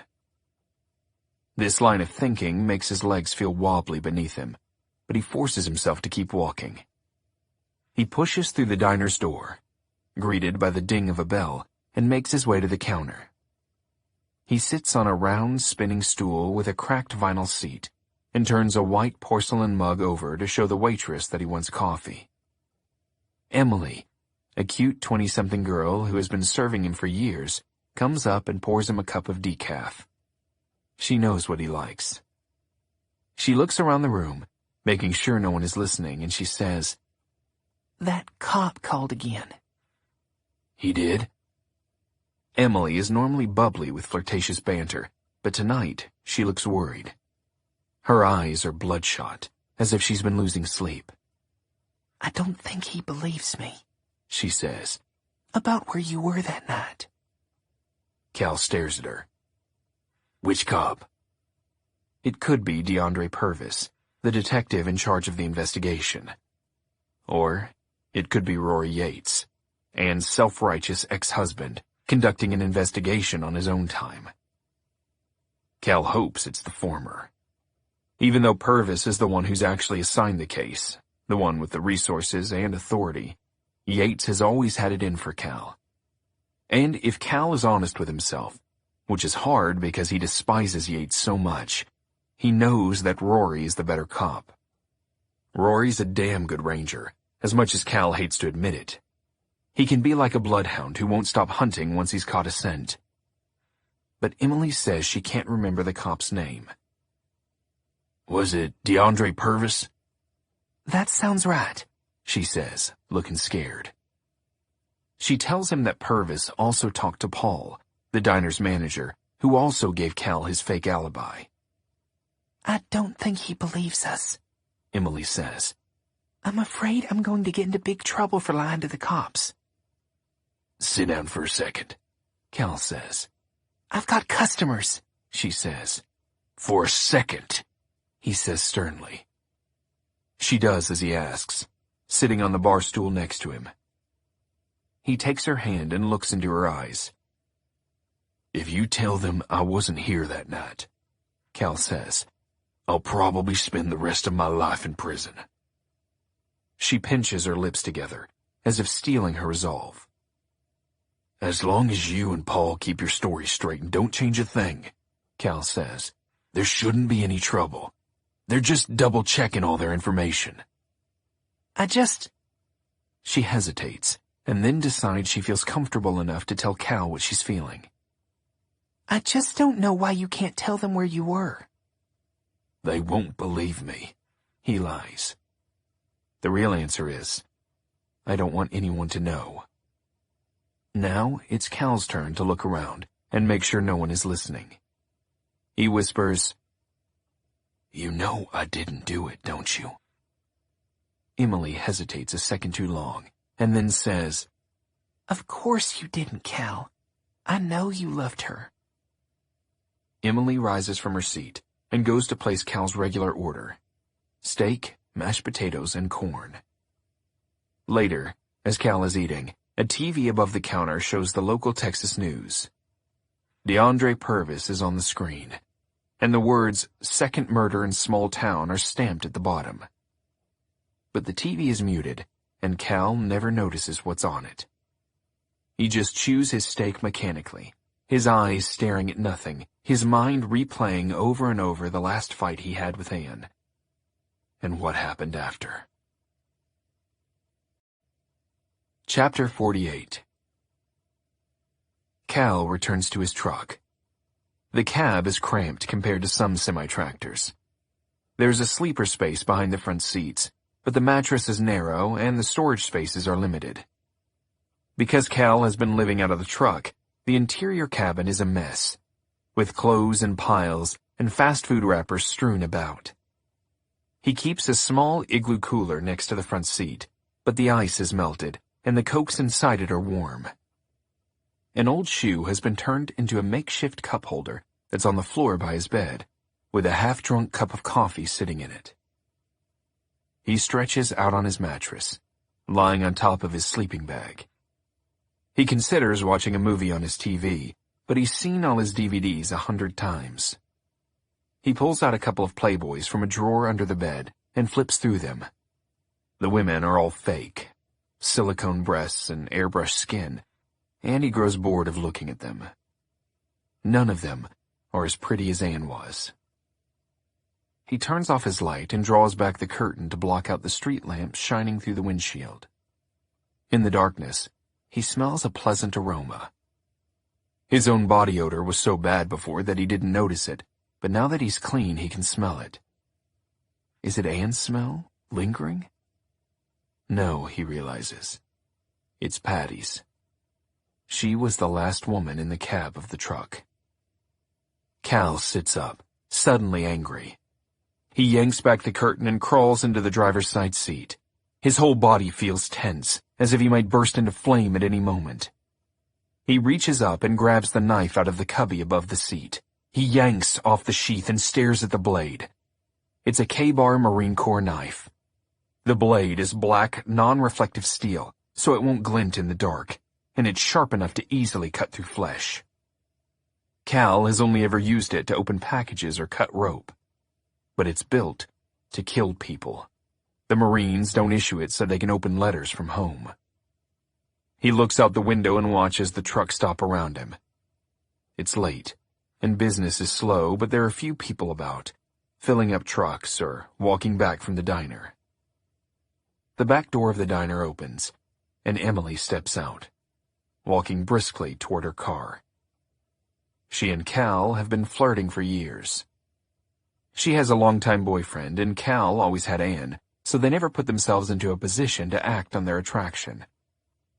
But he bets he could get her into the back of his truck if he tried. He could open the door, call out to her, and see what happens. He considers it for a moment, but he knows that won't make him feel better. Not tonight. He watches her taillights as she drives away. He stares at the knife. He places the blade against his wrists. He presses down. Not enough to cut flesh, not yet. But if he pressed down just a little and slid the blade across his wrists, his skin would open up, and his veins would stream forth a river of hot blood. He could sit here, growing numb, growing tired, and let the world turn dark. And he wouldn't have to wake up tomorrow with all the guilt eating at him like acid. He tosses the knife onto the passenger side floorboard. Killing himself would be too easy. He decides to torture himself instead. So he presses play on Garth Brooks's Calling Baton Rouge, and he puts his head in his hands and weeps. "We'll never have Baton Rouge," he mutters. Chapter 49. I wake up with sunlight coming through the hospital window. I've pretzeled myself into one of the chairs, and I sit up with a sore neck and back. Dad's eyes are open, and he's looking at me. "Dad," I say, "are you okay?" The room is empty except for the two of us. I'm not sure if Mom and my brother stuck around or if they went home for the night. I'm okay, Dad says. Are you? It takes me a moment to figure out what he means, but then it comes to me. Patty's death. I guess so, I say.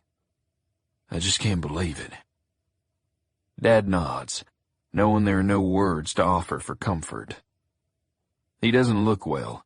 His eyes are underlined with dark crescent moons, and his skin is the color of cigarette ash.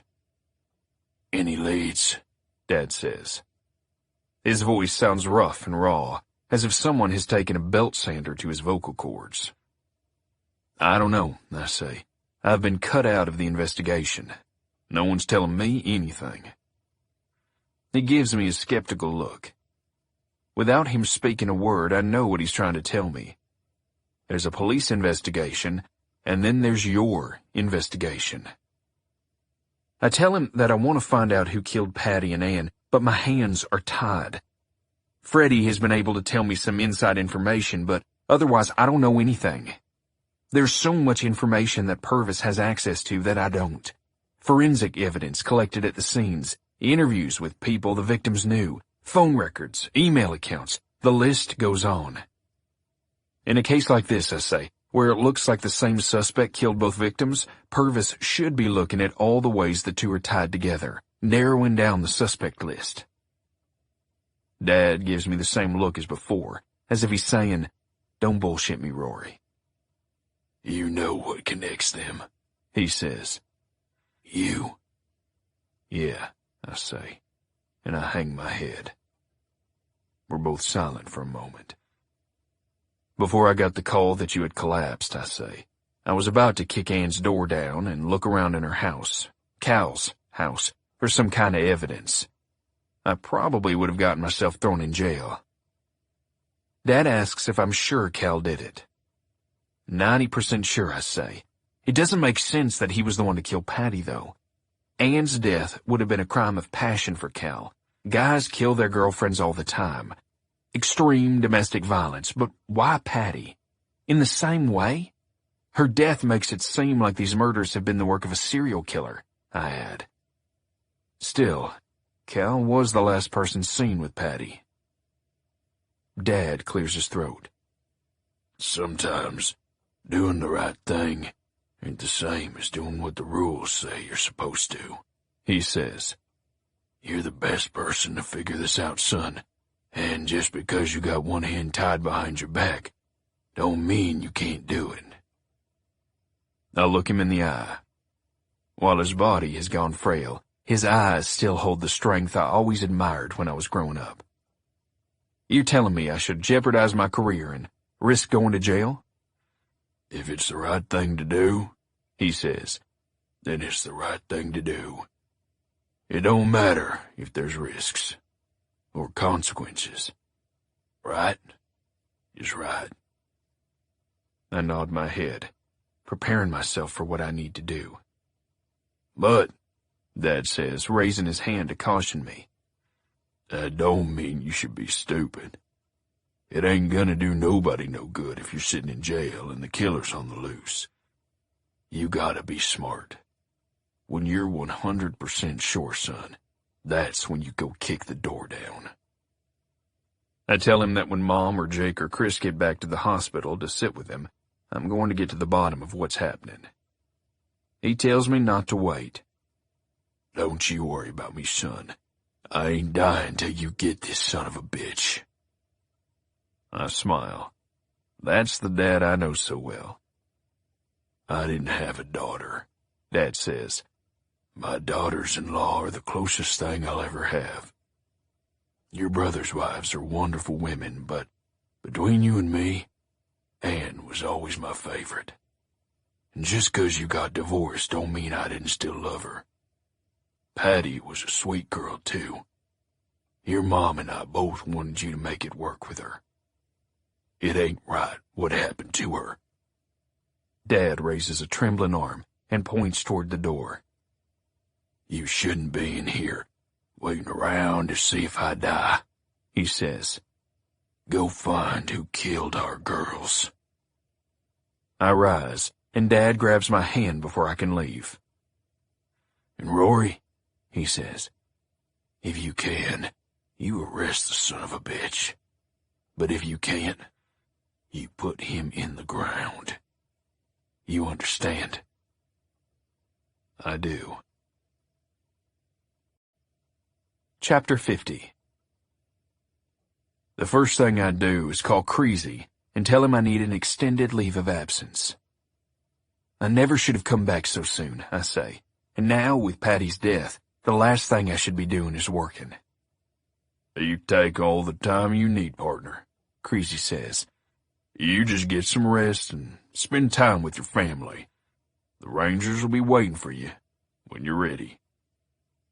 As I hang up, I think, you might not be so supportive when you find out what I'm up to. I drive over to Glenn's garage, a mechanic shop where Cal used to work. I always suspected that Cal sold drugs out of the place. I know it's been a while since he worked there, and supposedly he turned his back on that life long ago, but I have a feeling some of Cal's old skeletons might be hidden there. And it might be a place DeAndre Purvis hasn't looked yet. Well, if it ain't Rory Yates, says Glenn himself as I walk up. Glenn, I say, it's been a long time. Not long enough, he says and grins. Glenn is wearing a grease-stained blue work shirt with a patch that says his name. He has a plug of snuff inside his bottom lip and a plastic bottle of Pepsi in one hand. The bottle doesn't have soda in it. It's full of his oily tobacco spit. The shop smells of oil and grease and gasoline. A boom box is tuned to a classic rock radio station. There are a few cars in various states of disassembly, and there are 4 employees who, by the look of them, have either been to jail or probably will go there soon enough.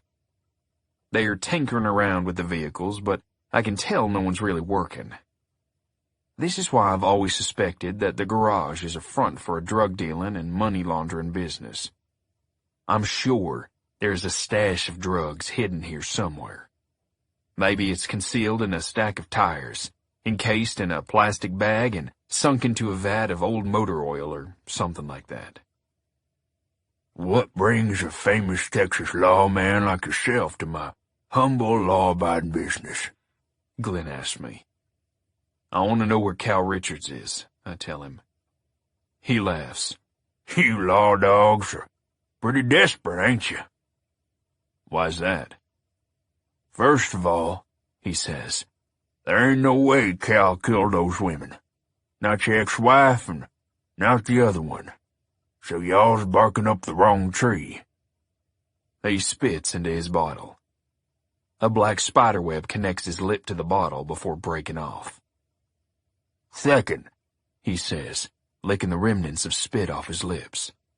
Not only are you looking for the wrong guy, you're looking in the wrong place. Hell, Cal ain't talked to me in years. I squint at him, trying to see if he's telling the truth and at the same time trying to intimidate him with my glare. Neither seems to be working. Hard for me to believe you haven't seen or heard from him in years, I drawl. You and Cal were always tight. Now, when I say tight, I mean that when I arrested Cal for selling marijuana, we gave him the choice to get off with probation or have the charges dropped altogether if he'd just rat out Glenn. But Cal went to jail out of loyalty to Glenn. Glenn takes a deep breath, and his posture seems to change. Look, he says, Cal's a different person than he used to be. As much as I hate to slander my own environment, Cal's too good for us now. Bullshit. You don't have to believe me, Glenn says. But once he and Ann got serious, he didn't like this kind of work anymore. He gestures to the garage, but I know he doesn't mean fixing cars. He liked keeping his hands clean, if you know what I mean. I know what you mean, I say. I just don't know if I believe it. Glenn smirks. Yates, he says, I know you've always had a hard-on for busting Cal. even before he was shacking up with your ex-wife. But take it from me, he was never cut out for this line of work. He's a good kid, and Ann changed him for the better. I think jail might have changed him too. In a way, you changed him. You helped reform him. But he ain't never killed your ex-wife. Chapter 51. A half-dozen semis are parked at Armadillo Shipping, backed onto the docks. A handful of forklifts roam the lot, loading the semis with cargo. Cal's truck isn't one of them. I walk out onto the pavement and flag down a forklift. I'm looking for whoever's in charge here, I say to the driver. He points to a set of offices at the far end of the warehouse. My boots echo off the concrete. When I find the manager, I ask if Cal Richards works for him. He waves me into his office and explains that Cal's on the road. Do you know where he is? I know where he's supposed to be, he says, but he ain't answering his phone. The manager, a plump, mustached man named Eli, says that Cal is an independent contractor, not one of the drivers on the payroll. Therefore, they aren't able to keep track of him the way they are their own drivers. We got these Qualcomm units, Eli says, picking up an object that looks like a computer keyboard from a shelf full of junk. In the old days, drivers kept written logs, but nowadays they use these. He explains that the GPS in the unit can pinpoint a driver's location within a couple blocks. We can send messages back and forth, he says, while this keeps track of all their delivery and pickup times. Without it, drivers can fudge their books. This device here keeps them honest. And Cal doesn't have one? Nope, Eli says. He's an owner-operator. He works for himself. We just hire him on a case-by-case basis. The manager explains that they offered Cal a full-time position in the past, but he turned it down. Some drivers don't like us keeping track of them, he shrugs. Sounds suspicious, I think. The manager seems to read my thoughts because he adds, drivers have lots of reasons for not wanting us to know where they are. If they want to stop and take a nap, it gives them the freedom to feel like they can, knowing they'll make up time later. Stuff like that. I ask him to map out Cal's route. He explains that Cal should be in Amarillo. He's dropping off a load and picking another up. Then he'll be heading to Detroit and New Jersey before coming back home. It's a run he makes about every 2 weeks for us. I ask about the date of Ann's murder. He was on that run, Eli says. In Amarillo? I ask. That's where he was, Eli says. He should have left there that morning and been farther north.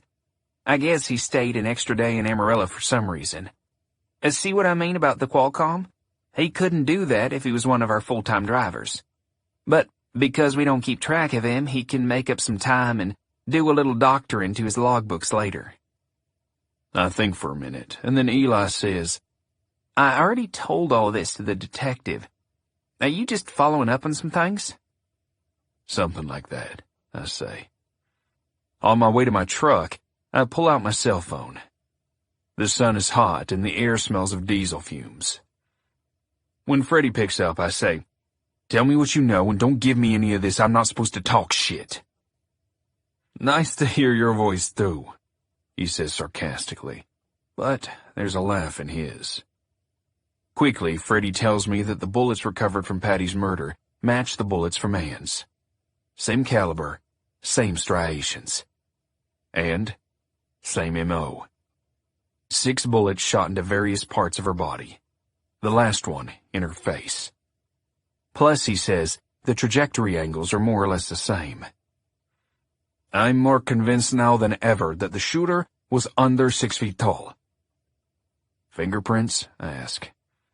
Cal's fingerprints were on the front door handle, but not inside the house. What about her phone records, I say? Was she getting threatening calls too? I don't know, Freddie says. Can you find out?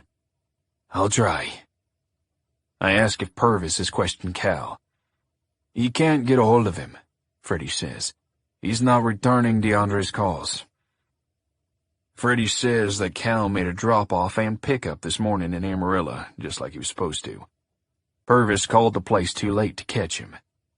He put a call in to Cal's next stop to tell him that Cal needed to contact him, but that wouldn't be for another day or so.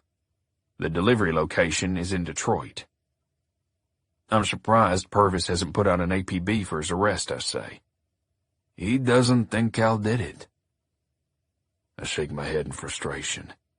There's a video of Patty getting into his truck the night she was killed. That's enough to arrest him and try to get a confession out of him. Purvis's theory is that he took her home, walked her to her door, and maybe even unlocked the door for her because she was drunk, Freddie says. But then he thinks Patty went inside without him. That's why Cal's prints are on the door handle, but nowhere else. So the killer just happened to show up right after that, I say. Or he was already inside, waiting for her. Chapter 52. Cal's truck rumbles down I-44 East through Oklahoma, with the sun setting behind him and casting the flat plains in an orange hue. He isn't listening to the music on his iPhone. He can't chance Garth Brooks' song coming on and turning his thoughts into a downward spiral of grief and guilt. In fact, he turned his phone off entirely and tossed it in the back, on his mattress. He was tired of seeing missed calls from his boss, DeAndre Purvis, and various friends who were checking on him. But without the music, he needs a new distraction. He thinks he might see one. Up ahead, on the shoulder of the highway, is a pedestrian with his thumb out. Cal starts to slow as he passes the man, and then eases into the breakdown lane and hits his flashers. He watches the man jog up. The man comes to the driver's side and looks up at Cal. "Where are you headed?" Cal says. "St. Louis," the man says. "Climb in," Cal tells him. "I'm heading through there." The man thanks him and runs around the front of the truck. He introduces himself as Randy. Randy is young, probably in his mid-20s, with short blonde hair and sandy stubble. He's wearing a military-style jacket with desert camouflage. "You in the military?" Cal asks. "I was," Randy says. They are quiet for a few minutes, and Cal's mind keeps wandering to Ann, so he asks the kid where he's from and where he's headed. Randy says he's trying to find work. He had an interview in Tulsa today for a security job. He took the bus there, but didn't have enough for the return trip. "Did you get the job?" "I don't think so." Cal can't understand why not. The kid seems charismatic. He would make a good impression in an interview. "They make you take a psych test," Randy says, his face flushed from his honesty. "I'm a little messed up from the things I've seen. You know, over there." Cal tries to put the kid at ease. "Kid, I'd fail one of those psych tests myself. No doubt about it." The sun sets and hours pass. The traffic on the highway begins to thin, and Cal and the kid are alone with the truck's big headlights spraying light out into the darkness. Randy tells Cal a little bit about his tour in Afghanistan, but he is vague about most of the details, focusing on trivial subjects like the heat or how sand got into everything. Randy says he has a wife in St. Louis and a 2-year-old who was born when he was overseas. "I see these pictures, man, from when she was a baby," Randy says. "Can't believe I missed all that. She was practically walking before I saw her in person for the first time." Randy pulls out his phone and swipes through the photographs. He finds one and holds out the device for Cal to see. Cal takes his eyes off the road for a few seconds to look at the image. It's a photo of the wife and daughter. The woman is pretty, with black hair and an enthusiastic smile, and the girl seems genuinely thrilled to be having her picture taken. She is beaming, and her eyes are lit up as if it's Christmas morning. Cal can't help but think about the conversation he and Ann would have about children.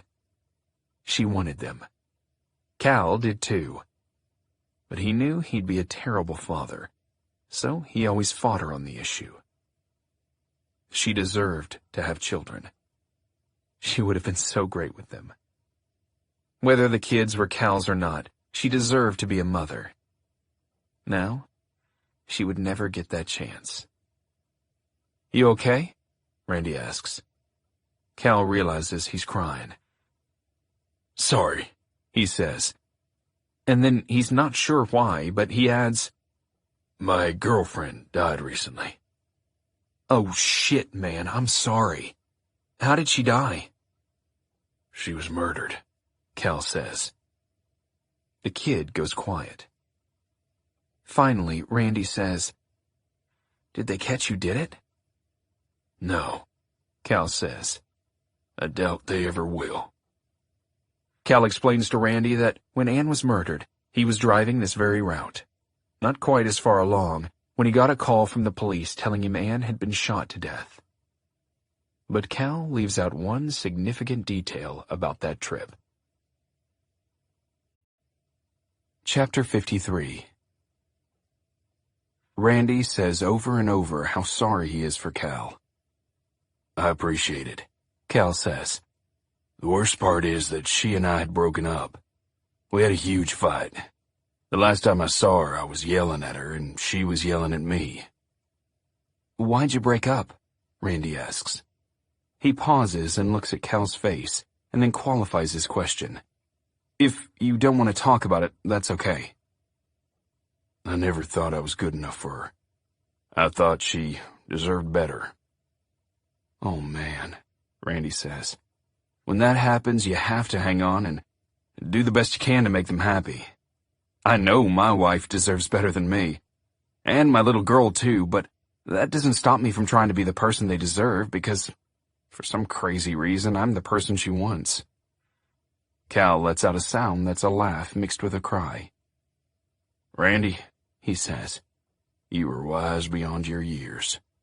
If only you'd given me that advice a couple weeks ago." Cal changes the subject and asks the kid if he's ever thought about a career driving a truck. Randy says that he thinks it would be too hard to spend that much time away from his wife and daughter. "I've missed so much of their lives," he says. "I don't want to miss any more if I can help it." They drive for a while longer, and the glow of the St. Louis lights appears on the horizon. "Hey," Cal says, thinking of something. "You should be able to appreciate this." He reaches into the cubby above his head and brings out the knife. "Wow! Is that the real thing?" Randy takes the knife and pulls it from its leather sheath. He holds it up, looks at the blade. The interior of the truck is dark, but there's some light coming in through the windshield. From where he's sitting, Cal can hardly see the blade. The non-reflective surface is doing its job. Randy laughs. "What is this for? To cut your bagels in the morning?" "I keep it for protection," Cal says. "As long as the other guy don't have a howitzer," Randy says, "I'd say you're in pretty good shape." He hands the knife back to Cal. "Holding that thing gives me the heebie-jeebies," Randy says. "I saw someone get killed with one of those." They're quiet for a minute. "It sure is a messed up world, ain't it?" Cal says. "You got that right."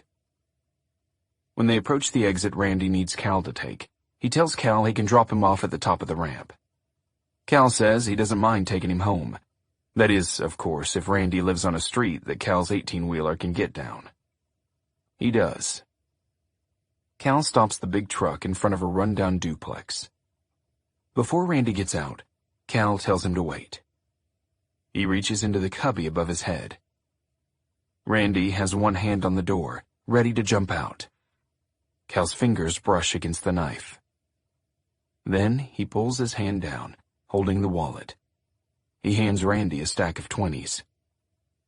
"I can't take this," Randy says. "Buy a bus ticket next time," Cal says. "Maybe next time you hitchhike and climb into somebody's truck, he'll have a knife that he uses for more than just self-defense. The world's full of crazies."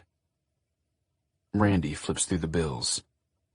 "There's a hell of a lot more here than bus fare," he says. Cal shrugs. Use the rest to take your wife out to dinner, he says. Have a good night. Trust me, you never know when the last time you see her is going to be. Chapter 54. After I sit with Dad in the hospital for a few hours, I pull into the parking lot at the Pale Horse. It's after midnight. Willow's voice comes through the wall like the harmony of a church choir. The moment I walk into the one-room building, I can see that the crowd has thinned due to the hour. Willow is singing a series of slow country ballads. She smiles at me from the stage, as the few remaining people on the dance floor couple up and move slowly to the rhythm of her voice. I don't see anyone I know well. Darren isn't even working tonight. But I'm glad I'm among strangers. I don't have to socialize. I can just listen to Willow's voice. When she finishes singing, she comes and sits next to me at my table. "How are you holding up?" she says. I tell her that my dad is in the hospital with cancer, and after that it's like the floodgates open. I tell her how my father made me promise to keep it a secret from the rest of my family, and how they're all mad at me now because I didn't keep them in the loop. She listens quietly, holding my hand the whole time, and when there's nothing else for me to tell, she says she's sorry, and asks me to pass along her well wishes. "After you left us at the shooting range," she says, "your dad and I had a good long talk about you. You did? He's really worried about you." I wish everyone would stop worrying about me and worry about themselves for a change. "They love you," Willow says. "It's a good thing if they worry about you." Then she describes how proud my father is of me. He thinks I'm a good cop and a good man, and knows he can always count on me to do the right thing. But he's noticed that the job, the career I chose, has taken a heavy toll on me. "He worries about you being happy." She thinks for a moment and adds, "I want to make sure I get this right. Your dad said, 'I'm proud of Rory for wearing the white hat, but as father, it's not the life I would wish for my son.' That's how he put it, wearing the white hat. I kind of like that." My eyes brim with tears. Some tough guy I am, I say. She smiles at me, and her face is like sunlight through a church window. "Rory," she says, "if I told you all that and you didn't tear up, I wouldn't give you the time of day. You're tough and sensitive. It's the people who are tough and insensitive that I want to steer clear of." When the Pale Horse employees have put chairs on all the tables and turned out the neon bar signs, I walk Willow to her pickup. The moon is nearly full, and it lights up the parking lot, the road, and the fields around us. Out of habit, I glance at the truck stop to see if Cal's truck is there, but it's not. Willow looks beautiful in the moonlight, her skin the color of milk and her eyes sparkling and lupine. "So," she says, giving me her signature ornery grin. "when are we going on that real date you promised me?" I answer her by taking her into my arms and kissing her. She wraps her arms around my neck and kisses me back, her mouth pressed hard against my lips, her body tight against mine. Our tongues dance, clumsily at first, but then they find their rhythm. When our mouths separate, our bodies don't. I hold her tight, looking into her big eyes, wide and wild and beautiful. "I've been waiting for you to do that," she says. Want to do it some more? I expect her to kiss me, but she gently separates her body from mine. "I really like you," she says, "but I've been hurt in the past when I moved too quickly." We can take all the time we need, I say. When she's inside her truck, she rolls down the window and says, "You want to come by tomorrow night after work?" I wouldn't miss it, I say, and I watch her taillights retreat into the night. Chapter 55. The sun is rising as Cal walks into the convenience store at an all-night truck stop just outside St. Louis. He catches a reflection of himself in a circular mirror at the end of one of the aisles. He looks haggard. His eyes are sunken into dark sockets, like golf balls stuck in mud. His hair is disheveled. His mouth tastes like 3-day-old coffee. He plans to add a fresher coffee taste to his tongue. Although he rarely touches caffeine, this morning he plans to get an extra-large cup. After dropping off Randy, he drove to the truck stop and tried, unsuccessfully, to sleep. He tossed and turned. He even tried to read a book to make himself tired, but his eyes kept swimming over the words without actually taking in their meaning. He played Call in Baton Rouge at least 10 times. When the sun peeked through the curtains in his cab, he cursed himself and got up.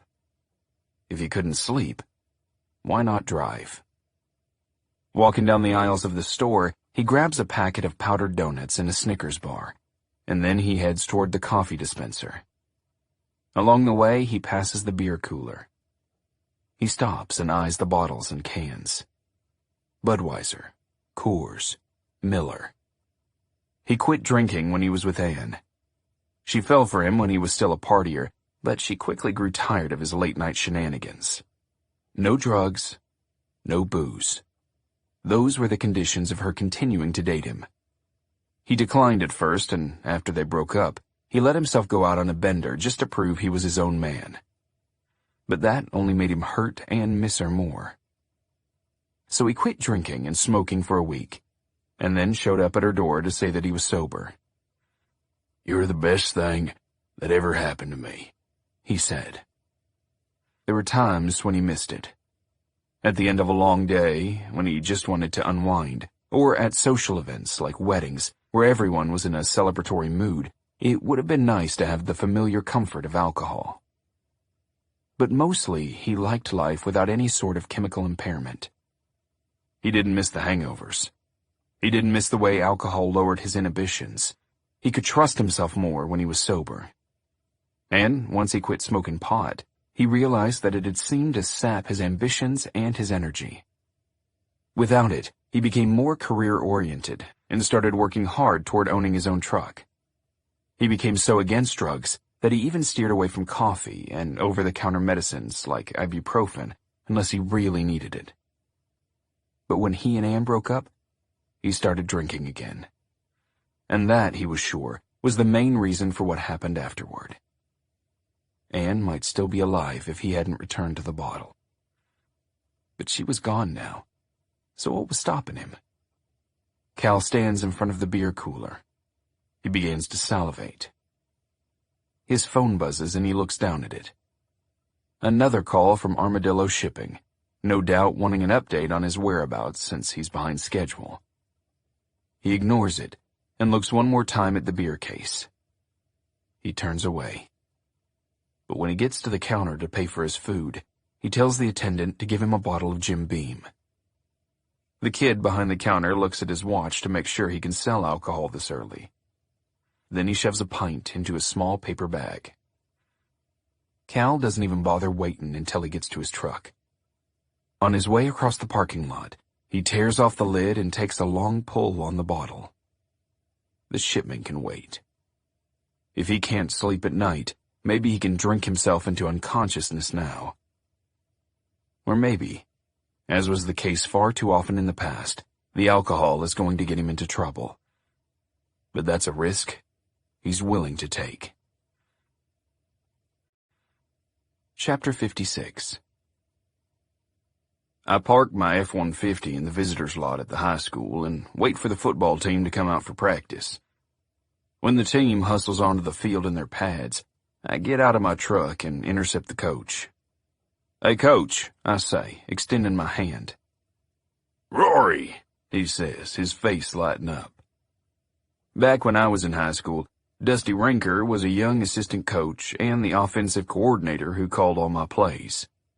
Now in his late 40s, he has a bald spot and a paunch, but he's the head coach of the team. In a Texas town, that means that more people recognize him than the mayor. He's too small to have ever played college ball, but he is an excellent strategist, having led my high school team through several winning seasons, even though our talent in those days aspired to be mediocre.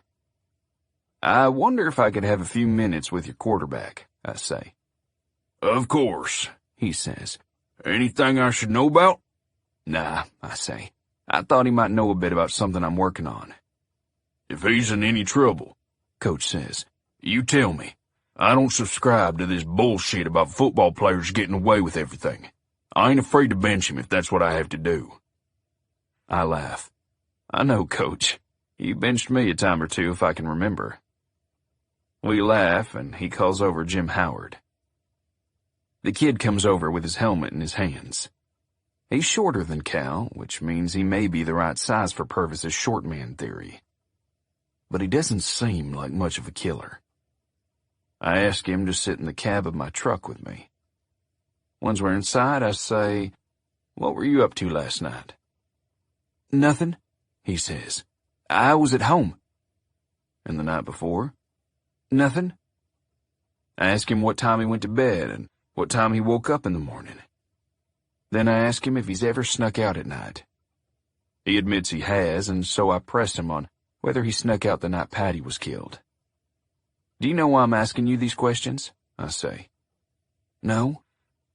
"You know there's another woman murdered, right?" His eyes widen, and his skin turns pale. He can't believe I'm questioning him about the murders.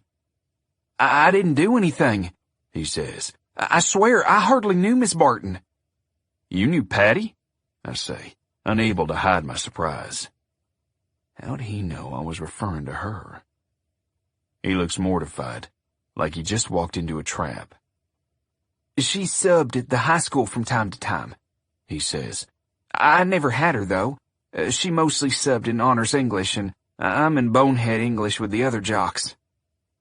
Now I fix him with a cold stare. He squirms in his seat. Sometimes you have to play good cop, sometimes bad cop. Right now, I'm going with bad. "Jim," I say, "just how dumb are you?" He looks terrified, which makes him seem even younger than before. I said, "Just how dumb are you?" When he doesn't answer, I say, "How many tutors do you got?" A light bulb seems to go off. He knows where I'm headed with this. "One," he says sheepishly. "Sarah Beth?" "Yes, Miss Lansky."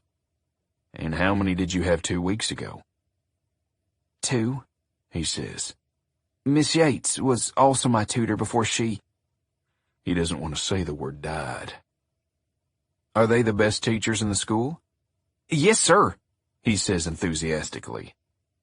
"I bet they're the prettiest, too." He clams up again. I stare at him, and he lowers his eyes. Now I switch to good cop. "Look, kid," I say, my tone much more welcoming. "If I had teachers that looked like Miss Yates and Miss Lansky, I might have played dumb too. You might have fooled them, but you don't fool me for 1 second. I think you'd do just fine in school without them." I don't speak for a few seconds, to make the moment more dramatic before I go in for the kill. "It was a good plan to get close to a couple pretty ladies," I say.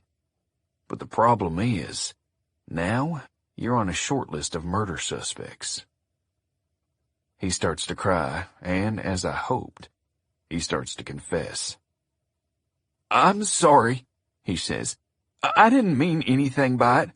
I loved Miss Yates. I love Miss Lansky more. I'm in love with her.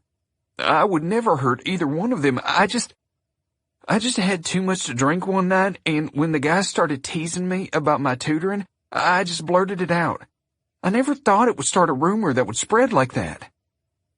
"What rumor?" I say. He stares at me, again with a look like he just walked into a trap. He yanks on the door handle and runs out of the truck. Coach watches him run inside the building, and then looks at me as if to say, "What the hell did you do to my quarterback?" "He'll be okay," I call to Coach, and then I head toward the school entrance. not to find Jim Howard, to find Sarah Beth, and get some answers. Chapter 57. I found Sarah Beth outside her classroom, scrubbing the door with a sponge. "Don't you have janitors to do that?" I say, trying to sound playful. But then I see more clearly what she's doing. She's scrubbing off the word whore, which has been written in magic marker underneath her nameplate. "Hi, Rory," she says, and for the first time I can remember, she doesn't look happy to see me. She looks embarrassed. "I just had a chat with your 2T, I say. Jim Howard." She goes back to scrubbing. "What the hell is going on, Sarah Beth?" She drops the sponge into a bucket of soapy water. The W and H are pretty faint now, but the word is still easily legible. Sarah Beth says, "After I get done with this, I've got a couple conferences with parents. Can we talk about this later?" She tells me to come by her place this evening. She'll make dinner. "Just dinner," she says, and for the first time this afternoon, her face breaks into a smile. "Nothing else." I figure I can always hit the Pale Horse after dinner, with plenty of time to see Willow perform and, hopefully, steal another kiss after closing time. I offer to help Sarah Beth scrub the door, but she says, "Please, Rory, I hate for you to see this at all. If you help me clean it off, I think I would die of shame." I kill a few hours in the afternoon by checking in on Dad. I've brought him a gift he'll need for his recovery, a box of toothpicks. But he's asleep in his bed, so I spend the time thinking about the case. Whore. The killer called Anne that. Now it's scrawled on Sarah Beth's classroom door. Do the police know about this? Did Sarah Beth keep it from me for some reason? Did Patty suffer the same kind of insults? When I show up at Sarah Beth's house, the sun is setting. She greets me at the door in the same dress she was wearing at school. Her eyes are red from crying. "What's wrong?" I say. She gestures for me to come into the house and points to a package on the kitchen counter. The cardboard flaps have been opened, but I can't see inside. I take a step closer and smell the contents before I see them. Manure. Inside the box is a plastic grocery bag full of cow shit. "Was there a note?" I ask.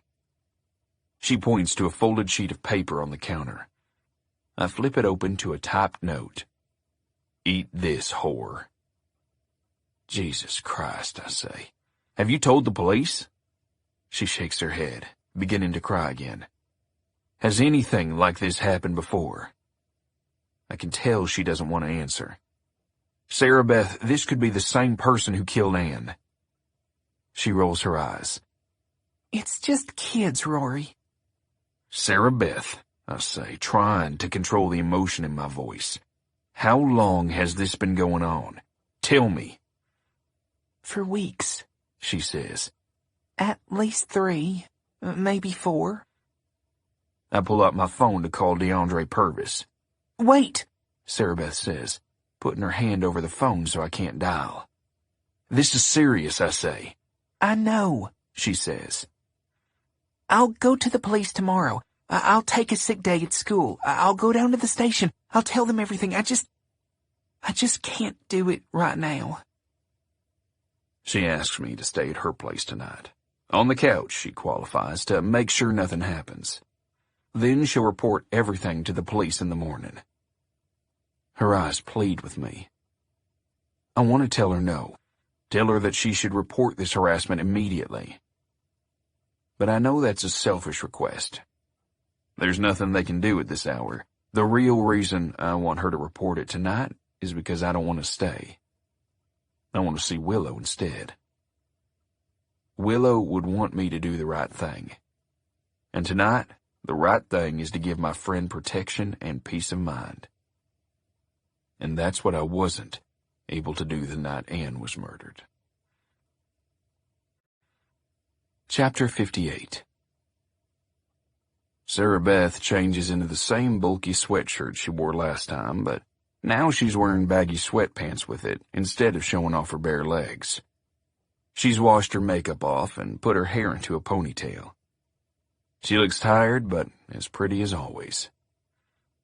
She pours herself a glass of wine, but I pass. I ask her to tell me everything that's been going on, and she asks me to first tell her what Jim Howard said. He's a hormonal teenager with an unhealthy crush on you, I say. Some kids were giving him a hard time about the tutoring, and he was drunk and said something. Probably that he's sleeping with you. Maybe Ann too. He wasn't specific. Sarah Beth nods her head in resignation. I figured it was something like that, she says. About a month ago, she explains, she started getting prank phone calls calling her a whore or slut or other names. Just like with Ann, the caller's voice was disguised by some kind of phone application. Just like with Ann, the numbers were random and unrecognizable. She says she knew that rumors were going around that she was sleeping with Jim Howard, and that she figured it was kids playing pranks. Why did you keep tutoring him? I ask. Because it was the right thing to do. The rumors weren't true, so why should I dignify them by changing my life? The kid doesn't need a tutor, I say. He's just acting dumb to get close to you. He might not be as dumb as he acts, she says. But he needs to get his grades up to get a football scholarship. His family can't afford to pay for his college. And after I started working with him, his grades started to go up. The tutoring is helping him. You didn't have to tutor him in your home, I say. That was probably stupid, she says. But he's not the only person I've tutored here. I help half a dozen students every semester, most of them in my home. Anne was no different. I run my hands through my hair in exhaustion. I'm extremely frustrated with Sarah Beth for not telling me all this sooner. But I'm even more frustrated with myself, since I haven't yet put together who could be doing this. Did you know Anne was getting threats? I say. Did you know the same type of shit was happening to her? No. And did you tell her it was happening to you? No, I didn't discuss it with anyone. I was embarrassed about it. I think for a moment. What about Patty? What about her? Did she get threats? Did she tutor this kid Jim? Sarah Beth says Patty never tutored anyone at the school. Occasionally, the district would call for her to sub for English classes. She was a technical writer, so she was good at teaching English, showing the kids what a dangling modifier is, showing them the correct usage of a semicolon. But she had no significant connection there. She didn't tutor anyone and didn't have any friends at the school. Not besides Sarah Beth and Ann, anyway. Well, there's some connection, I say. I'm a connection for one. At first I thought it had to be that, but now I'm not so sure. For the millionth time since Ann's death, I wish I had access to all the information DeAndre Purvis has. He would have Patty's phone records. He would know if she was getting threats. He would know what classes she covered and who her freelance technical writing clients were. If Purvis was a good cop, he'd be able to investigate every connection between Ann and Patty and create and narrow a viable suspect list accordingly. Adding Sarah Beth to the equation should narrow the list even more. I tell Sarah Beth to think about any connection that she, Ann, and Patty have. Anyone who would be mad at them. I don't know, Rory, she snaps. Damn it, I don't want to talk about this anymore. She storms into the kitchen and refills her glass. There's been a tension between us all day. My probing questions, her embarrassment. In fact, ever since we slept together, I felt tense around her. I need to try a different tack, so I follow her into the kitchen and apologize. I put an arm around her, careful to do it in a friendly manner, not suggestive of something more. I'm sorry, I say. I'm at my wit's end. Yesterday, I was ready to kick down Ann's door and do an illegal search of the house. I've got to find out who the killer is before I fall apart completely. She looks at me with sympathetic eyes. I wish I could help, she says. but I don't know how. Let's not talk about it anymore, I say. You're upset and I'm stressed out. Let's just try to talk, as friends. I mean what I say, but I also have ulterior motives. If I can get her to relax and open up a bit more, maybe I can get her to reveal some kind of connection she had with Ann and Patty that isn't coming to either of us. She pours me a glass and we return to the couch. Now it seems like we have nothing to say. Sarah Beth breaks the silence. So, tell me about your new girlfriend, she says. Her hesitant voice makes it sound like a question. I swallow and my wine seems to go down the wrong pipe. I cough and collect myself. Just when I thought things couldn't get more uncomfortable between us. I give Sarah Beth a look that says, "What girlfriend?" That singer at the bar, Sarah Beth says. Willow, what's her name? I explain that we're not dating, nothing official. I do like her though, I admit. Of course you do, Sarah Beth sighs. What's that supposed to mean? She doesn't answer my question. Instead, she takes a sip of wine and shakes her head disapprovingly. Anne is rolling over in her grave, Sarah Beth says. What is that supposed to mean? I say again, raising my voice this time. Well, it's just... You know Willow slept with Cal, don't you? Chapter 59. What? Sarah Beth nods her head. That's the rumor, anyway. You of all people should know better than to listen to rumors, I snap. Well, Anne believed it. Sarah Beth is clearly pleased that she's gotten to me. So much for relieving the tension between us. I stand up and pace across the room. Outside, the sun has set, and the windows are black. Tell me what you know, I say. You didn't even know her at the time. Just tell me. She exhales deeply, and then says, Anne heard rumors that Cal was fooling around with Willow. She went down to the bar, found them out in the parking lot, flirting like teenagers. I wasn't there, but Patty was with her. I guess Anne told Willow off, told her to stay away from her man. Then what? Then nothing, Sarah Beth says. Cal walked the line for a while, and then he broke up with Anne. She figured he was going to make a go for Willow. So you don't actually know if they ever had a thing, I ask. Yeah, she says. It was all a bunch of rumors, just like there are rumors about you and Willow. Maybe it's some sort of weird karma thing. He was with Anne after you, now you're with Willow after him. I feel sick. I sit back down on the couch and set my wine down. I can't finish it. You can't be mad about something that happened before Willow even knew you, Sarah Beth says. I throw my head back and rub my scalp. I don't have to be happy about it, I say. Cal's a lot like you, Rory. Girls are into him. He can have his pick. If you're upset with him for that, take a look in the mirror. If he's so great, I snap, how come you've never dated him? Sarah Beth makes a pff sound with her lips. My daddy was a trucker, she says. I would never get involved in that lifestyle. Always on the road? No thank you. I'm not sure a cop is any better, I say. Although I make a mental note that at least Cal is able to leave his job at the door.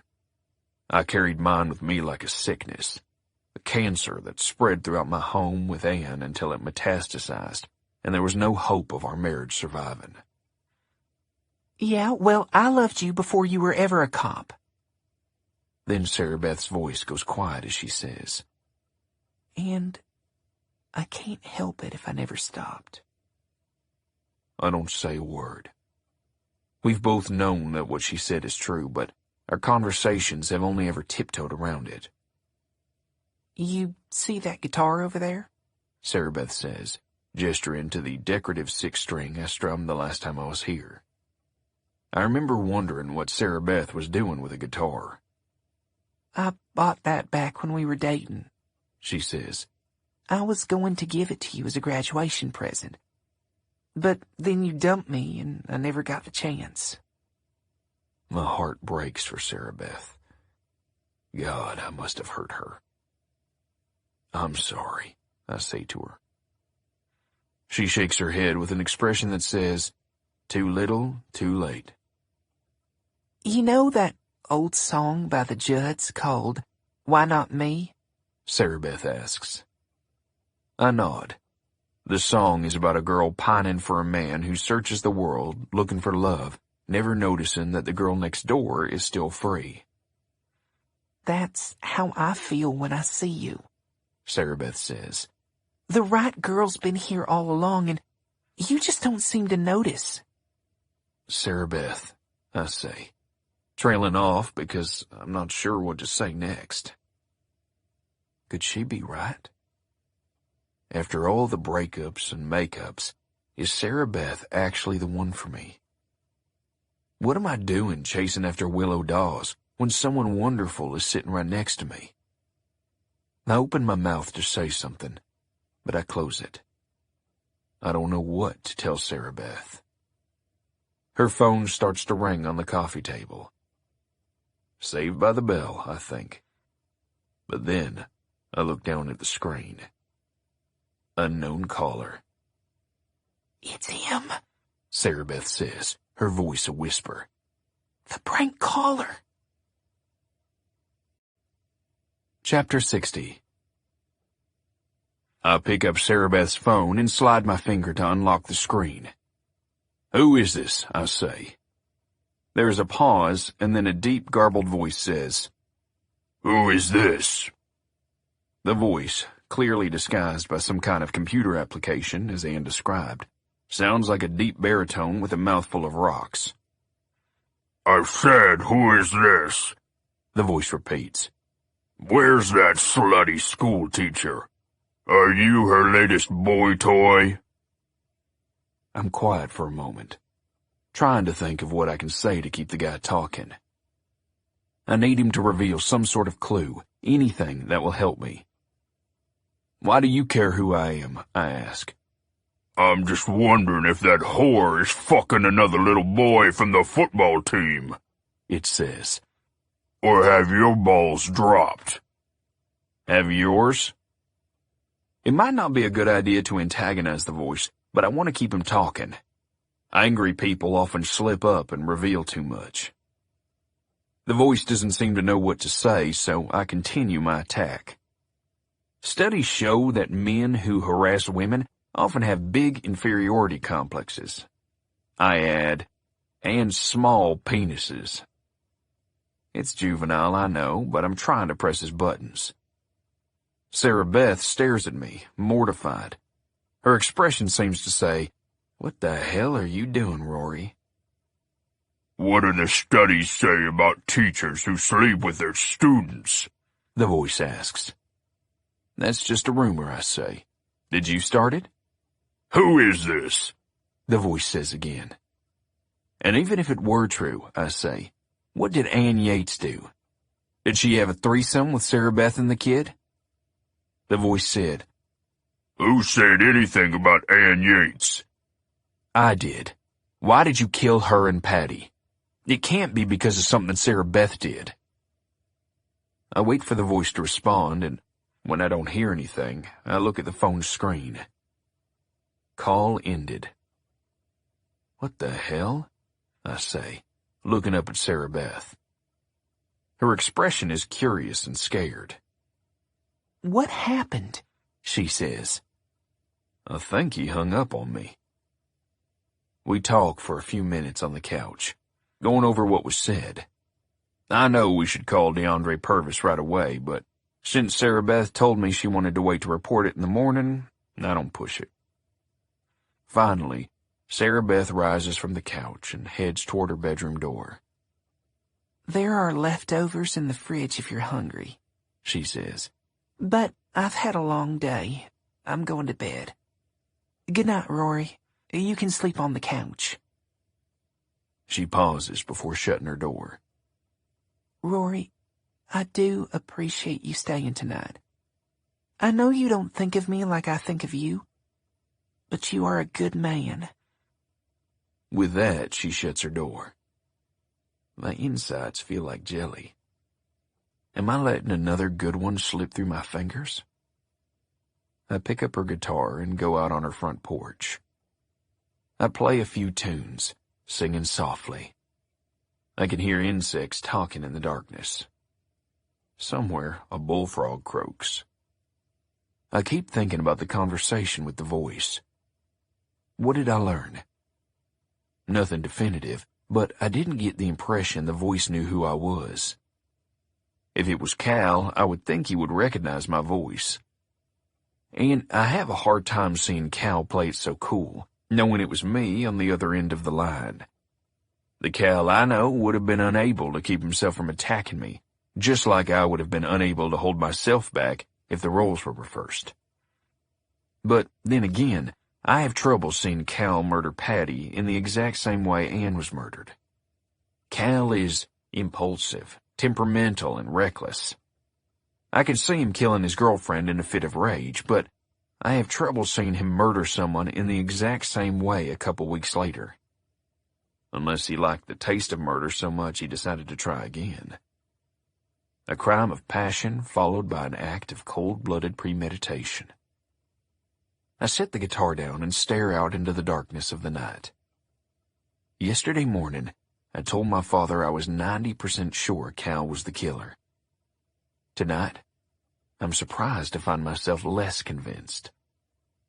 But if Cal didn't do it, who the hell did? Chapter 61. Cal sits on the bank of the Mississippi River. He is sitting on a rock the size of a coffee table, and wavelets lap at his feet. In one hand, he holds a half-full pint of Jack Daniels. In the other, he holds his cell phone. He made a phone call he shouldn't have. At least he didn't go too far before he had the presence of mind to hang up. It's sometime around midnight in St. Louis. An eerie fog floats over the water, illuminated by a nearly full moon that makes the sky and city glow. On the other side of the river, the silhouettes of the Gateway Arch and several downtown buildings loom in the mist like giant ghosts.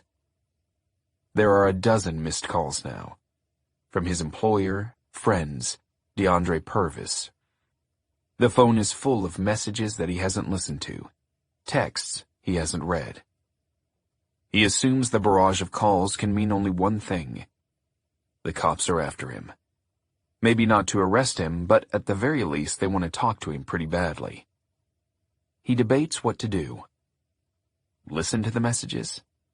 Make a run for it? Return home and face the music? For the past 18 hours, he's been avoiding the decision by doing something else. Getting wasted. He doesn't want to know what's on his phone, so he chooses ignorance instead. By noon, he finished the Jim Beam he bought at the truck stop. Then he went into a bar and spent most of the day there, losing at pool and getting more and more drunk. Finally, after the bartender refused to serve him, he went and bought the Jack Daniels. He stumbled down to the bank of the river and drank about half the bottle before puking up a hot, frothy stream into the Mississippi River. Vomiting sobered him up, but not entirely. Whatever alcohol is left in his system mixes with his guilt and grief.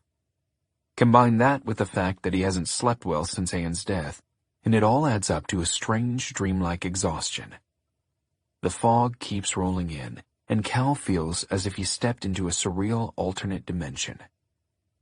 Is he dead? Is he in limbo? Or purgatory? The place where he really is, drunk on the bank of the Mississippi River, mourning the loss of the only woman he ever loved, seems the most unbelievable of all possibilities. Surely what happened couldn't be real. But it is. On his phone, he clicks away from the screen detailing his missed and dialed calls, and he finds his music library. He plays Callin' Baton Rouge. Not plugged into his truck's speakers, the sound comes out one-dimensional and tinny. The song sounds as if it's being played on an old record. There's a part when Garth Brooks is directly addressing the girl in the song, as if he's picked up a payphone and called. When he says that he misses her all the time, Cal can't take it anymore. He jumps to his feet and hurls the phone out across the river. It disappears into the fog, and then, a second later, the river swallows it with a soft, distant splash. I guess that makes up my mind for me, he thinks. He can't listen to the messages now.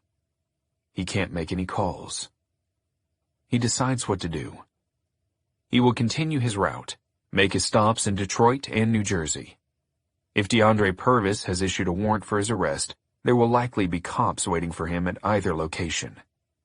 But if he makes his stops and is still a free man, he'll drive back home and pretend he never knew any of the calls were there at all. Before he hits the road, however, he'll need to crash in his truck and sleep off what's left of the alcohol in his body. He decides to wait until dawn to make his way back to the truck.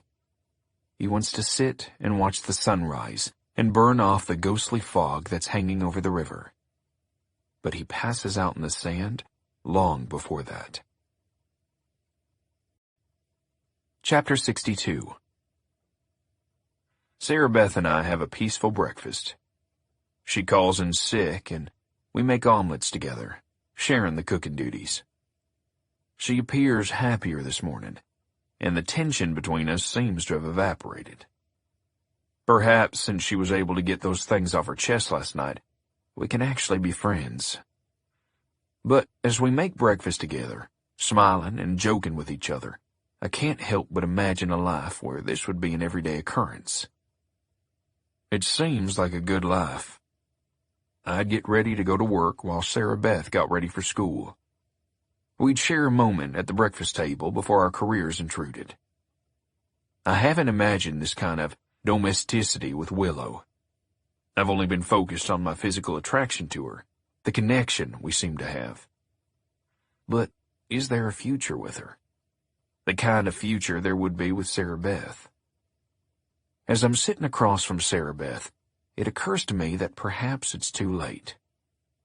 Maybe when Sarah Beth finally came clean about her feelings, it was just something that she needed to do in order to move on. 24 hours ago, if I asked Sarah Beth out on a date, she would have said yes in a heartbeat. But today, I bet she would say no. As much as I didn't want to date her before, realizing that I probably no longer can makes me sad. Sometimes you don't know what's right in front of you. After our meal, I walk Sarah Beth to her car. She asks if I want to accompany her to the police station, but I tell her it's probably best if I don't. My presence would just piss off DeAndre Purvis, possibly biasing his view of whatever information she gives him about the investigation. Besides, there's somewhere else I want to go. As I'm driving, I telephone Freddie Hernandez and ask about any updates. No one can get a hold of Cal, Freddie says. He hasn't made his drop-off in Detroit, which is troubling because he seems to be behind schedule. Plus, he won't return anyone's calls. Is Purvis going to issue an arrest warrant? Not enough evidence yet, Freddie says. He wants to talk to him first. Christ, I mutter. He could be in Edmonton, Canada, for all anyone knows. We might never hear from him again. Freddie is quiet for a minute. Then he says, So, rumor has it you have a girlfriend. It's nothing official, I say. I just met her the other night at the Pale Horse. Who are you talking about? Freddie says. I'm talking about Sarah Beth. Sarah Beth and I are just friends, I say, and feel an unexpected pang of sadness at the statement. Where did you hear that rumor? Nowhere, he admits. I just saw your truck parked in front of her place this morning on my way to work. I drive right by there. It's a long story, I say. I've always thought Sarah Beth was sexy as hell, Freddie confesses. Thinking of my brother Jake, I say, you and everyone else apparently. Sorry to disappoint you. She and I are just friends. That Willow Dawes is a real beauty too, he says. Look, I need a favor, I say to him, changing the subject back to the investigation. That's all I've been doing for you lately, he says. Favor, favor, favor. I say nothing, waiting for him. Again, silence is sometimes a cop's best friend. Okay, he says, exhaling exaggeratedly. What do you need? I need to know the names of the 2 people in Amarillo who gave Cal his alibi. I don't know that kind of information, Freddie says. I'm just an M.E. No, you're not. You're also a smart guy, and I need you to find out. I'll try, he says. Give me a couple days. I need you to do more than try, I say, and you don't have a couple days. You've got 7 hours. Why 7 hours? I pull onto the interstate and tell Freddie, because I'm on my way to Amarillo, and that's how long it's going to take me to get there. Chapter 63. Driving from Waco to Amarillo is like driving from one planet to another. The geography changes from lush farmland to rocky burnt red earth. The climate changes from humid to dry. The skin on your body goes from clammy to scaly, and every pore gets thirsty for moisture. It's close to 3 o'clock when I push through the door into the diner. The bell over the door signals my arrival. It's halfway between lunch and dinner, so the place is nearly empty. A few heads turn, consider my ranger get-up and pistol, and then they go back to their meals. I sit in a booth away from the other customers. A waitress comes to take my order, and I see that her name is Emily. Just the person I'm looking for. I order steak and eggs. I haven't had lunch, and wait. While I'm eating, the few remaining customers depart, leaving Emily and me alone in the dining room. When she comes over to give me my bill, I ask to see the manager. She asks if everything was okay. The meal was fine, I say, leaving my face expressionless to keep her wondering. A minute later, a man walks out with a short-sleeved shirt and a tag over his breast that says, Paul. This is my lucky day, the 2 people I need to talk to. Sit down, I say, and then I call to Emily, who's wiping the counter of the bar and pretending not to notice us. Come join us for a minute, would you? She does. The thing about being a cop, and especially a Texas Ranger, is that the position itself intimidates people. Paul has sweat beading on his brow, and Emily can't hide her discomfort. What's this all about? Paul says. I look back and forth between them, squinting just enough to look cold. Ordinarily, it's a good idea to separate the witnesses, see if you can trip them up because one won't know what the other's saying. But my gut tells me to try a different tactic with these 2. You know why I'm here, I say. I say it like a statement, not a question. No, Paul says, wiping sweat from his forehead. Actually, we don't. Cal Richards, I say. What about him? Paul says. I lean forward and glare at them both. Emily looks like she's ready to cry. The night his girlfriend was murdered, I say. He was not here. Paul opens his mouth to speak, and I put a hand up to silence him. Texas Penal Code 38.15, I say. What's that? Emily says. Interference with public duties, I say. 6 months in jail and a $2,000 fine. And I'll see to it that you get the maximum. I add, unless you start telling the truth. I don't understand, Paul says. Yes, you do, I say. I want you to admit that you lied about Cal being here. And I want you to tell me where he was. But we don't know where he was, Emily blurts out. I grin. I can't help myself. She walked right into the trap.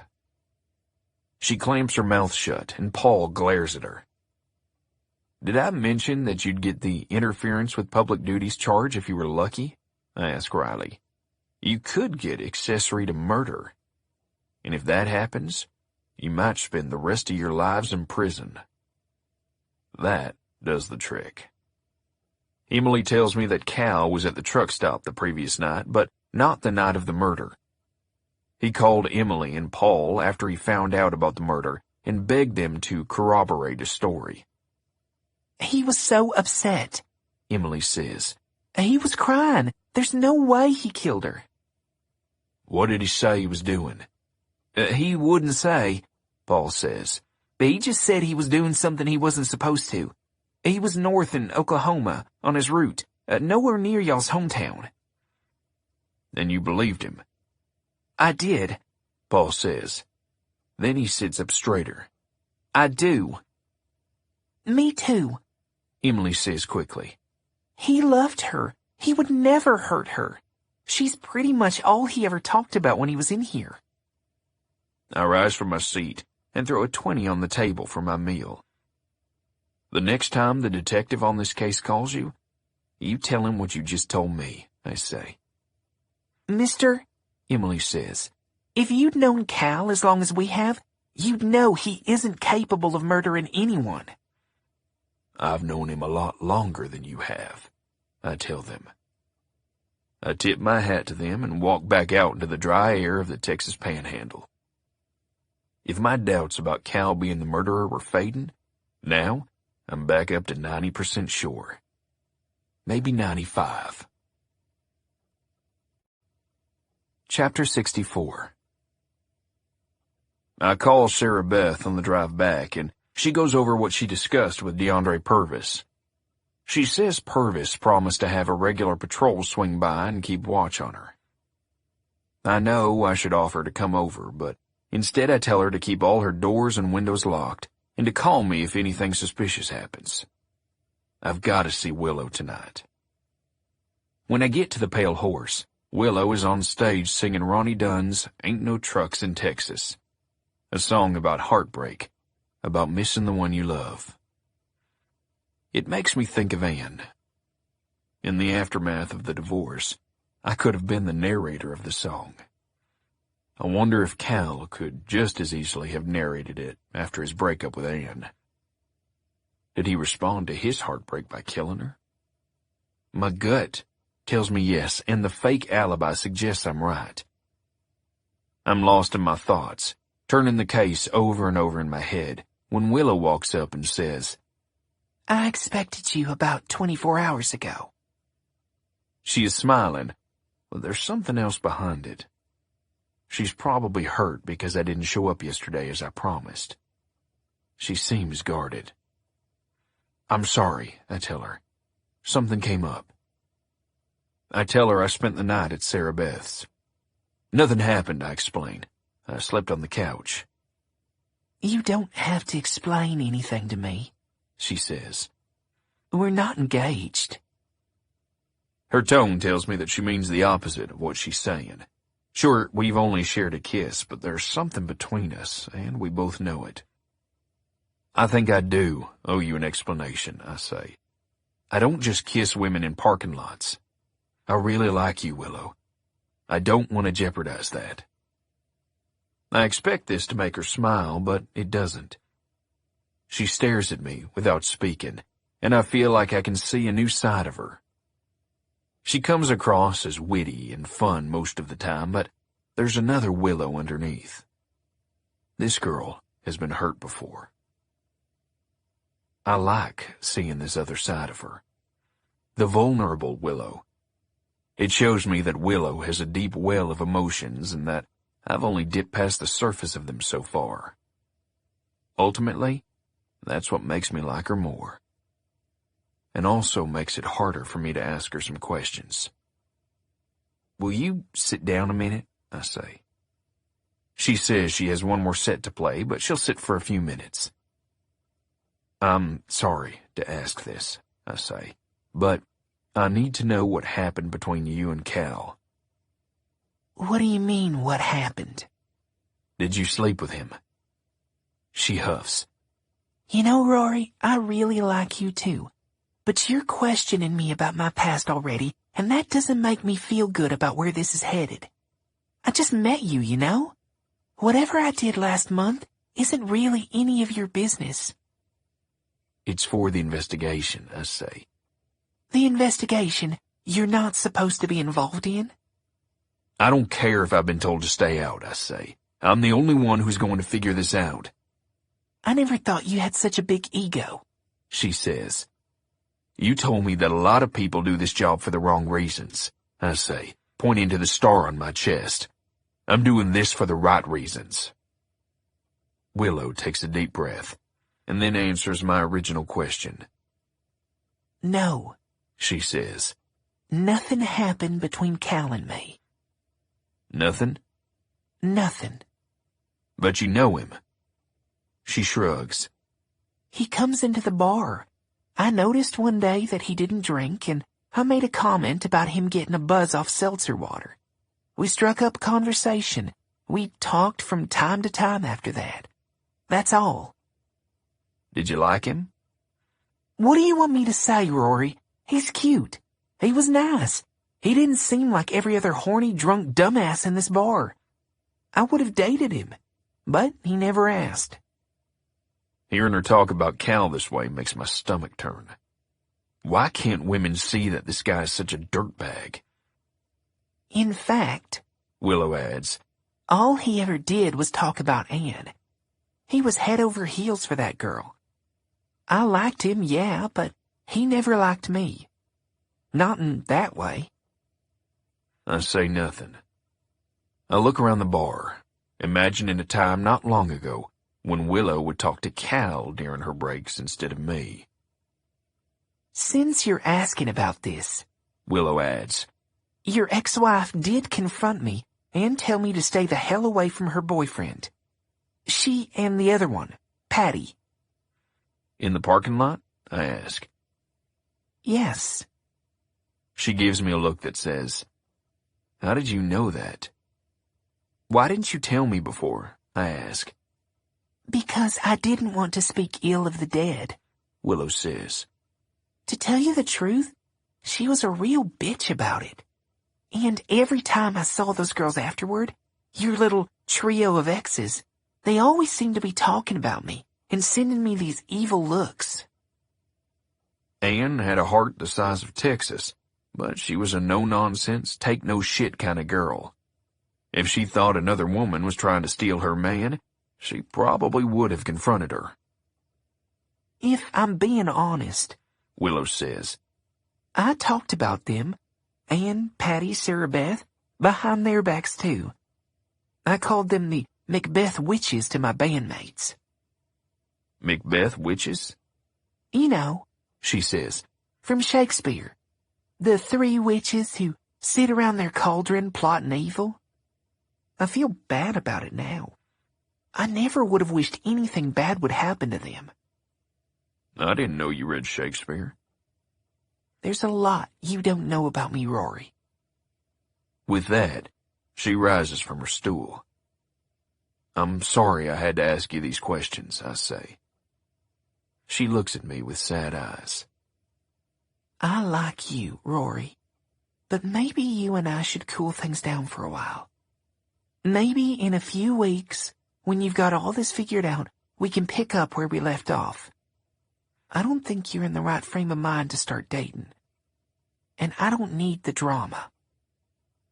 As much as I don't want to, I tell her that she's probably right. I watch her walk back to the stage, and I hope that she's not walking out of my life for good. Chapter 65. I toss and turn all night. I'm hot with the covers on, cold without them. There are no drapes on the windows in my little casita, and the harsh, bright moon shines through them. Coyotes howl in the distance, yipping a melody that's unnerving. Before dawn, I rise and sit on the porch and stare out at the ranch. The house is dark. Mom spent the night at the hospital. Dad is supposed to come home today. I get dressed and walk down to the house to make myself some breakfast. There's a stove and a refrigerator in my casita, but no food. I make myself an omelet, but I only pick at it. The house is too quiet. I walk around, studying the hallways and rooms, remembering when I was a kid running around with my brothers. There's the window I broke with an errant baseball. Here is the living room where Chris and I used to play cowboys and Indians. Here is the couch where Sarah Beth and I used to make out when my parents were gone. Where later, I did the same with Anne. In my father's study, the head of the first deer I shot is mounted on the wall, a 6-point that Dad taught me through field dressing. My football trophies are on a bookshelf. Pictures of my brothers and me are on display on every available surface. One picture catches my eye. It's a photo of Anne, all by herself, smiling one afternoon at a family cookout. She looks so beautiful and happy that my heart aches. I realize that there's one avenue of the investigation that I still need to pursue, one that I've been avoiding. I get into my truck, and with the orange glow of the sun just beginning to ignite the blue-gray sky to the east, I drive away. Anne's mom, Carol, answers the door. Seeing me, her face transforms into a smile. When she hugs me, she holds me in a vice grip. "I'm sorry to be here so early in the morning," I say, "but I thought I'd take a chance and see if you were up." "Hal's asleep," she says, "but I can't get more than a couple hours a night. I just lay there with my eyes open, staring into the darkness." We sit in the living room, which is spotless. It seems as if she's been spending all of her time cleaning the house. She's probably doing anything to stay busy and keep from dwelling on Anne's murder. We exchange small talk for a few minutes, and then I ask her if she can tell me anything that might help me figure out who killed Anne. Was anyone mad at her? Was she getting into any kind of trouble? What connections did she have to Patty besides just being friends? Did she ever talk about Cal being violent? Carol has very little to say. She tells me everything she told the police, but it's obvious she doesn't know anything. Anne was a doting daughter and a good person. She had no enemies. The one bit of controversy in her life was her divorce from me, but we managed to resurrect a friendship in the aftermath. I'm beginning to think this is a waste of time, but then I notice that Carol seems to be thinking about something, really considering whether she wants to say what's on her mind. "Carol, please, if there's anything you can tell me, even if you think it's not important, it could be." "Follow me," she says. We walk down the hall to Anne's old room. Her mom has put a desk and a sewing machine in there, as well as some storage boxes in the corner, but otherwise the room is the same as when Anne and I used to hang out here 17 years ago. There's a twin bed with pink checkered sheets, a vanity with photographs taped around the arch of the mirror, a big poster of Garth Brooks on one wall. I think for a moment that the room might still smell like Anne, but there's no hint of her scent, just the musty odor of an unused storage closet. Carol reaches into a drawer of the sewing desk and pulls out 3 leather-bound ledgers. "These were her diaries," Anne's mom tells me. "The police let me go into her house and pick up a few things. I took these. I told myself if I found anything that would be important to the investigation, I would give them back to the police, but—" She hesitates, her chin quivering and her eyes threatening to spill over. "I couldn't bring myself to read them." She hands the diaries to me. Maybe you can find something useful, she says. Chapter 66. Anne's mom leaves me alone, and I sit down on the edge of the bed with the diaries in my hands. Each has a spot on the cover where the year's written. The bottom one is the oldest, dating back to when Anne and I were married. The middle one is fairly recent, and the top one is the newest, dating from only last year and with no end date. I flip through the book and see that only about half of the pages are filled. The handwriting is distinctly Anne's, sweeping cursive that is both legible and pretty to look at. I find the last entry, dated about a week and a half before Anne was killed. I miss Cal. It's only been a few days since he broke up with me. There were times when he was on the road for longer than this, but it feels much longer without him calling me every 100 miles, just like our song. I wonder if he's missing me as bad as I'm missing him. It's even worse because I've started getting these awful prank calls. Some weird, computer-distorted voice keeps calling from different numbers and telling me I'm a dirty whore. If the calls don't stop, I'm going to tell the police. I skim for more, but there's no mention of Cal or the phone calls in the rest of the entry. My heart is pounding, my stomach in knots. It's a combination of nervous excitement, hoping I'll find some clue, and reading about how much Anne loved Cal. I back up a few days. Cal dumped me. He says he's not good enough for me. That's the reason? Give me a break. There has to be something else there. Sarah Beth says she's sure he'll come back to me. He always does, but there was something different about him this time.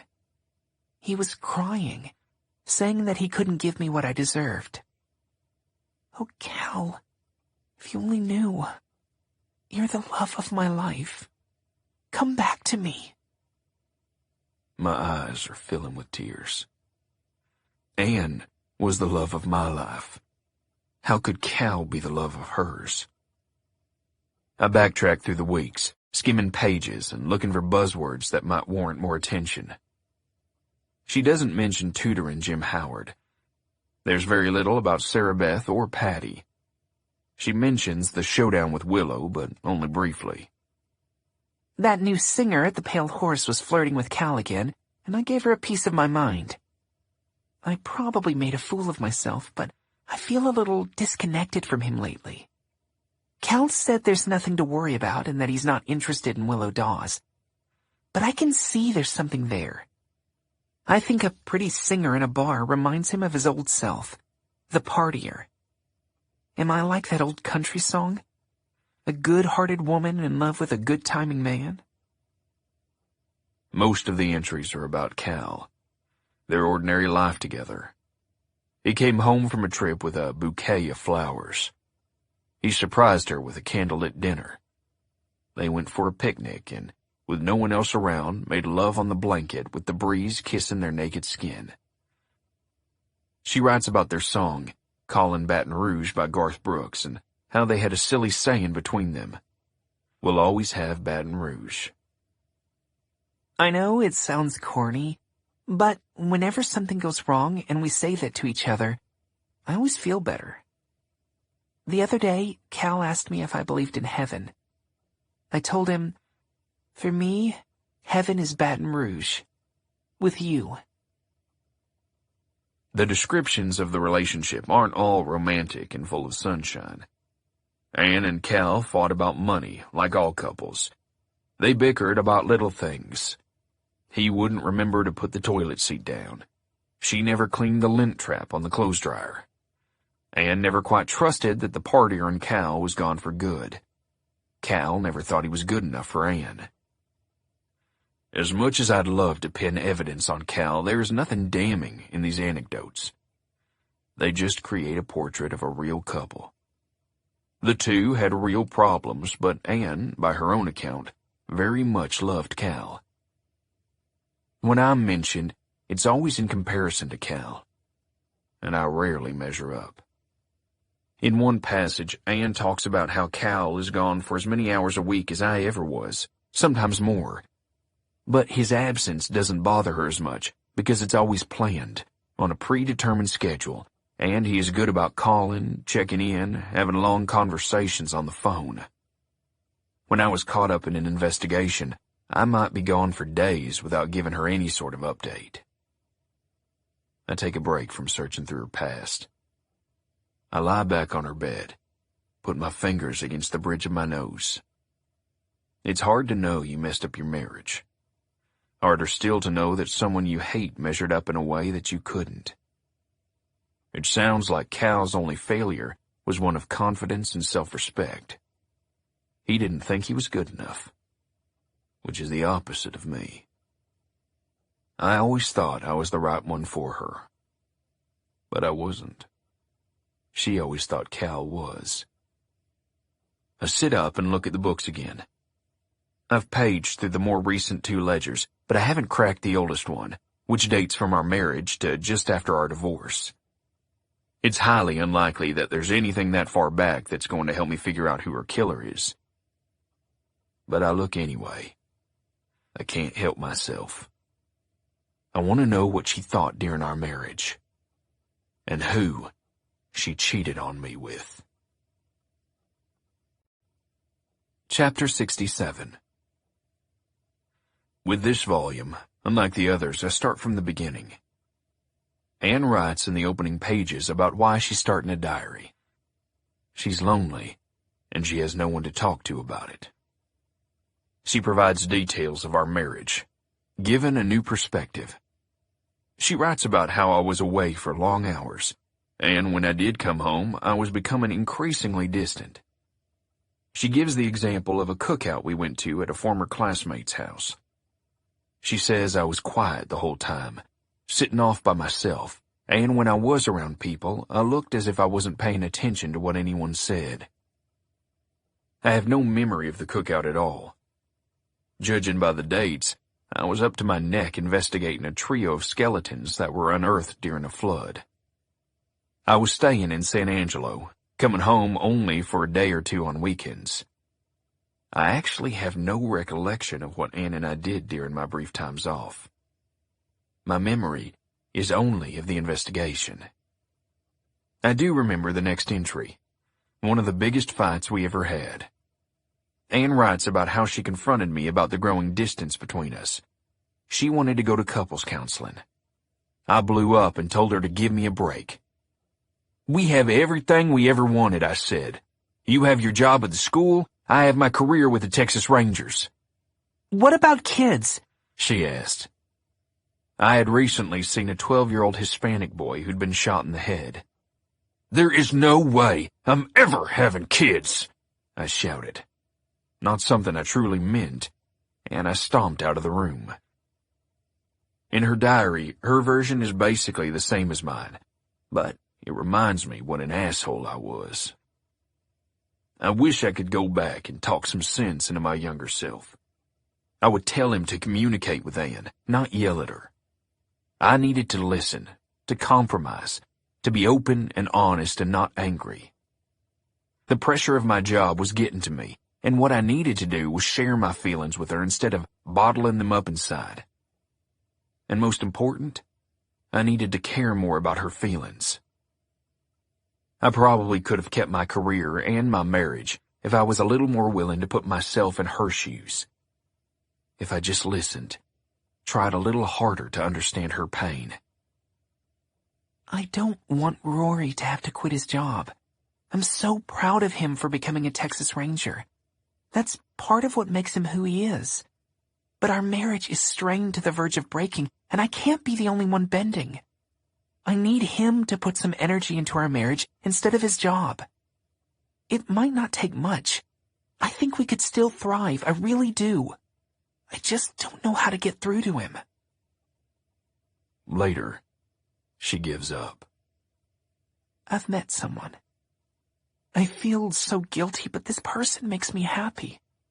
I have butterflies when I'm with him. I never thought I would be the kind of woman to have an affair, but here it is. I know there's no future with this guy, but I can't stop myself. I'm happier with him than I've been since my early years with Rory. But I feel guilty all the time. I'm a terrible wife. Rory deserves better. I set the book aside and put my head in my hands. What hurts is that Anne is blaming herself, carrying so much guilt when it was my fault. I deserved better? No, she was the one who deserved better all the time. I shouldn't be reading this. None of this is any of my business. But I tell myself, what if this person she was having an affair with is someone connected to the murder? Shouldn't I keep reading to find out? Or am I just rationalizing my decision because in my heart I want to know? I can't fight the urge any longer. I open the book and keep flipping through the pages. Then I find the answer, even if it's not spelled out for me. I told Rory that I've been having an affair. I knew this would finally end our marriage, and I wanted to end things honestly. But I wouldn't tell him who it was. I'm scared to even write it down in this diary for fear that he might find out. He interrogated me like I was a suspect in one of his investigations, but I wouldn't say. There's no telling what Rory might do if he found out I was having an affair with someone he's arrested.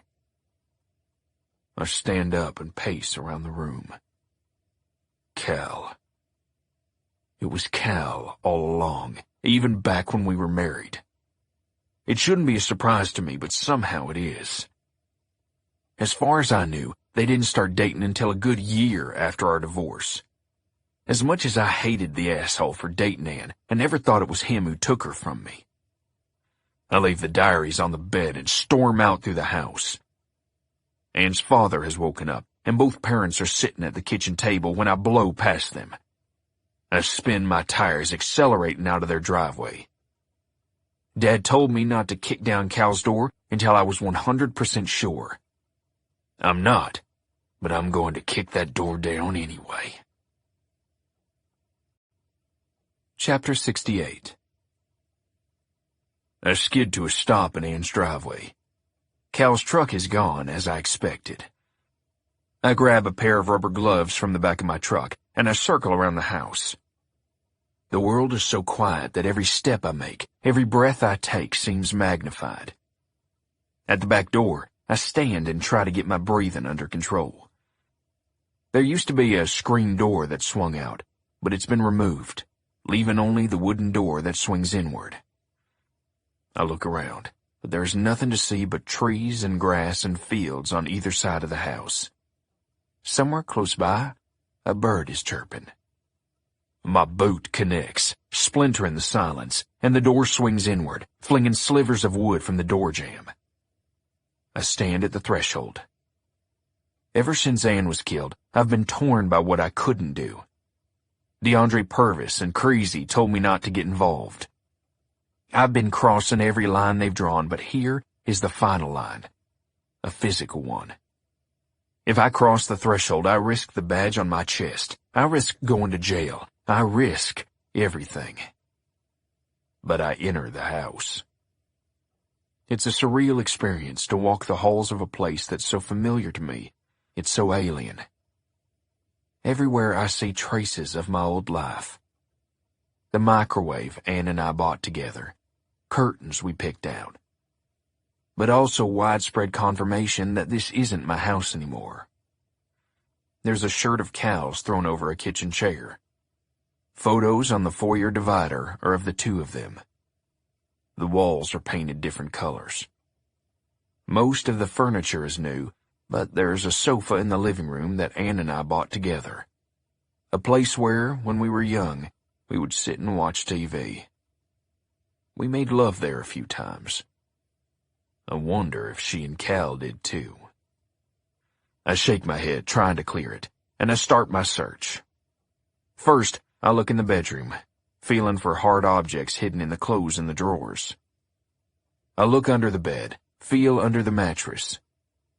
In the closet, I feel around on the shelves, open shoe boxes. I look briefly in the living room, where the carpet has been torn up and the plywood is stained with blood. I look in the couch cushions, the drawers of the TV stand.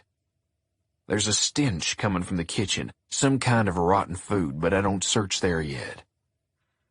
I go to the spare bedroom, which Anne used as an art studio.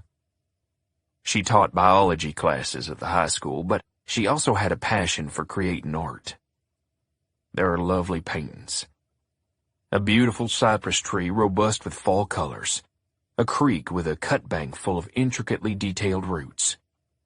A rainbow over a hayfield on a cloudy day. She also has a series of exquisitely detailed charcoal drawings spread out on the desk. These are all portraits of recognizable people. Her father, her mother, friends. There's one of Sarah Beth, which I pause over and consider. God, she is beautiful. By far, Cal was Anne's most frequent subject. There are sketches with him looking serious, others smiling, one making a goofy face with his tongue out and eyes crossed. It's a side of Cal I've never seen. These sketches were drawn by a person who loved the subject very much. I tell myself to stay focused, so I search the closet, which holds Anne's winter clothes and a few coats that must belong to Cal. I check the pockets and find nothing. I go through Anne's desk drawers. Again, nothing. In the kitchen, I look under the sink, in the drawers, and in the pantry. The stink coming from the refrigerator is so bad I fight gagging. Finally, I can't take it anymore. I put a kitchen towel over my mouth and nose to lessen the stench, and I open the refrigerator door. The shelves are almost empty. There's a gallon of milk with an expiration date from 2 weeks ago. A moldy block of cheese. I open a crisper drawer, which contains bags of produce so moldy that it's hard to tell what they once were. I glimpse metal underneath a plastic bag containing some kind of round fruit growing white fur and collapsing in on itself. I reach in, my hand covered by the rubber glove, and edge the rotten fruit aside. Underneath, sealed in its own Ziploc bag, is a large handgun. A .45 caliber revolver. Chapter 69. I don't touch the gun. I leave the house quickly, and without a sound, besides my own pounding heart. In my truck, I slip off the gloves and drive away, thinking about my options. Cal is halfway across the country. My search was illegal. I can't tell DeAndre Purvis how I saw the gun. I need to find a way for Purvis to discover the gun. But in the meantime, I need to go find Cal. If he somehow gets wind that the police have his weapon, then he might make a run for it, if he hasn't already. I call the manager at Armadillo Shipping. He dropped off his load in Detroit this morning, Eli says. Everything was normal? Well, we left messages with the warehouse there to have him call both me and that detective, Purvis, but he didn't call either one of us. And they delivered the message. The foreman there says he told Cal himself, Eli says. He could just be trying to cover his ass, but I doubt it. He said Cal looked like death warmed over. He called him a zombie and said he wasn't even sure Cal was registering what he was telling him. I ask where Cal is headed next. New Jersey. And how long will it take him to get there? About 10 hours, Eli says. I'm sure he'll sleep somewhere along the way. At least, I hope he does. He'll probably roll in there sometime tomorrow morning. I pull on to I-35 toward Dallas.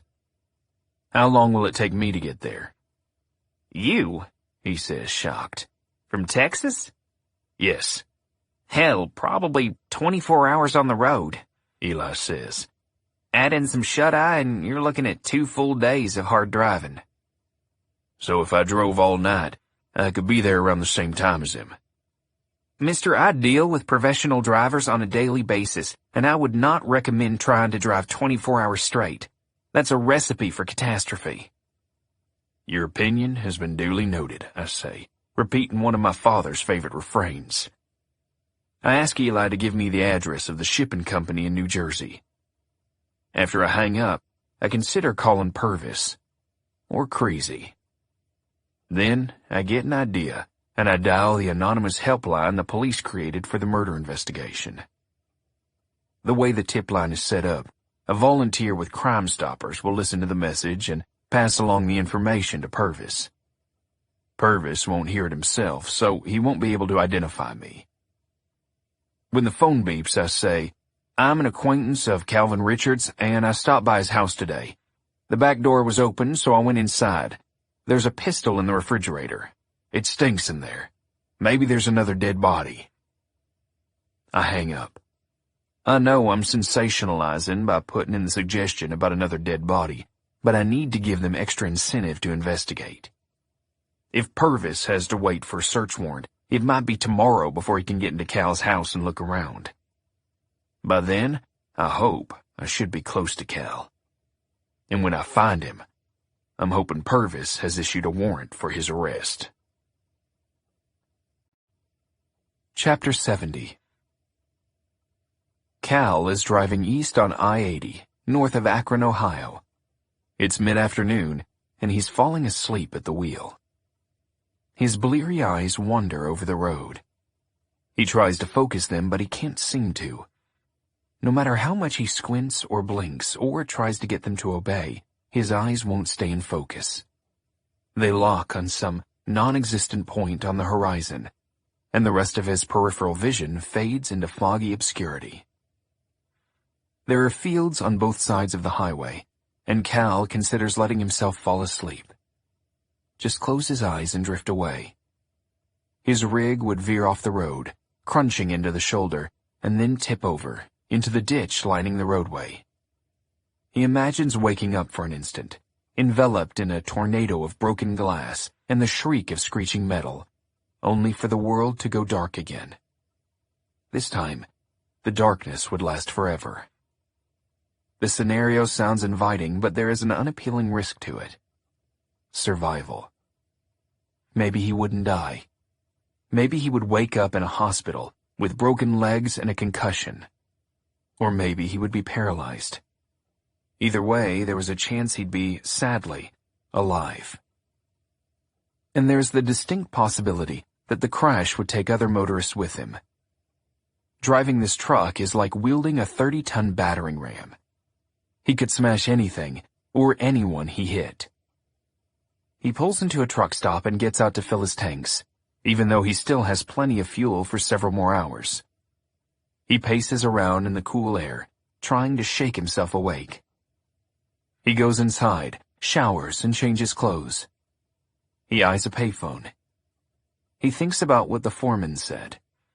Both the manager at Armadillo Shipping and Detective Purvis want him to call. He ignored the messages, knowing he has no phone, but now, staring at the payphone in the corner of the truck stop, he wonders if he should call. But the payphone, just the sight of it conjures up thoughts of Garth Brooks' song, how the trucker stopped every 100 miles to feed quarters into a payphone and call his lover. Cal turns away, unable to stand the thought. When he starts to climb up into his truck, he spots a billboard down the road. "Girls, girls, girls," the sign exclaims. He planned to press on, try to drive through the night. But he knows that's stupid. He can hardly stay awake. He shouldn't be on the road right now, but the thought of sitting in his cab, alone with his thoughts, sounds just as dangerous. He tells himself he could go to the strip club, have a few beers, and then stagger back to his rig and sleep through the night. He parks his truck in the back lot and grabs a jacket. The sun is beginning to descend, and the early fall Ohio weather is already chilly. He starts to head toward the club, but then, as an afterthought, returns to his truck. He grabs the 7-inch K-bar knife out of its cubbyhole and hides it inside his jacket. Chapter 71. An eerie skull-like moon hovers over the lights of Nashville. The city makes me think of Willow. It's after midnight, and I've been driving all day, stopping only for coffee, fast food, and bathroom breaks. The miles are wearing on me, and I need someone to talk to.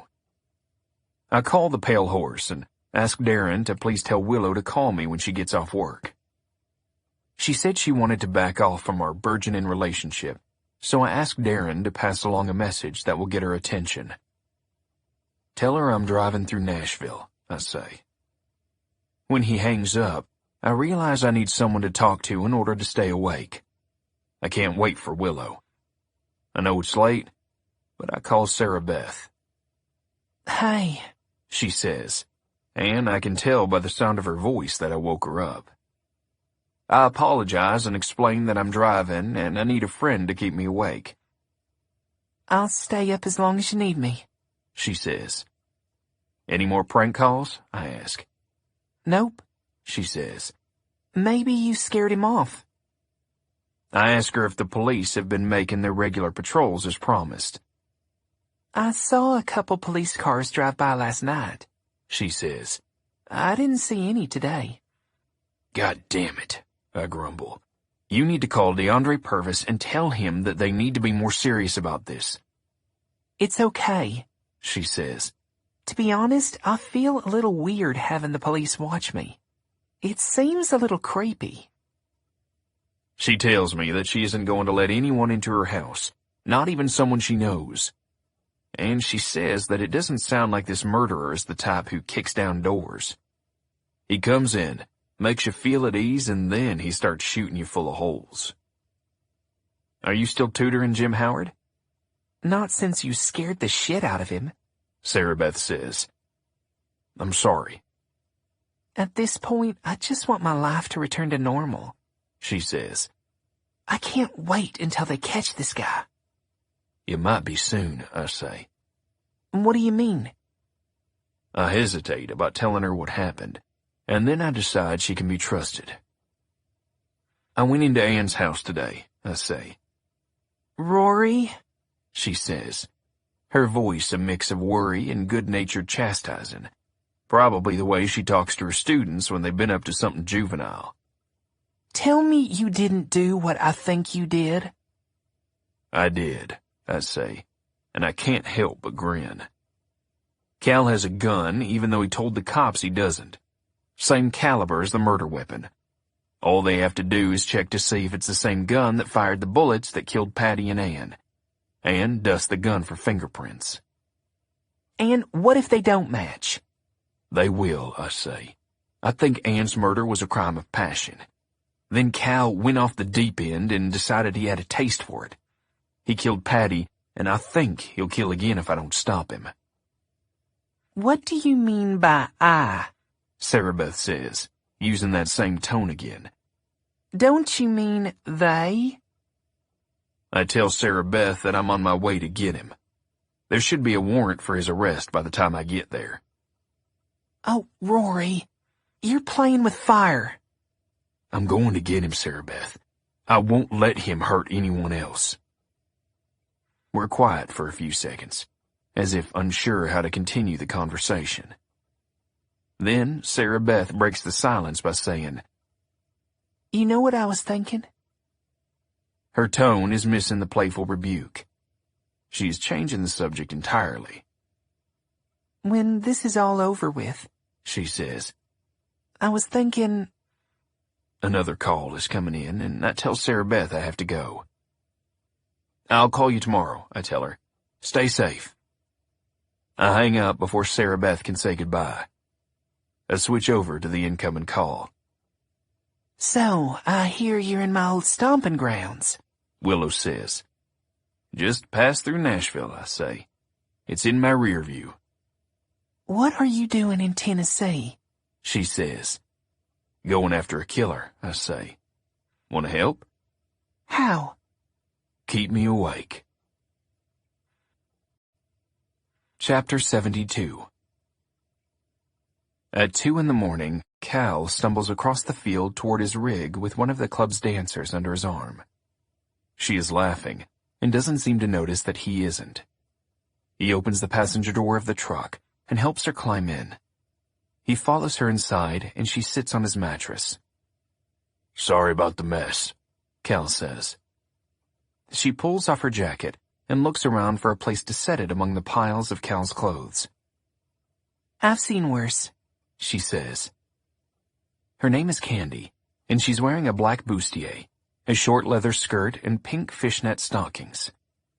Her hair, blonde with pink highlights, is piled high on her head, and her lipstick is a bright, gaudy red. "Let me see the money first," she says, no longer smiling and laughing. Cal pulls out a wad of bills from his wallet. He tries to count, but his bleary eyes keep getting lost in the numbers on the bills. Candy reaches out, wraps her long nailed fingers around the wad of cash, and says, "It's enough." Now she's smiling again. She reaches down and begins to undo the straps of her stockings. Cal, still standing, sways on his feet. The stink of Candy's perfume seems to fill the entire cab, and he feels nauseated. This is a mistake. He thought a bout of brainless, drunken sex would take his mind off Anne. But seeing this trashy stripper in his cab only draws attention to what he misses in Anne. She was a beautiful woman, inside and out. He never deserved her, and he never should have done what he did. Candy stands up and takes Cal's jacket by the lapels. "Need some help?" she says, pulling the jacket over his shoulders. Cal doesn't help much, just stands there in a daze, so Candy has to tug on the jacket's arms. One arm pops free, and the jacket swings down. The K-bar sheath knife falls out and clatters to the floor. Candy stares at it. The fear on her face makes her look years younger than she did a moment ago. "It's not what you think," Cal says. "I carry it for protection." Candy cautiously reaches down and grabs the knife, holding it with her thumb and forefinger like a rotten piece of fruit. "Let's leave it over here," she says, and tosses it onto the passenger seat. She directs Cal to sit on his mattress. Then she kneels in front of him and begins to unbuckle his pants. She seems in a hurry to get this over with. Cal collapses back onto the bed as Candy puts him in her mouth. After about 30 seconds, she lifts her head and says, "What's wrong, sugar?" His penis is as flaccid as a fettuccine noodle. Tears are streaming down Cal's cheeks. He rolls onto his side, on top of his sleeping bag, and pulls his legs up. He lies there in a fetal ball. "Will you just lay here with me?" he asks Candy. Can I still have the money?" "Yeah." Candy reluctantly climbs into bed with Cal, letting him spoon her. They lie still for a few minutes, as Cal continues to cry. "I killed her," Cal mutters. Candy jumps out of bed and grabs her jacket. "You know," she says, "why don't you just keep the money?" She tosses the wad on the passenger seat next to the knife, and she's out the door, her heels crunching through the gravel, before Cal even sits up. Cal cries himself to sleep in the stink of Candy's lingering perfume. Chapter 73. I wake with a start. The sun is up, bathing the interior of my pickup with warm light. I pulled over to take a quick power nap, and I must have slept for a few hours instead of a few minutes. I start the truck, put it in gear, and speed out of the rest stop. Patches of morning mist line the interstate. When I'm a mile down the road, I realize I should have taken a minute to relieve my bladder before taking off. I grab an empty Gatorade bottle off the passenger seat and use that. I see a sign welcoming me to Pennsylvania. Cal could be at the shipping yard in New Jersey if he didn't pull over and get a good night's sleep. I decide I'll call Armadillo Shipping later to get an update on Cal, because it's probably too early for the manager to be at the office. I call Freddie instead. "Do you know how early it is?" he moans. "Sorry," I say. "I forgot about the time difference." "Time difference? Where are you?" "Just tell me if Purvis has issued a warrant for Cal's arrest," I say. "Not that I know of." "They didn't find the gun?" What gun? Freddie says. What the hell are you talking about, Roy? Nothing, I say. I've got to go. I debate what to do next. I consider calling Purvis, but decide on a more indirect approach. Morning, partner, Creasy says, much more chipper on the other end of the line than Freddie was. Ted, I say, I need your help. I tell him that I saw the gun in Cal's refrigerator and that I'm on my way to New Jersey to find Cal. As soon as that arrest warrant is issued, I say, I want to be there to put him in handcuffs. Otherwise, we might never see the son of a bitch again. Creasy exhales loudly on the other end of the phone. You couldn't leave it alone, could you, partner? No, I say. I couldn't. I ask him if he can apply some kind of pressure to Purvis to go search the house, assuming he hasn't already done it. How did you get in the house? Creasy asks. Was the door open? The door had been kicked down, I lie. Uh-huh, Creasy says, his tone telling me that he doesn't believe me in the slightest. You know a defense lawyer is going to say that gun was planted. Not if it has Cal's fingerprints on it. What makes you so sure that his fingerprints are on it? I'm not, I say. I just need Purvis to find enough evidence for me to make a legal arrest. He and the DA can put all the pieces to the puzzle together while Cal's sitting in jail awaiting trial. If we don't arrest this son of a bitch soon, he might get away. Or kill someone else. Creasy is quiet for a moment, thinking. You're in a predicament. You know that? He says. If this doesn't go just right, you're going to lose your badge. Maybe spend time in jail with some of the scumbags you put there. This is high stakes, son. I know, I say. That's why I need your help. I'll help you on 2 conditions, he says. Name them. You call the local authorities, he says. You've got no jurisdiction over there unless you're working in cooperation with the local cops.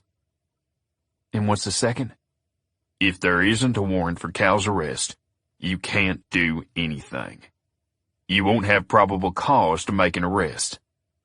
He has a gun in his refrigerator, I say. But I know Creasy is right. If you obtain the information illegally, Creasy says, then that's inadmissible. If there's no arrest warrant, Roy, don't even go near the guy. Understand? Understood. Okay, he says. I'll let you know what happens when I talk to Purvis. I hang up and drive on. After a minute or so, I reach over and turn my phone off.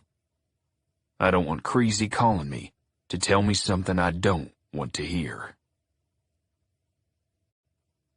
Chapter 74. Cal backs his truck down the ramp, looking in his side mirrors to make sure he's bringing in the wagon straight, and checking his backup camera to make sure of his distance. He sets the trailer brake, engages the tractor brake, and then pops the rig into neutral. He shuts down the engine. He breathes a sigh of relief. There seems to be a finality to what he's done. Could this be his last job? Is there an arrest warrant waiting for him back in Texas? One of the dock workers comes up the ramp and asks to see the invoice. Cal hands it to him. "You're late," the guy says, glancing up from the paperwork at Cal. The guy does a double take and looks at Cal again. Cal has the sick feeling that maybe the guys have been warned to keep an eye out for him. Maybe the police have circulated a photo. But then the guy says, "You look like hammered shit, friend." "It's been a long trip," Cal says, glancing at himself in the mirror. His hair is greasy and his eyes are bloodshot, but that's not necessarily what the guy is talking about. Truckers aren't known for their grooming anyway. There's something about Cal's expression that raises the guy's alarm. Cal has a hollowed, haunted look, like a corpse that didn't get the news that he's dead. "Your trip's about to get longer, I'm afraid," the guy says. "We're behind, so it's going to be a while before we get you unloaded." "No problem," Cal says. "I'll take a walk and get some fresh air." He climbs down and heads away from the warehouse. The air is cold, a far cry from the Texas warmth, and he buries his hands in his jacket pockets and walks toward a nearby field. The brisk air gives him a jolt of energy, and he starts to feel better. He's ashamed of his behavior over the past few days. Getting drunk, trying to pick up a prostitute. He imagines Anne in heaven, looking down on him, mortified. She always thought he was a better person than he thought he was. Just because she's gone doesn't mean he can't strive to live up to her expectations. He leans against a fence post and looks at the world around him. The wind blows back his hair. Icy snakes slither in through the seams of his clothes. What would Anne want him to do? The answer is simple. Go back to Texas. Face the music. He heads back toward the shipping yard. Maybe he can take a quick nap while they unload. Then he can go get lunch, hit the road with a full stomach. When he's coming around the corner of the building and heading toward his truck, he sees something that stops him in his tracks. There's a Ford F-150 parked perpendicular to his truck, blocking its path. Cal would recognize that truck anywhere.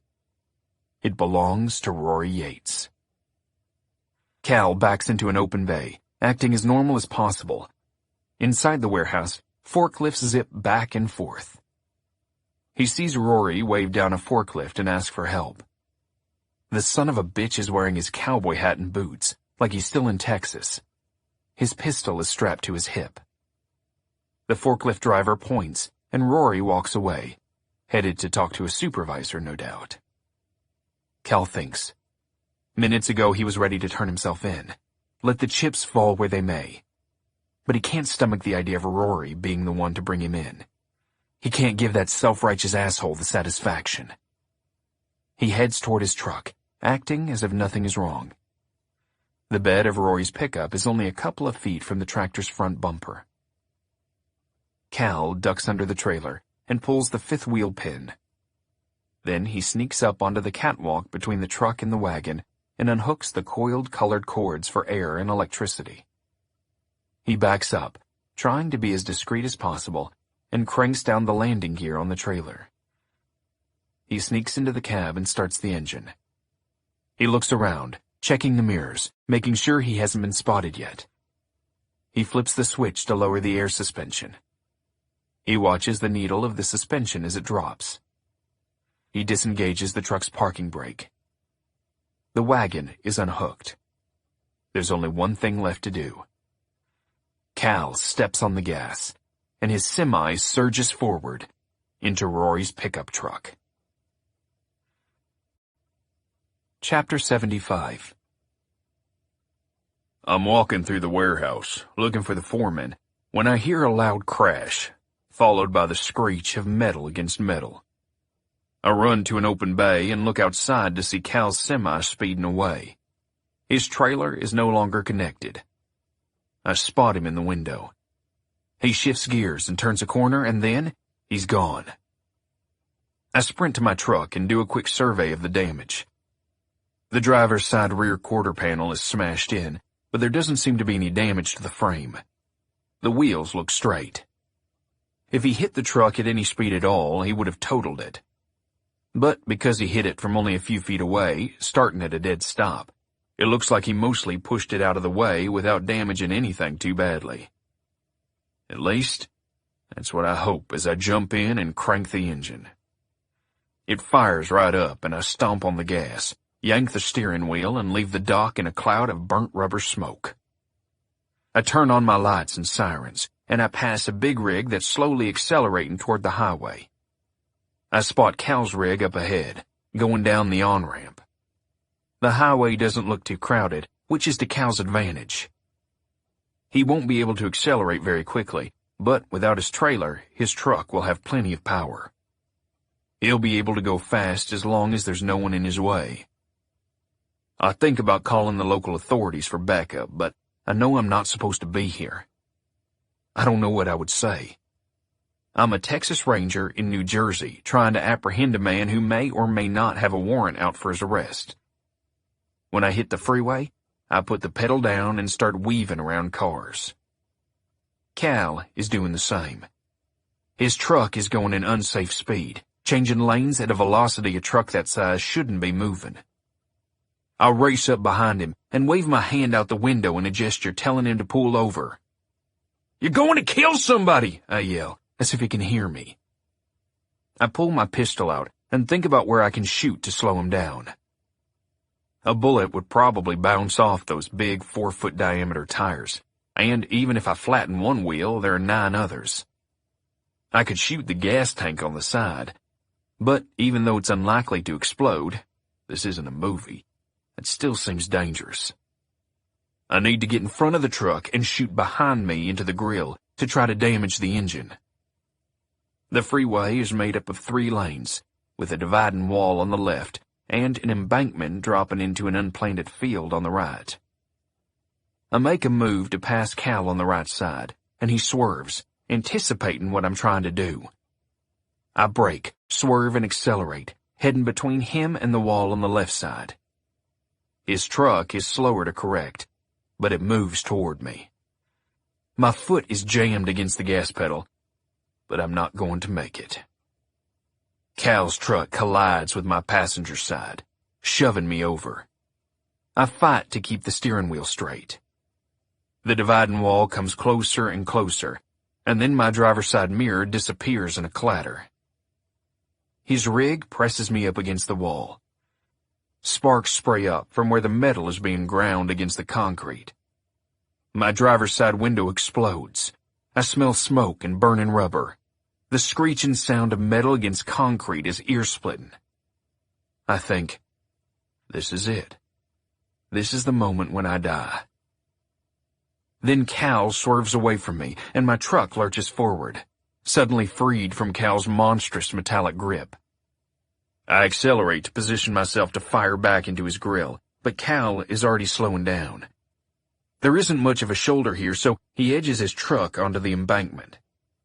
He's going too fast, and for a moment I think he's going to turn the truck over sideways. Instead, he corrects his course and careens down into the field beneath us. His big wheels kick up huge clumps of dirt. The truck travels for 100 yards or so, its big wheels sinking deeper and deeper into the soft soil, and then it shudders to a halt. I ease off the gas and apply the brake. My truck acts like it's drunk. The steering wheel has only partial maneuvering control, and the whole vehicle shakes as if its 4 tires are all different sizes. I pull over and engage my 4-wheel drive. I speed into the field after Cal, my truck bouncing through the uneven terrain, the steering wheel swimming in my hands. Smoke is seeping from under my hood. Up ahead, Cal stumbles out of his truck. He has something in his hand. It looks like a knife. Chapter 76. I skid to a halt about 20 feet from Cal's truck, kicking up a cloud of dust. The engine hisses and ticks. Smoke pours from my grill. I leap out, my gun drawn and leveled on Cal, who seems unsteady on his feet. The knife in his hand is long and black. "Drop it!" I yell. He stares at me with an expression I don't expect. I expect anger, rage, insanity. What I see is sadness. His eyes are streaming tears. A long spool of saliva hangs from his frowning mouth and dangles in the wind. "Kill me, Rory," he wails, sounding like a child crying for help. "Please, kill me!" "Put the knife down, Cal," I say, my voice softer. My mind is racing. He has a semi and I have a pickup, and he could have killed me. But he didn't. Now he has a knife and I have a gun, and I could kill him. Will I? I lower my pistol, but ready myself in case I need to bring it back up. "It's time to come in, Cal. You need to come in and tell the police everything that happened." He lurches forward, causing me to flinch, but he isn't coming at me. He is dropping to his knees. "I feel so fucking bad," he says. Here it comes, I think. The confession. Why do you feel bad? I say. He looks at me with an agonized expression. I cheated on her, Rory. I squint. What? She was the most amazing woman in the world, and she was too good for me, Cal says. I broke up with her, and I knew I wouldn't have the willpower to stay away. So I had sex with another woman. I knew she would never forgive me for that. I knew that would break us up for good. So why did you kill her, Cal? Cal looks down at the knife in his hands, as if he just realized it was there. He talks as if he has forgotten I'm even present. Anne kept calling, but I ignored her, Cal says. The night she died, I was drunk and shacking up with some random tramp in St. Louis. He mutters that he called the woman the other night when he drove through there, but she was no replacement for Anne, so he hung up and threw his phone into the river. If I had just picked up the phone when Anne called, Cal says. If I had come home, I could have saved her. Rage boils inside of me. God damn it, Cal! I shout. Tell me the fucking truth! He looks up at me. I killed her when I cheated on her, he says. That's the truth. With that, he raises the knife, and I can see immediately that he doesn't intend to use it on me. His target is the wrist of his own arm. In a flash, I consider the situation. The speed of his arm, the location of the knife blade, the path my bullet will take. I hear my father's voice in my head, telling me I can hit whatever I aim at as easily as reaching out and slapping it with my hand. Cal begins to bring the knife down, and my hand acts, swinging the gun up, squeezing the trigger. I don't even hear the shot. I just see the knife wrenched out of Cal's hand, as if tugged by an invisible string. He shakes his hand, bringing out the vibrations and looking at it with an expression that says, "Wasn't I just holding a knife?" The knife is lying in the dirt. There's a silver scar across the black blade. I stride up to Cal and aim my gun at his forehead. A tendril of smoke rises from the barrel. No more bullshit, I yell. I want to know, why did you kill them? He looks up at me with the saddest eyes I've ever seen. Them, he says. What do you mean, them? Anne and Patty, I bark. Why did you kill Anne and Patty? Patty's dead? He asks. And unless he is a better actor than anyone in Hollywood, his confusion is genuine. A New Jersey Highway Patrol SUV comes rolling up into the field, and I notice the sound of its siren for the first time. I holster my gun and turn around with my hands up. I'm a cop, I say to the two patrol officers who jump out, guns drawn. I'm Rory Yates of the Texas Ranger Division. They look at me as if they've just seen an alien. Ranger? One of them says. You're a hell of a long way from Texas. I know, I say. And I know something else. I'm in a load of trouble. Chapter 77. I arrive back in Texas 2 days later, driving a rental car. I get there about noon, and I drive straight to my little unfinished casita and lie down. I've had very little shut-eye since I left Texas. I spent about 24 hours talking on and off to police in New Jersey and taking phone calls from DeAndre Purvis and Ted Creasy. Most of that time was spent in interrogation rooms. They never put me in a jail cell, although at first I thought they would. I don't know what happened to Cal. When I asked, Purvis told me that I didn't have a right to any information anymore.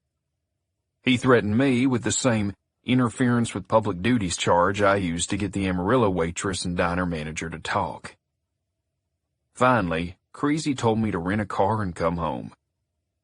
"We'll sort everything out when you get here," he said. Before I left, the New Jersey Highway Patrol gave my handgun back to me and let me get my equipment out of my poor pickup truck in the impound. The truck looked like someone had taken a cheese grater to the driver's side and a meat tenderizer to the passenger side. It looked like the whole truck had taken a diet pill and gotten about a foot thinner. 3 tires were flat.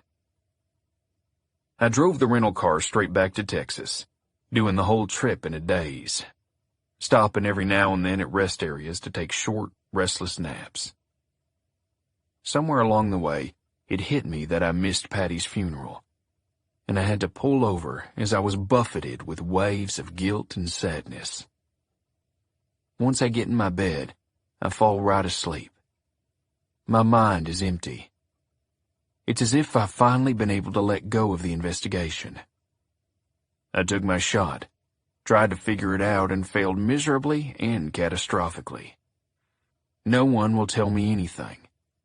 There's no chance of me solving this case on my own. It's as if, having tried and failed, I can now do what Purvis wanted me to do from the start and leave the investigation to him. I wake up with a gloomy light coming in the window.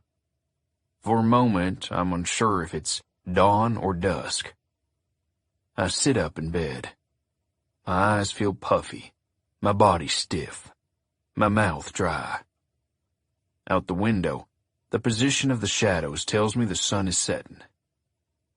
I check my phone and see a text from DeAndre Purvis. "Call me." "Are you on the road?" he asks when I call. "I'm home." "I need to get an official statement from you," he says. "Come by tomorrow morning. First thing." "Are you going to arrest me?" I ask. "You'll find out tomorrow," he says, and hangs up. There was something in his voice, an urgency, but not the same impoliteness that I've been dealing with. I think about it for a few minutes and then put my finger on it. What I heard in his voice is what I've heard in my own voice a number of times. The end of the case is in sight. He wants me to come in and give a statement because he's wrapping things up. I walk out onto my front porch in my bare feet. The sun is dropping. Another glorious Texas sunset. My phone buzzes with an incoming call. It's Freddie. "Purvis would have my license yanked if he knew I was calling you," Freddie says. "But there's something going on that I think you should know about." "Tell me," I say. "Regardless of what happens to you," he says, "you should know that what you did shook things loose for this investigation. If Purvis solves this, it's because you stepped in." He tells me that Purvis didn't immediately search Cal's house, believing the anonymous tip wasn't enough to go on.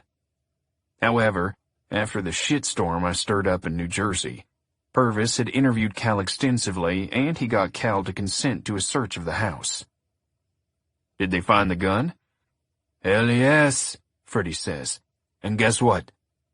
The bullets match." "The striations are identical," Freddie confirms. "That is the gun that killed Ann and Patty." "What about fingerprints?" I ask. "Here's where things get good," he says. The gun had been wiped clean, not a print on it. But it was loaded, and whoever loaded it didn't think about wiping the bullets down. "There are prints on the bullets?" "Yep," Freddie says. "Purvis is running the images through APHIS right now." The automatic fingerprint identification system doesn't work like it's portrayed in TV shows. Instead of the computer popping up an identical match, accompanied by a handy-dandy mugshot of the perpetrator, the program produces a list of potential matches. Purvis would have to get a fingerprint expert to compare the images, but what APHIS would do is give Purvis a narrowed list of suspects, most of which would be easy to rule out. If one person on the list lives in Texas and the rest are from across the country, then that would be particularly telling. APHIS might give Purvis a name that's already on his suspect list. like Cal Richards. In light of recent events, that seems unlikely.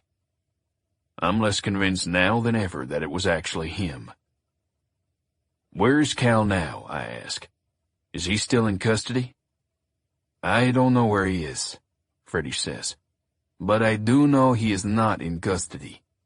He was never charged. Chapter 78. I walk down to my parents' house. A spectacular full moon breaks out over the horizon and casts an eerie bluish glow over the fields around the ranch house. Jake's truck is parked out front, and I go inside to find him sitting with my folks at the kitchen table. Dad's new rifle is lying in pieces, the barrel, the stock, the low-light scope, on top of a large towel, along with gun oil, cotton patches, and a barrel cleaning rod. You guys been shooting? I ask. Nah, Dad says. Jake's just getting this cleaned up to put in the safe. I ain't gonna be doing any hunting with it until next year. Dad fills me in on his health. His surgery is scheduled for next week. I'm in good spirits, he says, smiling with a toothpick between his teeth. He looks frail, but better than before. He's still sick, but now that carrying a big secret is no longer weighing on him, he seems somewhat improved. Tired, but still the strong, confident man I knew growing up. I'm glad to hear he's no longer harboring any illusions about hunting this season. I ain't even more glad he's upbeat about his prospects for hunting next year. Are you hungry? Mom asked me. Starving. She serves me up a helping of what they had for dinner. Venison sirloin with mashed potatoes and corn. I tell them what happened in New Jersey. They respond with quiet support. I don't think they agree with the way I handled things, but I'm family. They will support me no matter what. When Jake rises to leave, I ask him if he will give me a ride to the Pale Horse. I don't want to take the rental. I'm not sure how secure it is, and the trunk is full of everything from my truck. My rifles, shotgun, bulletproof vest, and fingerprint kit. Everything but my pistol, which I put inside the casita. On the way to the bar, Jake is quiet for a few minutes. Then he says, Holly and I are going to couples counseling. I came by to tell Mom and Dad. He looks embarrassed to admit this. I think it's a great idea, I tell him. Really? I tell him that Ann asked me to go to couples counseling back when we were starting to have problems. I refuse to do it, I say. Stupid macho pride. I wish I could go back in time and do things differently. We were young and just needed some help figuring out how to communicate with each other. I think it's a great idea for you and Holly. Nothing to be ashamed of. Jake smiles. He looks happy to have his big brother's approval. When he pulls into the parking lot of the Pale Horse, I ask if he wants to come in for a drink. Nah, he says. I need to get home. It warms my heart to hear you say that, I tell him. As his taillights retreat down the roadway, I turn my head out of habit and check the parking lot of the truck stop next door. Acid boils in my stomach. Cal's rig is sitting in the parking lot. In the moonlight, I can see scratches and dents on the driver's side, but the truck hardly seems damaged at all compared to my poor pickup. With my heart pounding, I step into the Pale Horse. The place is packed, but I spot Cal right off, standing next to a table and talking to someone seated. I let my eyes drift from him to the stage for a few seconds. Willow is singing a Dixie Chicks cover. She doesn't see me. I stand there for a minute, my heart pounding, unsure what to do. Finally, I notice who Cal is talking to. Sarah Beth. She is sitting at a table, looking as beautiful as ever, with a couple people I recognize from the high school. It's obvious Cal isn't with them. He just came up to talk to her and hasn't sat down. Sarah Beth is putting up a good front, but I can tell she's uncomfortable with his presence. I walk up to Cal. When he spots me, a look of surprise comes over his face. Then he puts back on his cool, stony facade and considers me with a mask of fake indifference. "Can we talk?" I say, practically shouting to be heard over the music and the raucous crowd. His eyes narrow. "Okay," he says. "Outside," I say, "just to talk." Sarah Beth stands up. You two need to stay away from each other, she says. No good will come of you going out into the parking lot. "It's okay," I say, putting my hands on Sarah Beth's shoulders. "I think if we were going to kill each other, we would have done it 2 days ago." I'm coming out to check on y'all in 2 minutes, she says. And you better be talking. Cal leads the way to the door, and I follow. On my way through the bar, I catch Willow's eye. Her guitarist is in the middle of a solo, so she mouths to me what looks like, "Are you okay?" I nod and give her a thumbs up. Cal walks out into the parking lot, away from the building. Sarah Beth keeps an eye on us from the door. "Go back and sit down," I say. "We'll be fine." I mean it. But once she's inside, I turn to Cal, and his fist is already coming at my face. Chapter 79. The punch connects with my cheekbone, and I stumble back against a pickup truck. "Who the hell do you think you are?" Cal shouts, coming at me with another fist. I move my head enough that this one glances off my forehead. I throw a jab into his chest. His hands instinctively move to block it, leaving his face exposed. That's when I bring my right fist up and smash it into his mouth. Cal grabs me by the shirt and pushes me against the truck. His teeth are clenched and coated in a sheen of blood that looks black in the moonlight. I'm faintly aware of the music from the bar thrumming through the walls and into the parking lot. "Did you kill her?" Cal shouts. He has left his body exposed, so I throw a right into his ribcage, then another, and another. He backs off, and I know I should stop, but we've been headed for this fight since the day of Anne's funeral. The crowd pulled us apart then, and again when we were inside the Pale Horse. But here we are with no one else. No guns, no knives, just us. Just our fists. He is cradling his ribs, hunched over. I draw my arm back and go for a knockout punch, but he's quicker than I expect and maneuvers out of the way. He grabs my body and uses my momentum against me, throwing me face down into the gravel. He's on top of me in an instant, trying to wrap his arms around my neck. His wrestling technique puts me at a disadvantage while I'm grappling on the ground with him. I throw an elbow backward and connect with the same ribs I hit before. That's not a move that would have been allowed in his wrestling tournaments. I roll and twist and get myself on top of Cal. I drive my fist into his face. Again. His arms are up, trying to block my blows, but when I hit him once more, they go limp, wobbling without control. I bring my arm back to hit him again, but I stop myself. His nose is broken and gushing blood. There's a cut next to one eye, trickling blood down his cheek. I've finally done it. I've beaten the hell out of Cal Richards. It's what I've wanted to do since Anne died. What I've wanted in truth since I found out she was dating him years ago.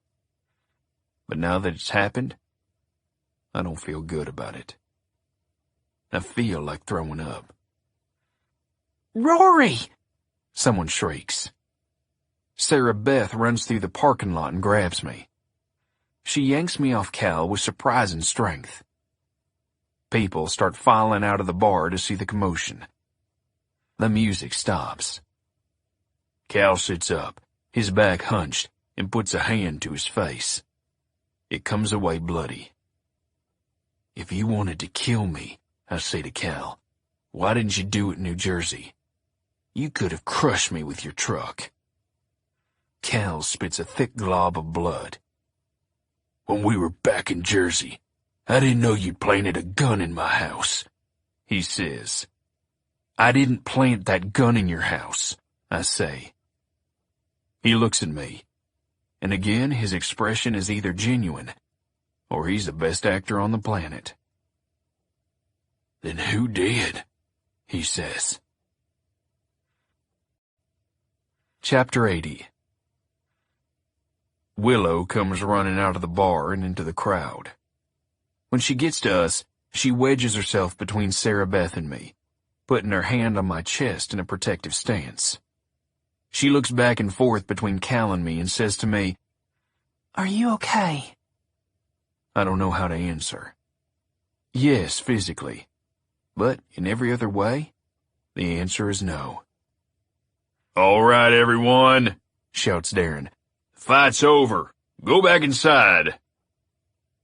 I didn't see Darren in the crowd, and everyone else acts like they can't hear him.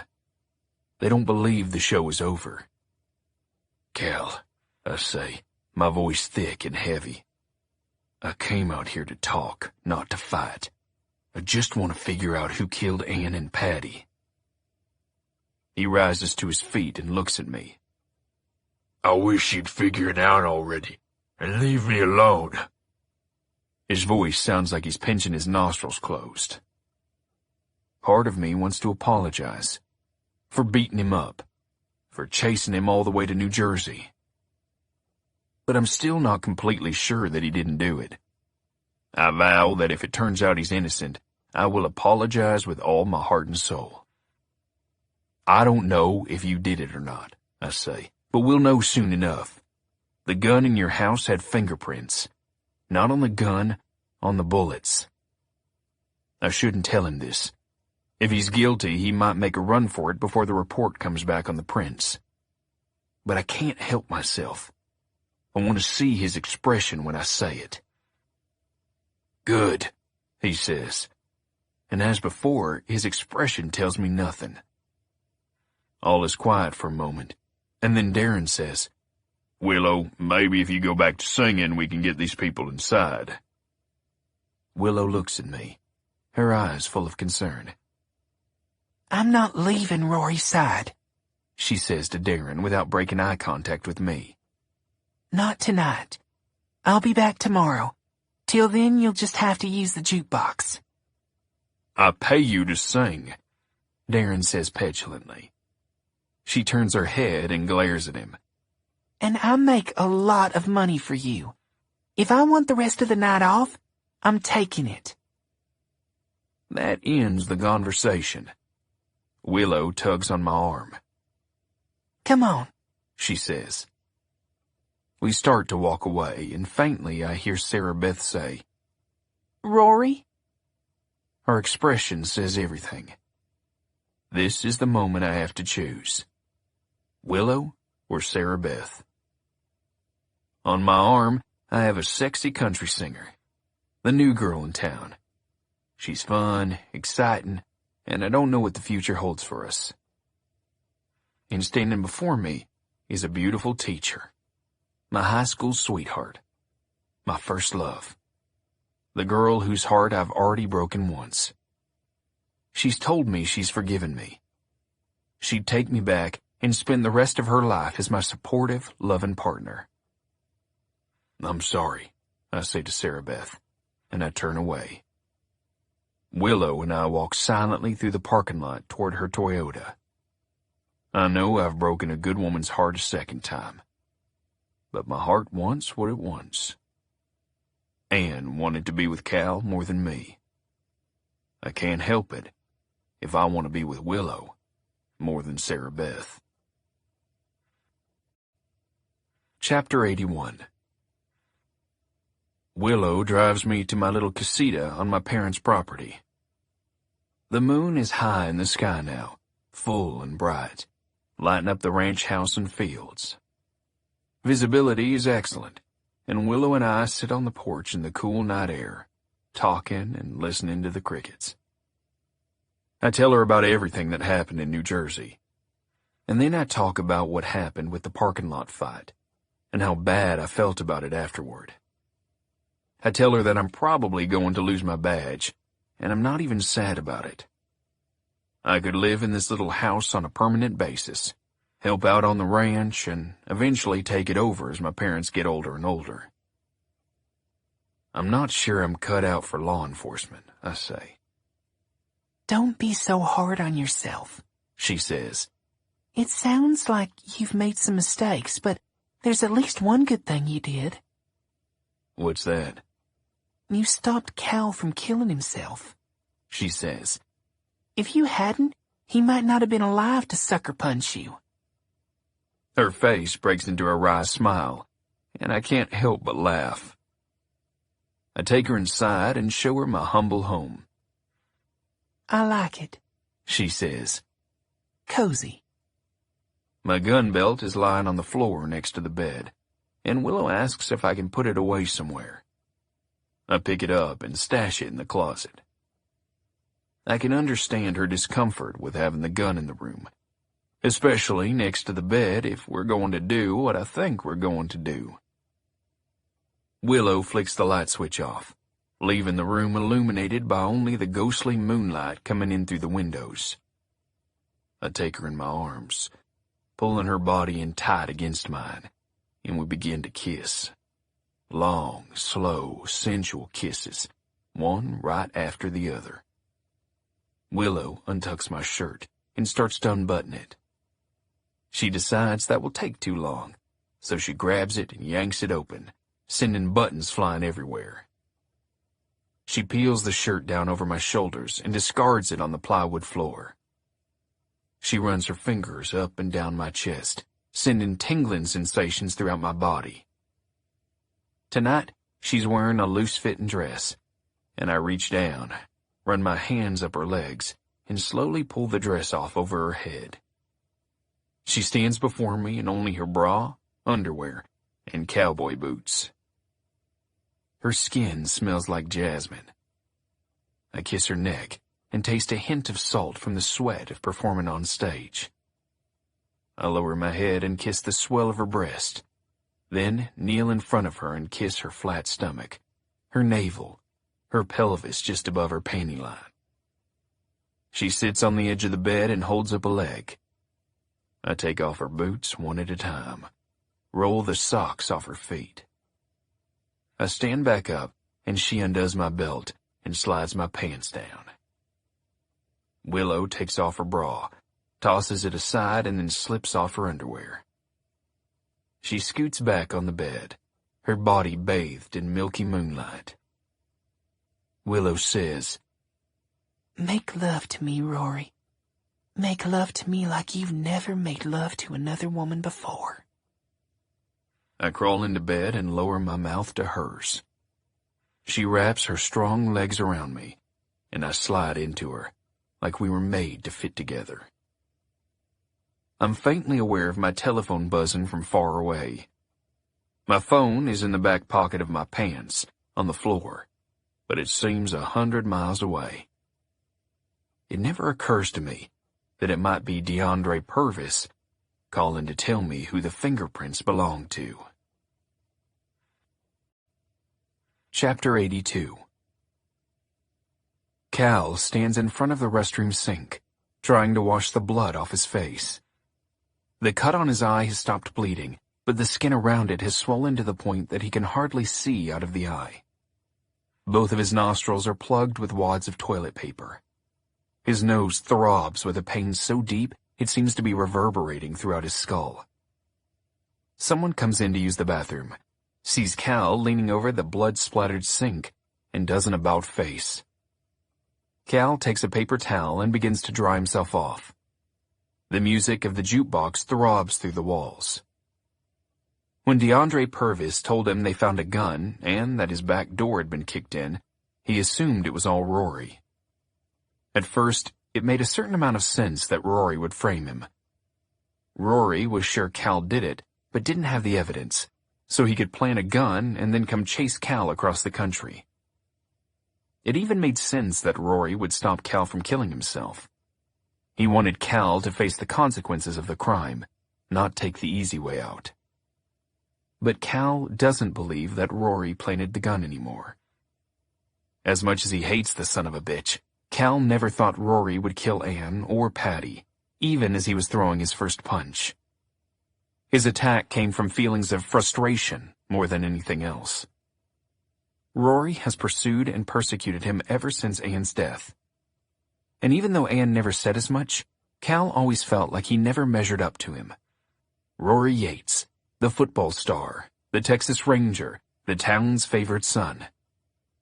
Cal had enough, even if he didn't really believe Rory was the killer.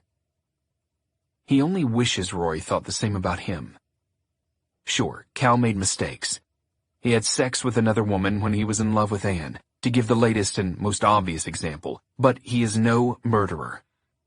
Why can't Rory see it? Cal finishes drying his face and then spits a red string of saliva into the sink. He was planning to get a drink, but now he just wants to head back to his rig and take 800 milligrams of ibuprofen. Alcohol seems to make everything worse. As crazy as it seems, he feels as though getting his ass kicked might have been just what he needed. He's been a drunken, suicidal wreck on a path of self-destruction. Now, standing in a bar bathroom with a broken, throbbing nose and a gashed, swollen eye, he's hit rock bottom.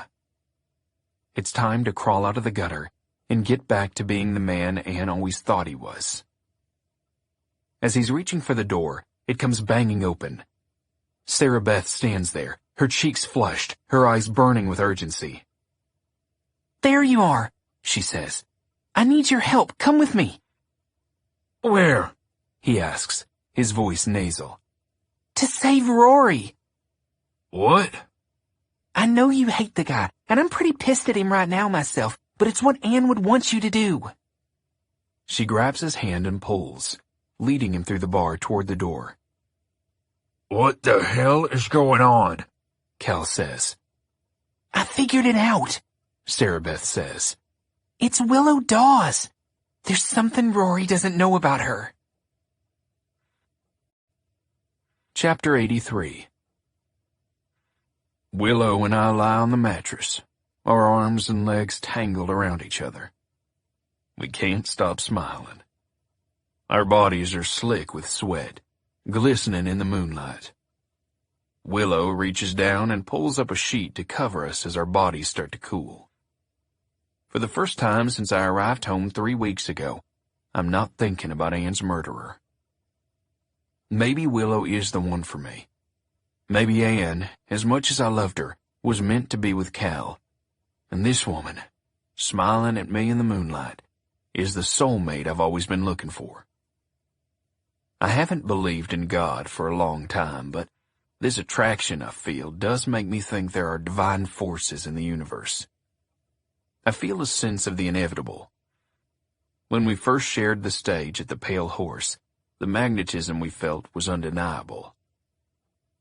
Willow asks if she can have a glass of water, and I climb out of bed to get it for her. Before I jump back under the sheet, I use the tiny restroom in the back. I click on the light and look at myself in the mirror. I can't even recognize the person I'm looking at. He seems so happy and relaxed. I grab a pair of sweatpants out of the hamper and slip them on. When I get back to the bed, Willow says, "What are you doing putting pants on? We're not done yet." I laugh and kiss her. From the floor, my phone buzzes again, and I remember it ringing earlier. I better get that, I tell Willow.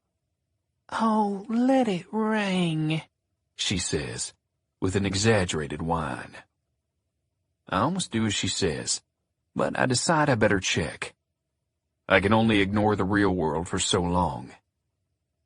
As I'm kneeling on the floor, rooting through the pile of clothes, I hear something. Loud. Rumbling. I recognize the sound right away because I heard it clearly only 2 days earlier when I was pinned inside my pickup on the New Jersey freeway. It's a semi-truck, and it sounds like Cal's. I find my phone and see that the calls came from DeAndre Purvis. There are messages, but I can't listen to them right now. I head toward the window to see where the sound is coming from. There's a semi roaring down the gravel road toward my parents' ranch. It's Cal's truck, and he is accelerating even though the road isn't made for high speeds. The truck angles into my parents' driveway, but then it races into the meadow, headed toward my casita. The headlights are blasting right at me, and I squint my eyes. He shifts gears again, gaining speed. The truck is only about 20 yards away now.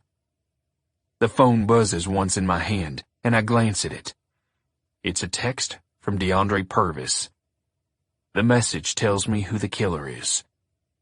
I spin around to look for Willow. She is standing 5 feet behind me, holding my gun belt in her hands. Chapter 84. I tackle Willow right as the truck comes ripping through the wall. The noise is ear-splitting. Boards snap, metal scrapes against wood, and the truck roars. The air is filled with drywall dust and the smell of oil. The bumper of the truck comes to a stop inches from where I'm lying on top of Willow. I can feel the heat of the engine, as if it's some kind of metal monster exhaling its hot breath onto us. The truck shifts gears and starts to lumber backward, making more tearing and snapping noises. A pane of sheetrock drops from the ceiling, and I shield Willow from its fall. It cracks against my back. A 2x12 swings down like a pendulum, and I don't move fast enough to block this one. It hammers against Willow's ankle. I hear bones snap. She gasps in pain, but doesn't cry out. "Here," she says through gritted teeth. "Take this." She holds my gun belt out to me. I grab it and leap off the floor. The truck is backing away from the wrecked casita. It looks like a giant has just taken a bite out of my little house. A pipe must have broken somewhere because there's a mist of water spraying through the wreckage. The truck's headlights blast me, and the moon reflects off the windshield, making it impossible for me to see who's behind the wheel. I strap my gun belt around my waist in a quick continuous motion. The truck's gears shift, and it starts toward us again. I hesitate, wanting to see my target in the windshield, but the truck picks up speed with the windshield still obscured by glare. I can't wait. My hand goes for the gun, and in that instant, the truck hits a rut, causing the headlights to drop slightly, and the moonlight to shift on the windshield. For an instant, I can see who's behind the wheel. The same person whose fingerprints are on the bullets. Sarah Beth. My hand is already moving, and before I realize I'm doing it, I'm squeezing the trigger. The bullet hits the windshield, and Sarah Beth disappears behind a spiderweb of fragmented glass. The truck rolls to a stop. The engine shudders and dies. I holster the gun and run to the side door and fling it open. Sarah Beth is leaning back in the seat, holding her collarbone. Blood is spilling down her blouse. "Oh, Rory," she says, her eyes overflowing with tears. "You shot me." It looks like the bullet entered just under her clavicle on her left side. It might have clipped the top of her lung, but judging by the blood, a trickle instead of a flood, it looks like it missed the major artery running to the shoulder. She'll live. I'm relieved by this realization, but then another realization comes to me. This is the person who killed Ann. And Patty. The person who tried to kill Willow. And me. Why did you do it? I ask. Before she can answer, I spot something on the other side of her. Cal is lying in the passenger seat. At first, I think the blood must be from his broken nose, but there's way too much of it. I crawl over Sarah Beth to take his pulse, but there's no point. His throat has been slashed wide open. The black knife, the one I shot out of his hand, is lying on the floorboard, sticky with blood. Oh, Christ, I say, still staring at Cal. What have you done, Sarah Beth? Sarah Beth's answer comes as a tug on my gun belt. I whirl around to find her holding my pistol, aiming it at my chest. I've got one more whore to take with me before I go, Sarah Beth says, keeping the gun on me while she steps backward out of the truck. Willow! I yell. Run! But she can't. Her ankle is broken. Chapter 85. I open the passenger side door and run around the front of the truck. Sarah Beth is moving slowly, so I'm able to jump over the wreckage and get to Willow first. Willow is sitting, clutching her leg, naked. Her body is powdered with drywall dust.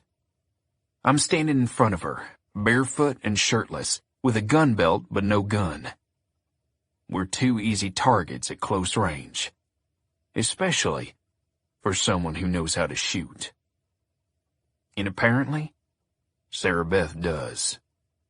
She did just fine putting bullets in Ann and Patty. She steps over a broken hunk of drywall and some 2x4s and moves just inside the gaping hole in the wall of the casita. She points the gun downward, toward Willow. The bullet would have to pass through me to get to her, but Willow is obviously the target. I hold my hands out and ask Sarah Beth to stop. "Why are you doing this?" I ask. She looks at me with sad, heartbroken eyes. "Why didn't you love me?" she says. "That's all I wanted. I just wanted you, Rory." I'm speechless, but Willow isn't. "You're fucking crazy!" Willow screams. "That's what Ann said," Sarah Beth snarls. "right before I shot her in the face." "I don't understand," I say, trying to calm her down and stall for time. "Did you think killing everyone else I cared about would make me love you?" "I thought killing Ann would bring you back home," Sarah Beth says. "and that whore deserved it for taking you away from me in high school. I thought it might bring us together, you and me, and it did, for one night." "What about Patty?" "I saw you two talking at the Pale Horse, smiling at her, laughing with her. I thought maybe you were falling for her instead of me. I should have known it was really this bitch I needed to worry about." She gestures with the gun, and I think she's going to shoot, so I yell, "Stop!" She does. She stands there, waiting for what I'm going to say. Behind her, to the left of the stalled truck, I can see my parents' house. All the windows are dark. There is no backup coming. But the hand holding the gun is trembling. If I stall long enough, maybe Sarah Beth will lose so much blood that she won't be able to hold it up. If her attention falters, maybe I can rush her. It's a long shot, but it's the only shot I've got. She has my pistol, and my other guns are locked in the trunk of the rental car. The keys are in my jeans, buried somewhere in the rubble. "It's me who broke your heart," I say. "I dumped you in high school. I used you the night of Ann's funeral. You shouldn't blame Willow. She's not at fault here." Sarah Beth's eyes are wild and sparkling, her skin iridescent in the moonglow. She's looking back and forth between Willow and me, trying to take everything in. "If you're going to shoot anyone," I say, "shoot me. Don't shoot another innocent woman because I hurt you." "Oh, Rory," she says, lifting her arm and looking at the gun as if it were a piece of produce she's examining at the supermarket. "there are plenty of bullets in here for all three of us." "No, Sarah Beth." "How about 6 for her?" Sarah Beth says, gesturing at Willow. "For the sake of consistency. Then just 1 for you, Rory. In the heart. Not the face, because I wouldn't want to ruin that. Then, after I kiss you one last time, I'll lie down next to you and join you. I'll bleed out before the police arrive, don't you think?" I open my mouth to say something, but I can't speak. I'm dumbfounded by her insanity. That's when I notice a glint of light behind Sarah Beth. I look closer, and there it is again. A tiny wink from the shadows of the ranch house, as if the moonlight is catching a piece of glass. I know what it is. Sarah Beth aims her gun. I flop down on top of Willow to shield her. "Shoot!" I roar. Sarah Beth hesitates, confused. What happens next takes less than a second. There's a muzzle flash from the shadows of the ranch house. A bullet hits the base of Sarah Beth's skull and exits through her cheekbone. And the report of the rifle rolls over us like a wave of cracking thunder. Then the second is over, and I'm staring at Sarah Beth on the floor, and what's left of her once beautiful face. Her blood spreads into a muddy puddle in the drywall dust. All the women I ever cared about are dead now, shot through the face. Not all of them. I turn to Willow. I kiss her and hold her tightly in my arms. Then I sit up and wave toward the ranch house to tell Dad we're all right. When we sighted in his rifle, with its low-light scope perfect for dawn, dusk, or a full moon, Dad told me that he would be able to make the shot when it counted. I never should have doubted him. Chapter 86. I watch the funeral from a distance. I stand under the shade of a tree while the crowd gathers around the grave. The gathering is every bit as big as it was for Ann's funeral. I spot Darren and Freddie, people from high school. Willow, limping in her walking cast. Before the Reverend begins to speak, one of the mourners breaks off from the group and starts up the hill toward me. It's DeAndre Purvis. He doesn't say a word at first, just comes up and stands next to me. The Reverend begins speaking. We're too far away to hear. I wasn't sure if I'd see you here or not, Purvis says finally. I didn't think I belonged down there, I say, gesturing to the crowd. But I couldn't stay away either. It was a nice thing you did, Purvis says. It seemed the least I could do, I say.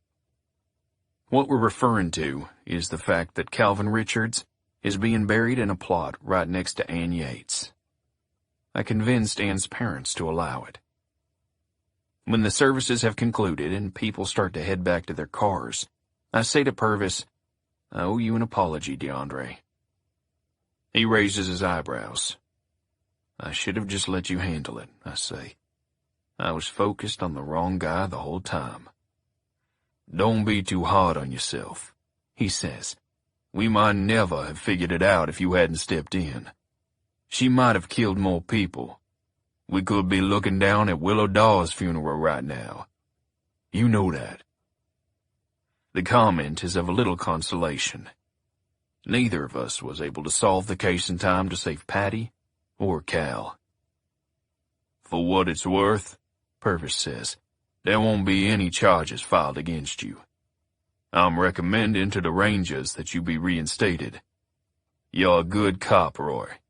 You've got a passion for the job. You need to rein that passion in sometimes, but mostly that's a good thing. Thanks, I say, but I'm not sure I'm going back. I heard, Purvis says.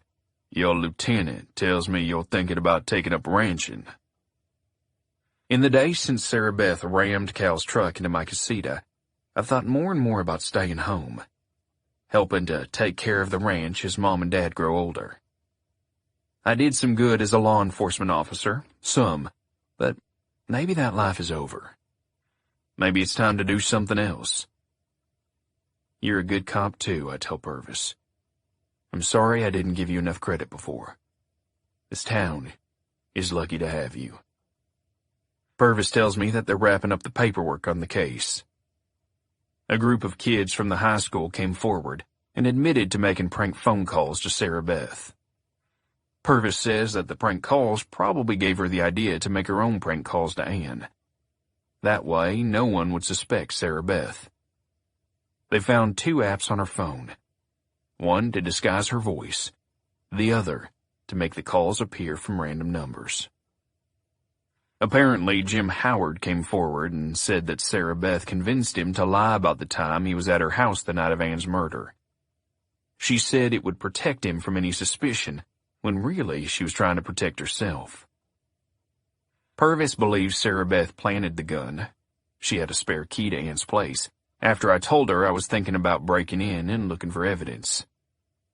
She thought that if she eliminated Ann and Patty and framed Cal for their murders, I would turn to her for comfort. She just didn't count on Willow coming along and stealing my heart. During my fight with Cal in the parking lot, I told him that the police found prints on the bullets. When Sarah Beth heard this, she knew she would be discovered.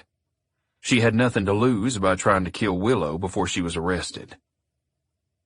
I forgot that Sarah Beth's father had been a truck driver. I wouldn't have even known how to shift gears on that big truck, but Sarah Beth could probably drive it as easily as Cal.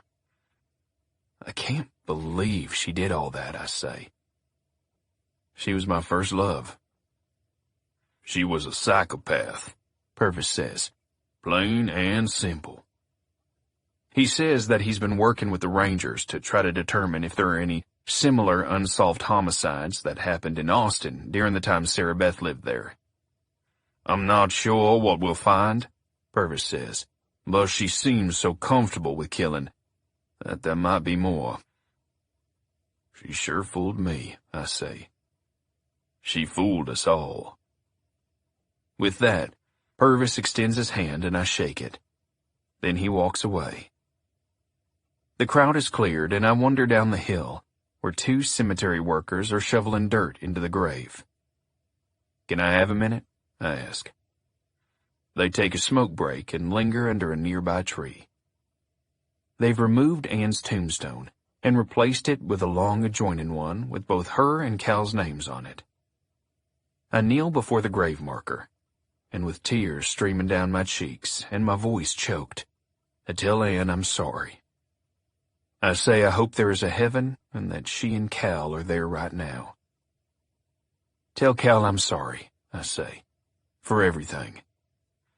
And tell him thanks for making you happy. When I recommended that Cal be buried next to Ann, I made one more suggestion, and it's there on the gravestone. Carved into the marble, in between their names, in a cursive script, is their shared epitaph. We'll always have Baton Rouge. Chapter 87. I take my gun, a nail gun, not my Sig Sauer, and press it against the 2x4. I pull the trigger and, with a thwack, bury a 16-penny framing nail in the wood, fastening the stud in place. You about ready to knock off for the day? Willow calls. I wipe sweat from my brow and join her, my parents, and my brothers in the lawn chairs in front of the casita. It can hardly be described as a casita anymore. The new building is going to have 3 bedrooms, 2 baths, and a spacious living room. The old casita, or what was left after Sarah Beth smashed it with a 10,000-pound sledgehammer, was bulldozed days ago. Then Jake called me yesterday morning, I've been staying at Willow's, and asked why I wasn't out there helping. Helping do what? I said. Pour the foundation. When I arrived, a cement mixer was on the lot, and a gang of old friends, Darren and Freddie included, were stomping around in the mud and rubber boots, spreading the concrete. Today, volunteers showed up with a pickup full of loads of plywood and 2x4s. In no time, the world was filled with the sound of hammering. Coach brought half the football team. Even DeAndre Purvis came out, wearing a tool belt instead of his usual gun belt. Sometimes, living in a small town has its benefits. Actually, it does most of the time. Now the building is a skeleton of framed walls, ready for plywood on the sides and trusses on the roof. I figure the community will help us get it to the point where it's habitable. The finishing touches, carpet, paint, fixtures, will be my responsibility. Or, if she takes me up on my invitation to move in, mine and Willow's. Tonight, as the sun descends toward the horizon, I feel happier than I've felt in a long time. I'm still grieving, still hurting inside with a pain I don't like to talk about, but every day is getting better. The hard work has been a needed distraction. The companionship among my family and friends even more cathartic. It's good to be home, I say. Dad, who's been looking better and better each day since his surgery, pats my knee the way he has since I was a boy. Then Mom and Chris load Dad into Chris's truck and drive him back down to the ranch house. Jake says he needs to get home and help out with the baby. You want to head to my place? Willow asks me. Her leg is still in a walking cast, which slows her down, but only a little. She has already started performing on stage again, doing most of the show from a stool, and she still manages to pack the house. Let's stay for a few minutes and enjoy the sunset, I say. The sun is turning the clouds to the west into a canvas of reds and purples and pinks. Aren't you going to ask me? I say to Willow. She gives me a, you know me so well smile. Okay, she says, and she asks the question she has every evening for the past week. Have you given any more thought to going back to the Rangers? Ted Creasy has been pestering me with the same question. He even came out to the ranch to drop off a new Ford F-150. It's yours when you're ready, partner. I locked my guns and equipment in the toolbox, but otherwise the truck has sat untouched. Everyone, Ted Creasy, DeAndre Purvis, my family, my friends, Willow, has been telling me not to be too hard on myself. I wish I could have solved the case in time to save Patty and Cal. And more than that, I feel the weight of all those murders.